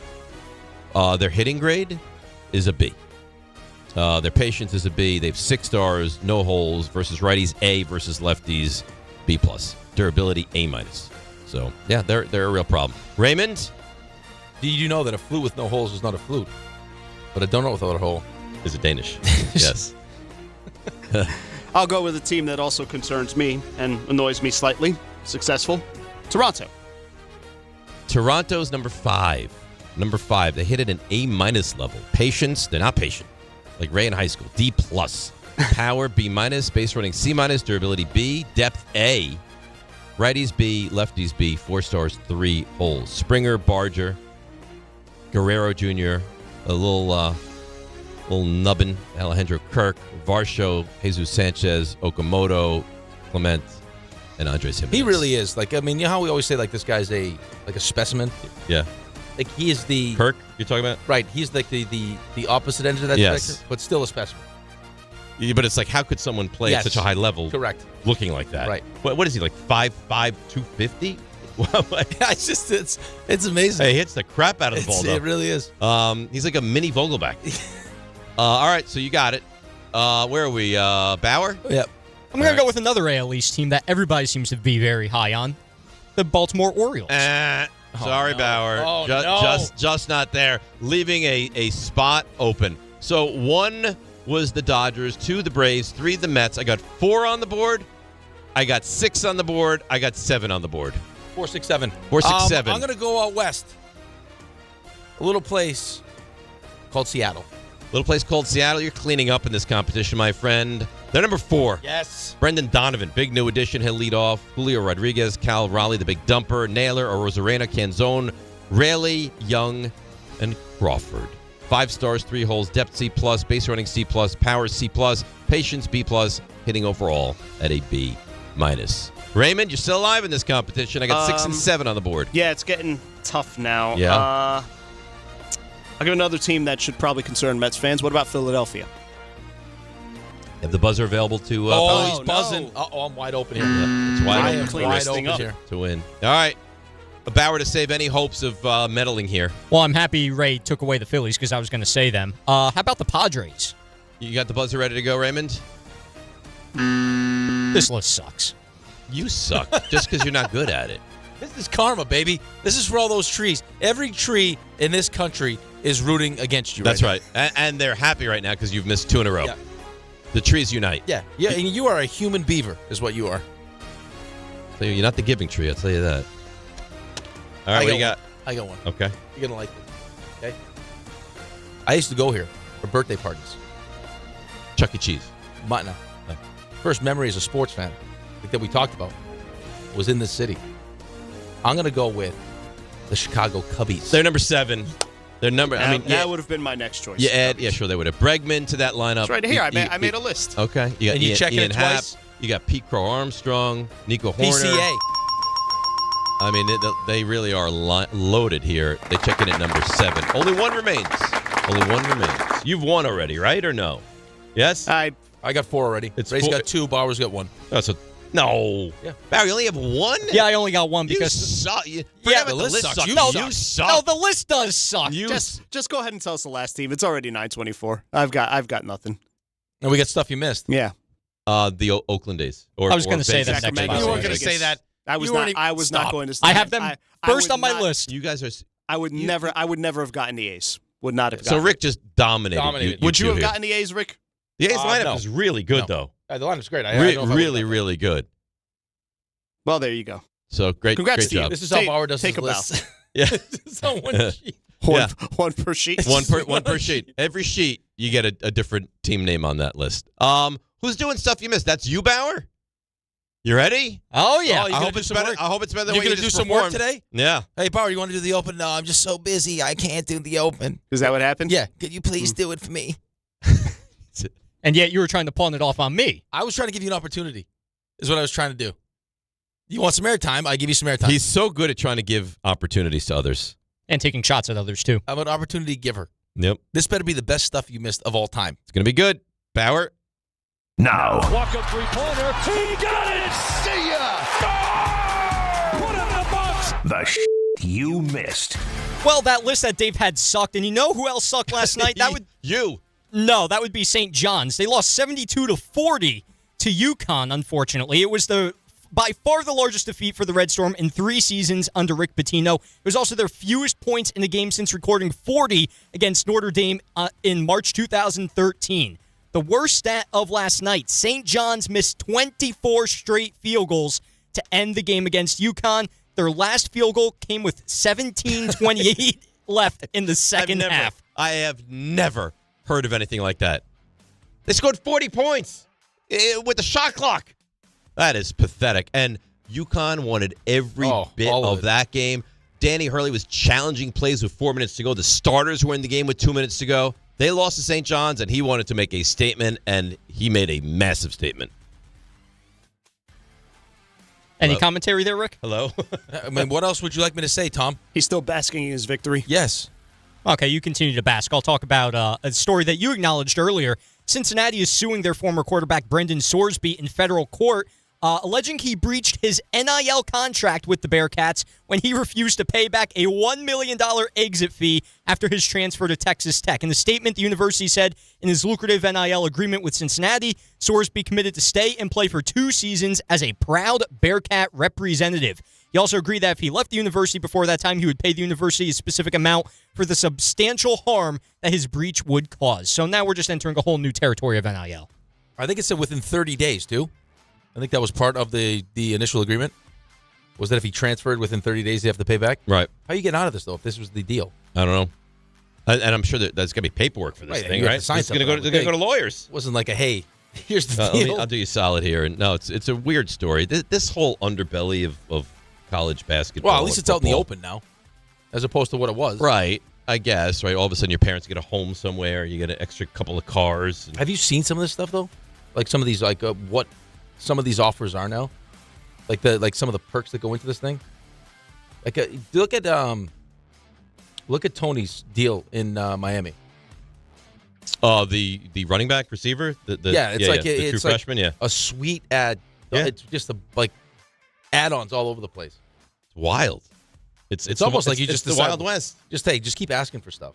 I guess until they say no, right? They say no. Yeah. Some baseball now. Yankees signing Grandal Grichuk to a minor league contract. Blue Jays are bringing back Max Scherzer to their rotation. And here's a concerning story from Randy. $3 million, by the way. That's right. Good deal for Scherzer. Wonderful deal. And here's a concerning thing, though, from Randy Miller about Giancarlo Stanton. He's expected to receive, quote, a lot of rest days during the season as the Yankees attempt to keep him healthy and productive. Stanton made it clear yesterday that another full offseason of rest didn't heal his tennis elbow that has plagued both of his arms since 2024. This is the most concerning quote I've possibly ever seen from Giancarlo Stanton. I can't open a bag of chips, a bag of anything. Well, you know what? Maybe he doesn't need chips. I'll tell you right. Maybe it's a blessing. He basically said this is never going away. No, I'm dealing with that in my left elbow right now, and the surgery didn't really help. Great. I can't even cut stuff with a knife. Really? Yeah, that's awful. It hurts that bad. So what do you have to have Cass cut your? I got to use my right hand, or I got to push them. I have to Yeah, and he's got both. I don't even know how he's doing it. Seriously, it must be to get surgery and not have the problem remedied from the surgery. It's got to be awful. Awful. Yeah, got to be frustrating. So. Stanton, of course, remember, he missed 70 games last year while rehabbing the elbow. He is still intent on playing a full season somehow this year. He's expected to make his spring debut on March 3rd. And one more for you guys. Do you guys remember? I'd like to maybe take the under of your 100 games. I see. I tried to tell you. I may go under. Yeah. That would be a good bet there. Although he still wants to play a full season. He never plays a full season. Can't open chips. Great. So do you guys remember Jonte Porter, whole banned for life by the NBA thing for gambling? Yeah. So it turns out he's returning to basketball for an upstart professional league, the Seattle Superhawks, a member of the newly recreated United States Basketball League, announced Porter's signing yesterday. They are scheduled to begin its season on March 7th. Keep in mind just what he pled guilty for in 2024.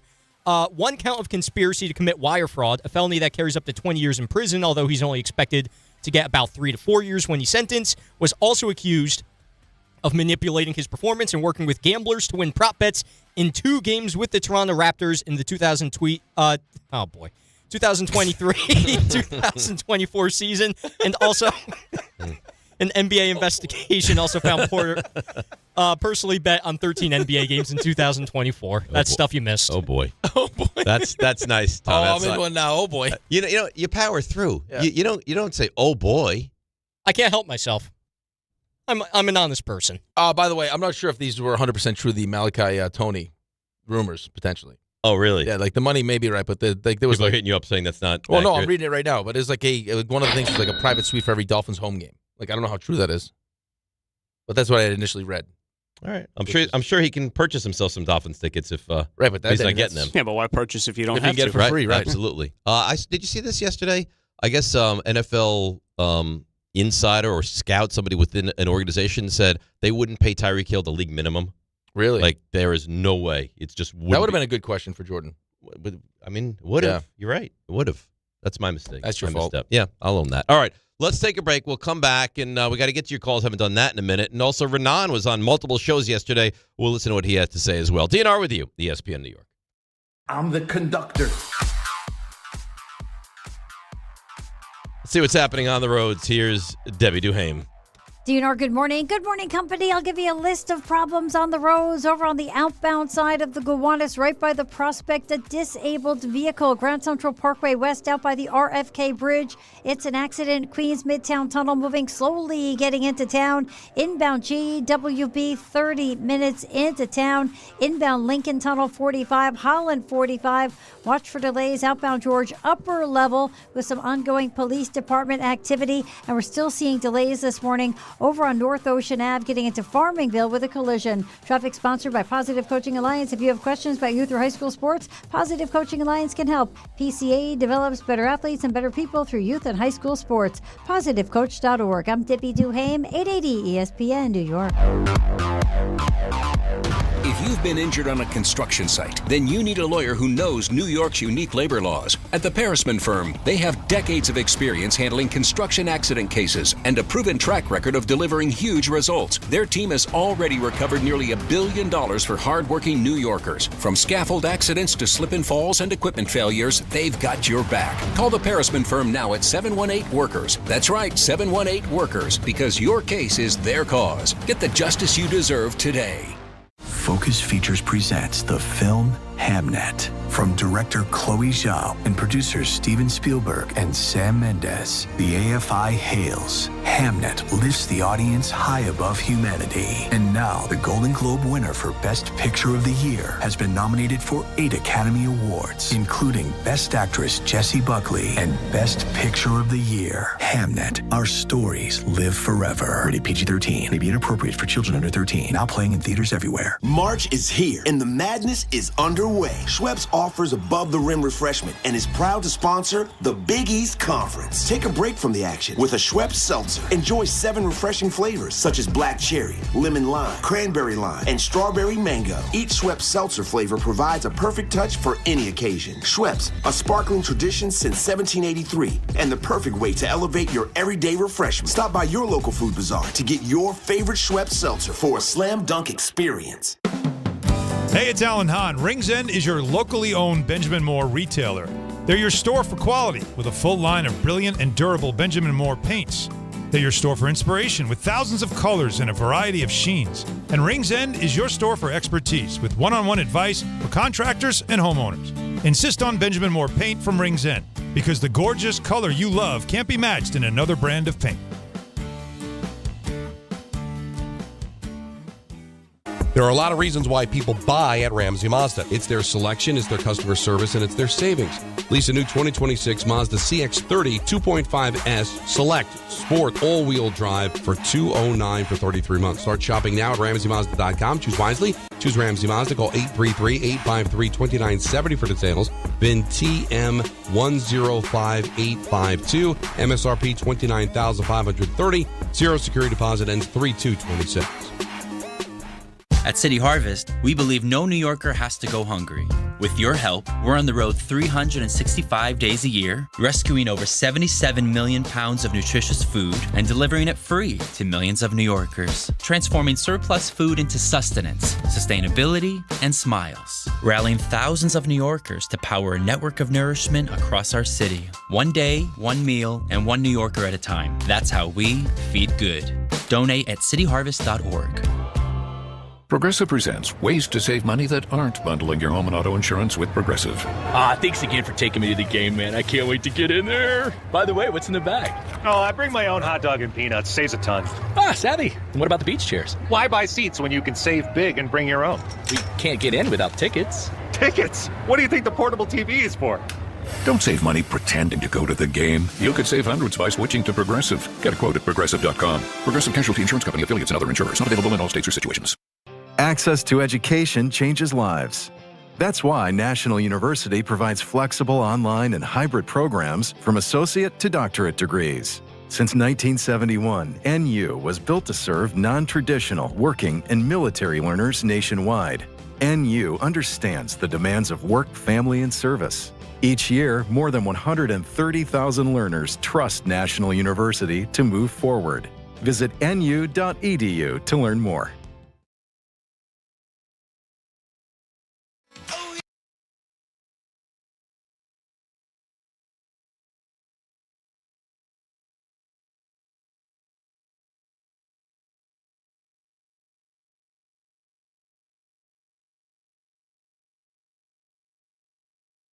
All right, DNR with you, ESPN New York. Game time brought to you by Tullamore Dew Irish Whiskey. When it's game time, oh yeah, that's when it's Tully time.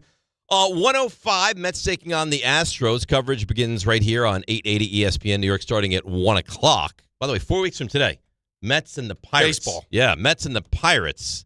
I think that's a Peacock game? It's not a regular like SNY game. You're not going to get Gary, Ron, Keith.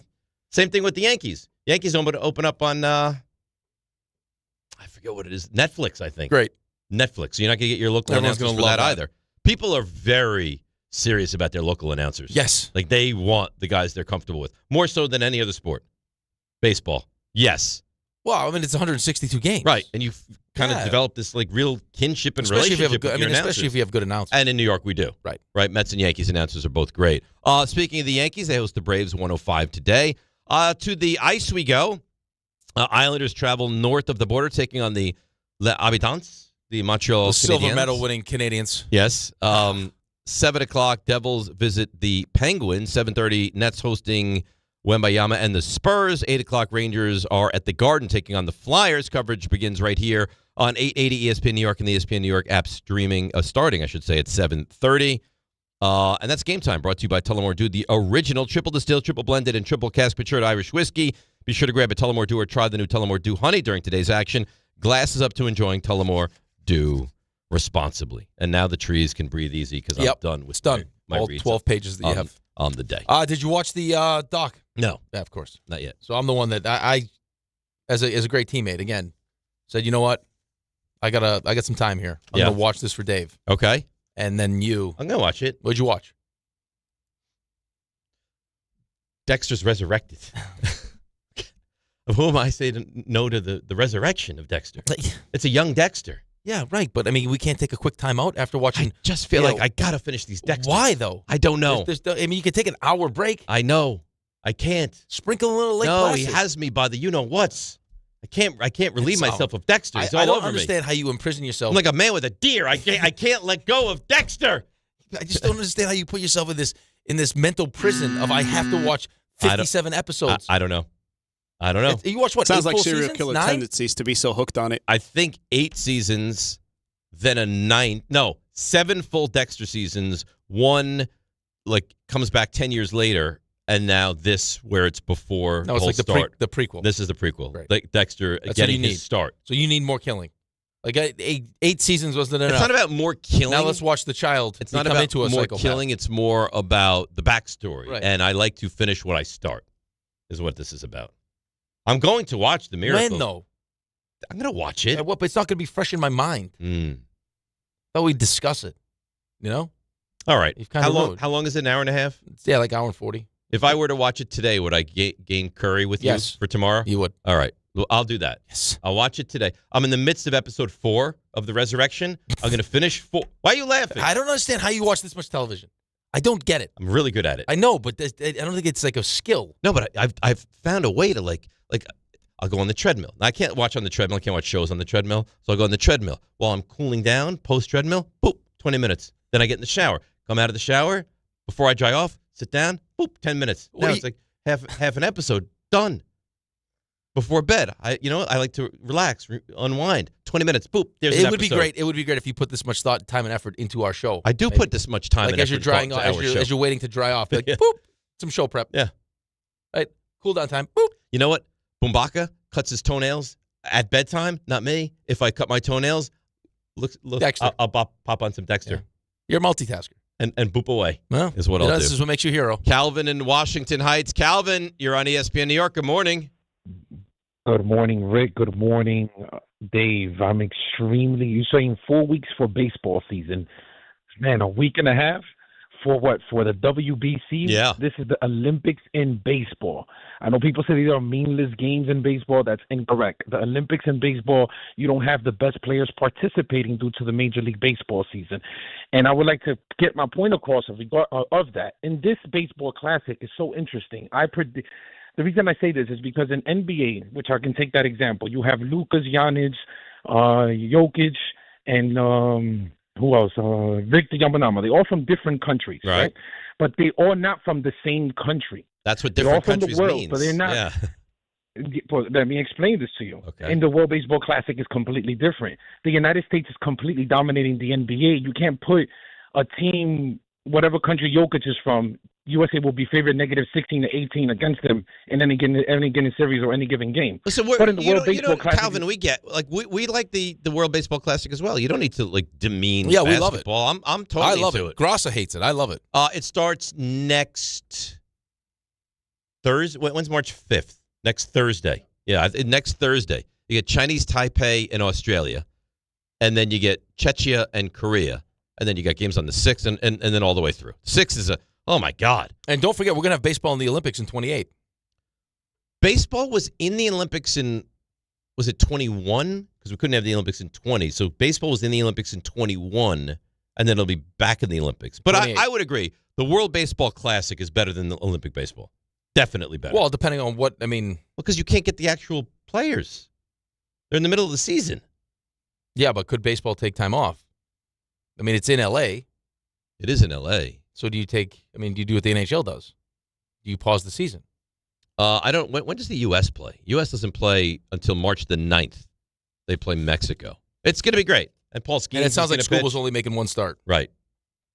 I will tell you this. If I had a starting pitcher, I'd be very nervous about him making a start in the World Baseball Classic. I don't worry about the position. Right, but I'm sure that they've ramped themselves up a little bit differently. I'm sure they have to get ready. But if I'm a Pirates fan and I see my crown jewel, right? But you're going to use bullets. Use the bullets for. He's going to use the bullets anyway. Right, but if I'm a Pirates fan, I want him using bullets for this. I want him using bullets for me. It's spring training. What's the difference? But this is more amped up than spring training. Right, but as long as you get yourself ready to be okay. I'm just saying, if God forbid something were to happen to him, we lived it. We lived the worst of it. Right. It's not even like it was okay. He blew out his arm. He blew out his knee jumping. Well, blowing out his arm would have been worse. Would it? Yes. I don't even know. The way it was embarrassing. Yeah, I know, but he's a pitcher, though. I know, but I mean, he blew out his knee jumping in post-game celebration. So it was bound to happen at some point. And you like, the second you saw it, like, oh my God. None of it was good. No. It was a Martin Gramatica situation. It was terrible. Remember that? I think it was against the Giants. Ugh. There's been some crazy celebrations. And not only was he jumping, Ray, you might remember this, wasn't Gramatica jumping off after like a 29-yard field? It's not like he hit It's not like he hit a 61-yarder to win a game. He was very excitable. He was very excitable off of like a nothing kick. Bye-bye ACL. That was See you later. See you later. I think at that point you're probably like, this is going to go anyway. At some point, if I just can't jump up and down, something's going to happen. You know? Yes. But still, it's embarrassing. It's tough. You make a 30-yard field goal, you're jumping up and down, and now. Well, who was the quarterback that ran headfirst into Gus Farratt. Also against the Giants. That game ended at a tie. It was 7-7. Celebration's gone wrong. Yeah. Could you imagine that? You score a touchdown. Your first thought is, let me ram my head like full force into the wall. I mean, that's not a great idea. How dumb is that? Nah, it's not smart. All right, let's break. Phone calls coming in 800-919-3776. Also, you may get an extended version of one of us on the station. We'll discuss that next as well. DNR with you, ESPN New York. Good Karma Brands is proud to be an equal opportunity employer, providing equal employment, development, and advancement opportunities to all teammates and applicants. To learn more about careers with us, please send an email to talentacquisition@goodkarmabrands.com. That's talentacquisition@goodkarmabrands.com. Have you ever wanted to go to the NBA Finals? Well, now's your chance, courtesy of FanDuel. All you have to do is use your profit boost on an NBA future, and you'll be entered for a shot to win an NBA Finals trip for two. NBA Futures let you lock in your pick for who you think will go all the way, whether it's a team to win the championship or a conference title. Have you ever wanted to go to the NBA Finals? Well, now's your chance, courtesy of FanDuel. All you have to do is use your profit boost on an NBA future, and you'll be entered for a shot to win an NBA Finals trip for two. Visit FanDuel.com/local to get started. Play your game with FanDuel, official sports betting partner of the NBA. 21 plus and physically present in New York. No purchase necessary. Limit one entry for Profit Boost token. Opt-in required. Must apply Profit Boost token on select market. Restrictions apply. See full terms, including methods of entry, at sportsbook.fanduel.com. For help with a gambling problem, call 1-877-8-HOPE-NY or text HOPE-NY 467-369. It starts with the first early morning. The uniform, the training, the challenge. Every trooper remembers day one at the academy. But where they end up, no two stories are the same. At the New York State Police, the path you take is up to you. If you're ready for a career with endless opportunities for growth, start here. Go anywhere. Apply today at joinstatepolice.ny.gov. This is Rick Brunson, the assistant coach from the New York Knicks. I'll be driving to our games this season in style in my new Jeep Gladiator from Princeton Jeep. My friends at Princeton Jeep gave me all-star treatment, and you can expect the same thing. Just mention I sent you, and they'll treat you like family. Princeton Jeep has tons of inventory and great deals on new vehicles. Visit Princeton Jeep at 1045 State Road in Princeton, New Jersey, or online at PrincetonJeeps.com and tell them Rick Brunson sent you. Texting enrolls you in a recurring automated marketing text messages. Consent not required to purchase. Message and data rates may apply. The team's looking good this season. I think so. Man, I miss playing football. Ever since I turned 40, I just can't find that fire I used to have. Think it could be lower testosterone? What do you mean? I was feeling the same way. After 40, the body has less testosterone, and men lose their edge. That's why I take Nugenix Total T2. That's the testosterone booster, right? Yes, but Total T2 is their brand new formula that skyrockets nitric oxide levels in as little as 3 hours. Since I started taking it, I've been lifting like when we played for Coach Carter. My energy is way up, and it even spiced up things between me and the missus. Are they still giving out complimentary bottles? Yep, just send a text. Text HAWK to 321-321 for your complimentary bottle of Nugenix Total T2, the next generation testosterone booster. Text now and we'll include a bottle of Nugenix Thermo X, our newest, most powerful fat burner ever, absolutely free. Text HAWK to 321-321. That's HAWK to 321-321. These statements have not been evaluated by the FDA. This product is not intended to diagnose, treat, cure, or prevent any disease. Step inside the game you love with the NBA app. Tap to watch every game as it's happening. Jalen Brunson does it again! And never miss a moment of the jaw-dropping action. Get closer to the players than anywhere else. Follow the latest schedules, scores, and stats. Keep up with every story from across the league. And with NBA ID, it's all personalized to you. The game lives here. Download today.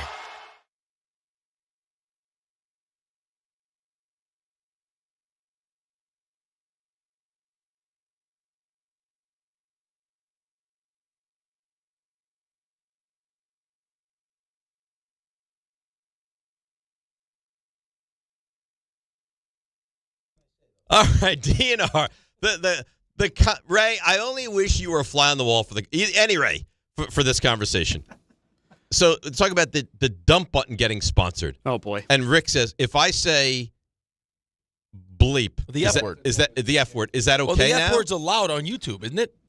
No. I don't know that it's allowed on YouTube. I hear it on McAfee show all the time on YouTube. I hear it all the McAfee time on has McAfee on ESPN. Different answers, right? But if it's getting dumped on here, which it is not allowed on, but it's not getting dumped on YouTube, shouldn't I be allowed to say it? And we just dump it here, and then you hear it on YouTube. I don't think that's going to go like that, but you try it. Doesn't that make sense? You try whatever you deem necessary. Should I try it right now? Please think don't. John would frown on that. John, I'm going to say the F word here, so you know. Okay, here's my. But it's not illegal on YouTube. No, it's not. McAfee says it on YouTube all the time. He doesn't want it. It does matter. He doesn't want it. There's different rules for different things. Yes. Yeah, right. If I think saying the F word at any point is frowned upon. If I go to a nude beach, I can be naked. If I go to a regular beach, I can't. On this platform, can't say the F word. Why do you get nude? Why do you forget about the F word? This is not a nude beach. And well, you know what? Let's make it a nude beach. Because he'll get mad about that, This is like, too. let's make this God like forbid, Nice, France. I do anything entertaining on this show. God forbid. Why everything entertaining in your mind has to be like dropping curse bombs or taking clothes off? Why? I don't know. I spice it up. Just one of this bland sports. I don't want bland sports. Oh, look at me. I watch a lot of Dexter. Here we go. It's boring. Here we go. So now you can take shots at me? No. If you're naked, you take your top off and say, I watch a lot of Dexter. Now that's different. Things are happening. So by the way, and this is not a great look for him. Grassa? Late. Yeah. Apparently he left 3 hours to go too. Yeah, sure. He's driving from Florida. 3 hours. Yeah, 3 hours. I left at 7. Okay. Right. So right. I drove halfway to Virginia in 3.5 hours. I'm not even kidding. I think if we left, I could walk to his house in 3 hours. I could. Like the Kenyan runner could make it to his house faster than he's going to make it here today. Why would you say? Because faster. What do you mean? Why would I say that? There's something wrong with that. They always win the New York City Marathon. Like 2 hours, 22 minutes. They go 26 miles. The Kenyan runner. They low twos. Yeah. Hey, just 2 and a bit. I think down like 2:08. He could go there and back. And by the way, John must have spoken to Grassa 74 times today. Update. Every break he walks in. So I just talked to Grassa again. Time Things went have up. opened up a little bit. Yeah. Now the tunnel is only going to be a 45-minute wait. It's gone from an hour and 14 minutes to an hour and 9 minutes. Great, John. Thanks. So we expect Rasa to be here at some point, but until that some point happens, it'll be me and Bart. It's you. Yeah. Congratulations. Thank you. More Dave. That's what I asked Tom, so what do you guys want to get into off the top? He goes, well, no, it's Dan. It'll be Dan and Bart. I said, no.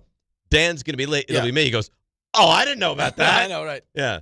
It'd be nice if John was giving updates to the people that are running the show also. Yeah, so he's not in the know of what's happening. But I'll be here. I think we're going to start football. Yeah, this makes sense. I think we're going to start football. Right. Speaking of football, you want to hear a little Jordan Raanan? Raanan? Yep. Would you like to hear? Please. Would you like to hear from Barton Carlin, or would you like to hear from the K Show? Because he was on every show yesterday. I got to go K. K? Yeah. All right, here we go. K. Raanan, will the Giants find the money to make some big changes? They'll be able to make money. I mean, I don't think that's a huge concern for where they're at right now. And actually, I think that we're going to see more moves and shaking of the roster than people expect with this team. Maybe even some surprises of which positions they add. Like, whether it's the draft or free agency, like do they add a middle linebacker, a running back, positions that generally people are like, no, that's not their priority. Cornerback, safety. I think that they're about to turn over this roster and really reshape it. I mean, like you said, they went 4-13. They were 3-14 the year before. You're 7-27 over 2 years. You can't just sit there and stay status quo. And I think that's what we're about to see. Some real major changes in regards to the faces. Wow. So that's big stuff. Spicy from real Renan. Major changes coming to the Giants. That's from the horse's mouth. Surprise. Yeah. Surprise changes. So Thibodeau, I think we all agree, right? Yep. He's not going to be here. But it sounds listen, Harbaugh wants to put his team together. Mm-hmm. And if he looks at this team and says, this does not fit what I'm trying to do, they're going to move on. This is the time to do it. Right, but just the conversation that we just had, and I'm not going to reveal the conversation that we just had, but just like in terms of what I said to you, and you said, it's fine. John Harbaugh's not looking for fine. I understand. But my thing would be the running backs are good enough that I could get by them with another year and try to build up the rest of the roster. Right, and but maybe they don't see it like that. Right, but are the players that we're potentially talking about available next? No. Like, it could just be like whoever that player is we like him a lot. It's better than what we have. We all recognize that the expectations are probably a little bit higher than But you're they should closer be. to having a good running attack with Scadaboo and Tracy than you are to having, like, good cover corners or good safeties. Well, yeah, but it doesn't sound like they're going to be limited in doing just one thing. I mean, if that's part of the overall plan. If they make 10 moves and running back is one of the moves, fine. Right, but you're also talking about a team that he's coming from where the running back, the running back wasn't just fine. The running back was great. It was great. Right. And then in the biggest moments, they wouldn't give the football to the running back. We got breaking news. I got to bring up the sounder for you, but there's massive news from Adam Schefter. It involves the New York Jets. News, The Jets are sending Jermaine Johnson to the Titans in exchange for defensive tackle Devondre Sweat. The trade cannot be processed until the start of the new year in March, but that is from Adam Schefter. I thought they loved Jermaine Johnson. I got a pretty good idea where they're going at 2 now. Wow. I mean, that would make, and they picked up, they're picking up McDonald's 50-year option too, right? Yes. Oh, that's the intent. Wow, I'm surprised by that. Look at the Jets. It's making moves. Well, it'll be good to get Bart's reaction off of that. There you go. Yeah. There's your open. No, I guess I can carry this as long as I want because I'm not taking it back on the other side, right? And you were worried. So there is no late. All right, Raymond? Sure. Let's go. Today's 3 stars. Number 3. I mean, Dave is hanging. He's doing everything. He's imitating Karl Anthony Towns. We know you love the guy. Oh, come on! I was fouled there. Oh, I was fouled. Rick did make an interesting note about you. Like you suck up all the compliments for yourself. That's a concerning sound. Oh. That's a more concerning sound. Number 2. You saved the life the other day, and you continue to do so with health updates. My colon's in great shape. Yes, I'm 45 and my bottom is clean. Not only that. Number 1. You are looking out for the community and the trees. I got to be the Lorax to his tree hatred. And you and Bauer had a lot of interaction. All right, play with me here. Stop it. You had your list. Barry, you only have one? Yeah, I only got one because the list sucks. You suck. No, the list does suck. Bauer can't catch a break from you. You asked him about his baseball podcast, which no longer exists. My co-host, Tony, he is moved on to doing other things that require a lot more attention. Really? And I'm very, very happy for him. In the world of sports? No, just in life in general. And he doesn't have the time to do the baseball podcast with you. That is correct. That's unfortunate. Was he turned off at all by how many trees you've killed? No, not at all. And Tom did a great job in Sim. He's got to learn to just move past the stumbles, though. In 2 games with the Toronto Raptors in the 2000 tweet. Oh, boy. Well, listen, I have faith in him, and he'll get there, and I appreciate Tom Bauer stepping in for RJ this week. By the way, so makes perfect sense, though, this trade. We didn't really get a chance to talk about it because it just broke with Salah in Tennessee. Right. I'm actually reading an article from February 20th where this was actually a mocked-up trade. Was Jermaine Johnson going to Tennessee? Was for Sweat coming back? Because that would be impressive. Yeah, I don't know if I didn't. That's the beginning of the article.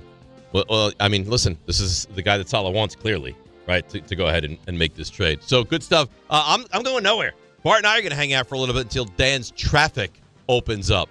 It's Rule 76. No excuse like a champion. It's DiPietro Rothenberg. Thanks, Tom Bauer. We appreciate you. Right here on ESPN New York and on YouTube. Well, maybe the microphone saw Peter and then just went limp. Focus Features presents the film Hamnet from director Chloe Zhao and producers Steven Spielberg and Sam Mendes. The AFI hails. Hamnet lifts the audience high above humanity. And now the Golden Globe winner for Best Picture of the Year has been nominated for 8 Academy Awards, including Best Actress Jessie Buckley and Best Picture of the Year.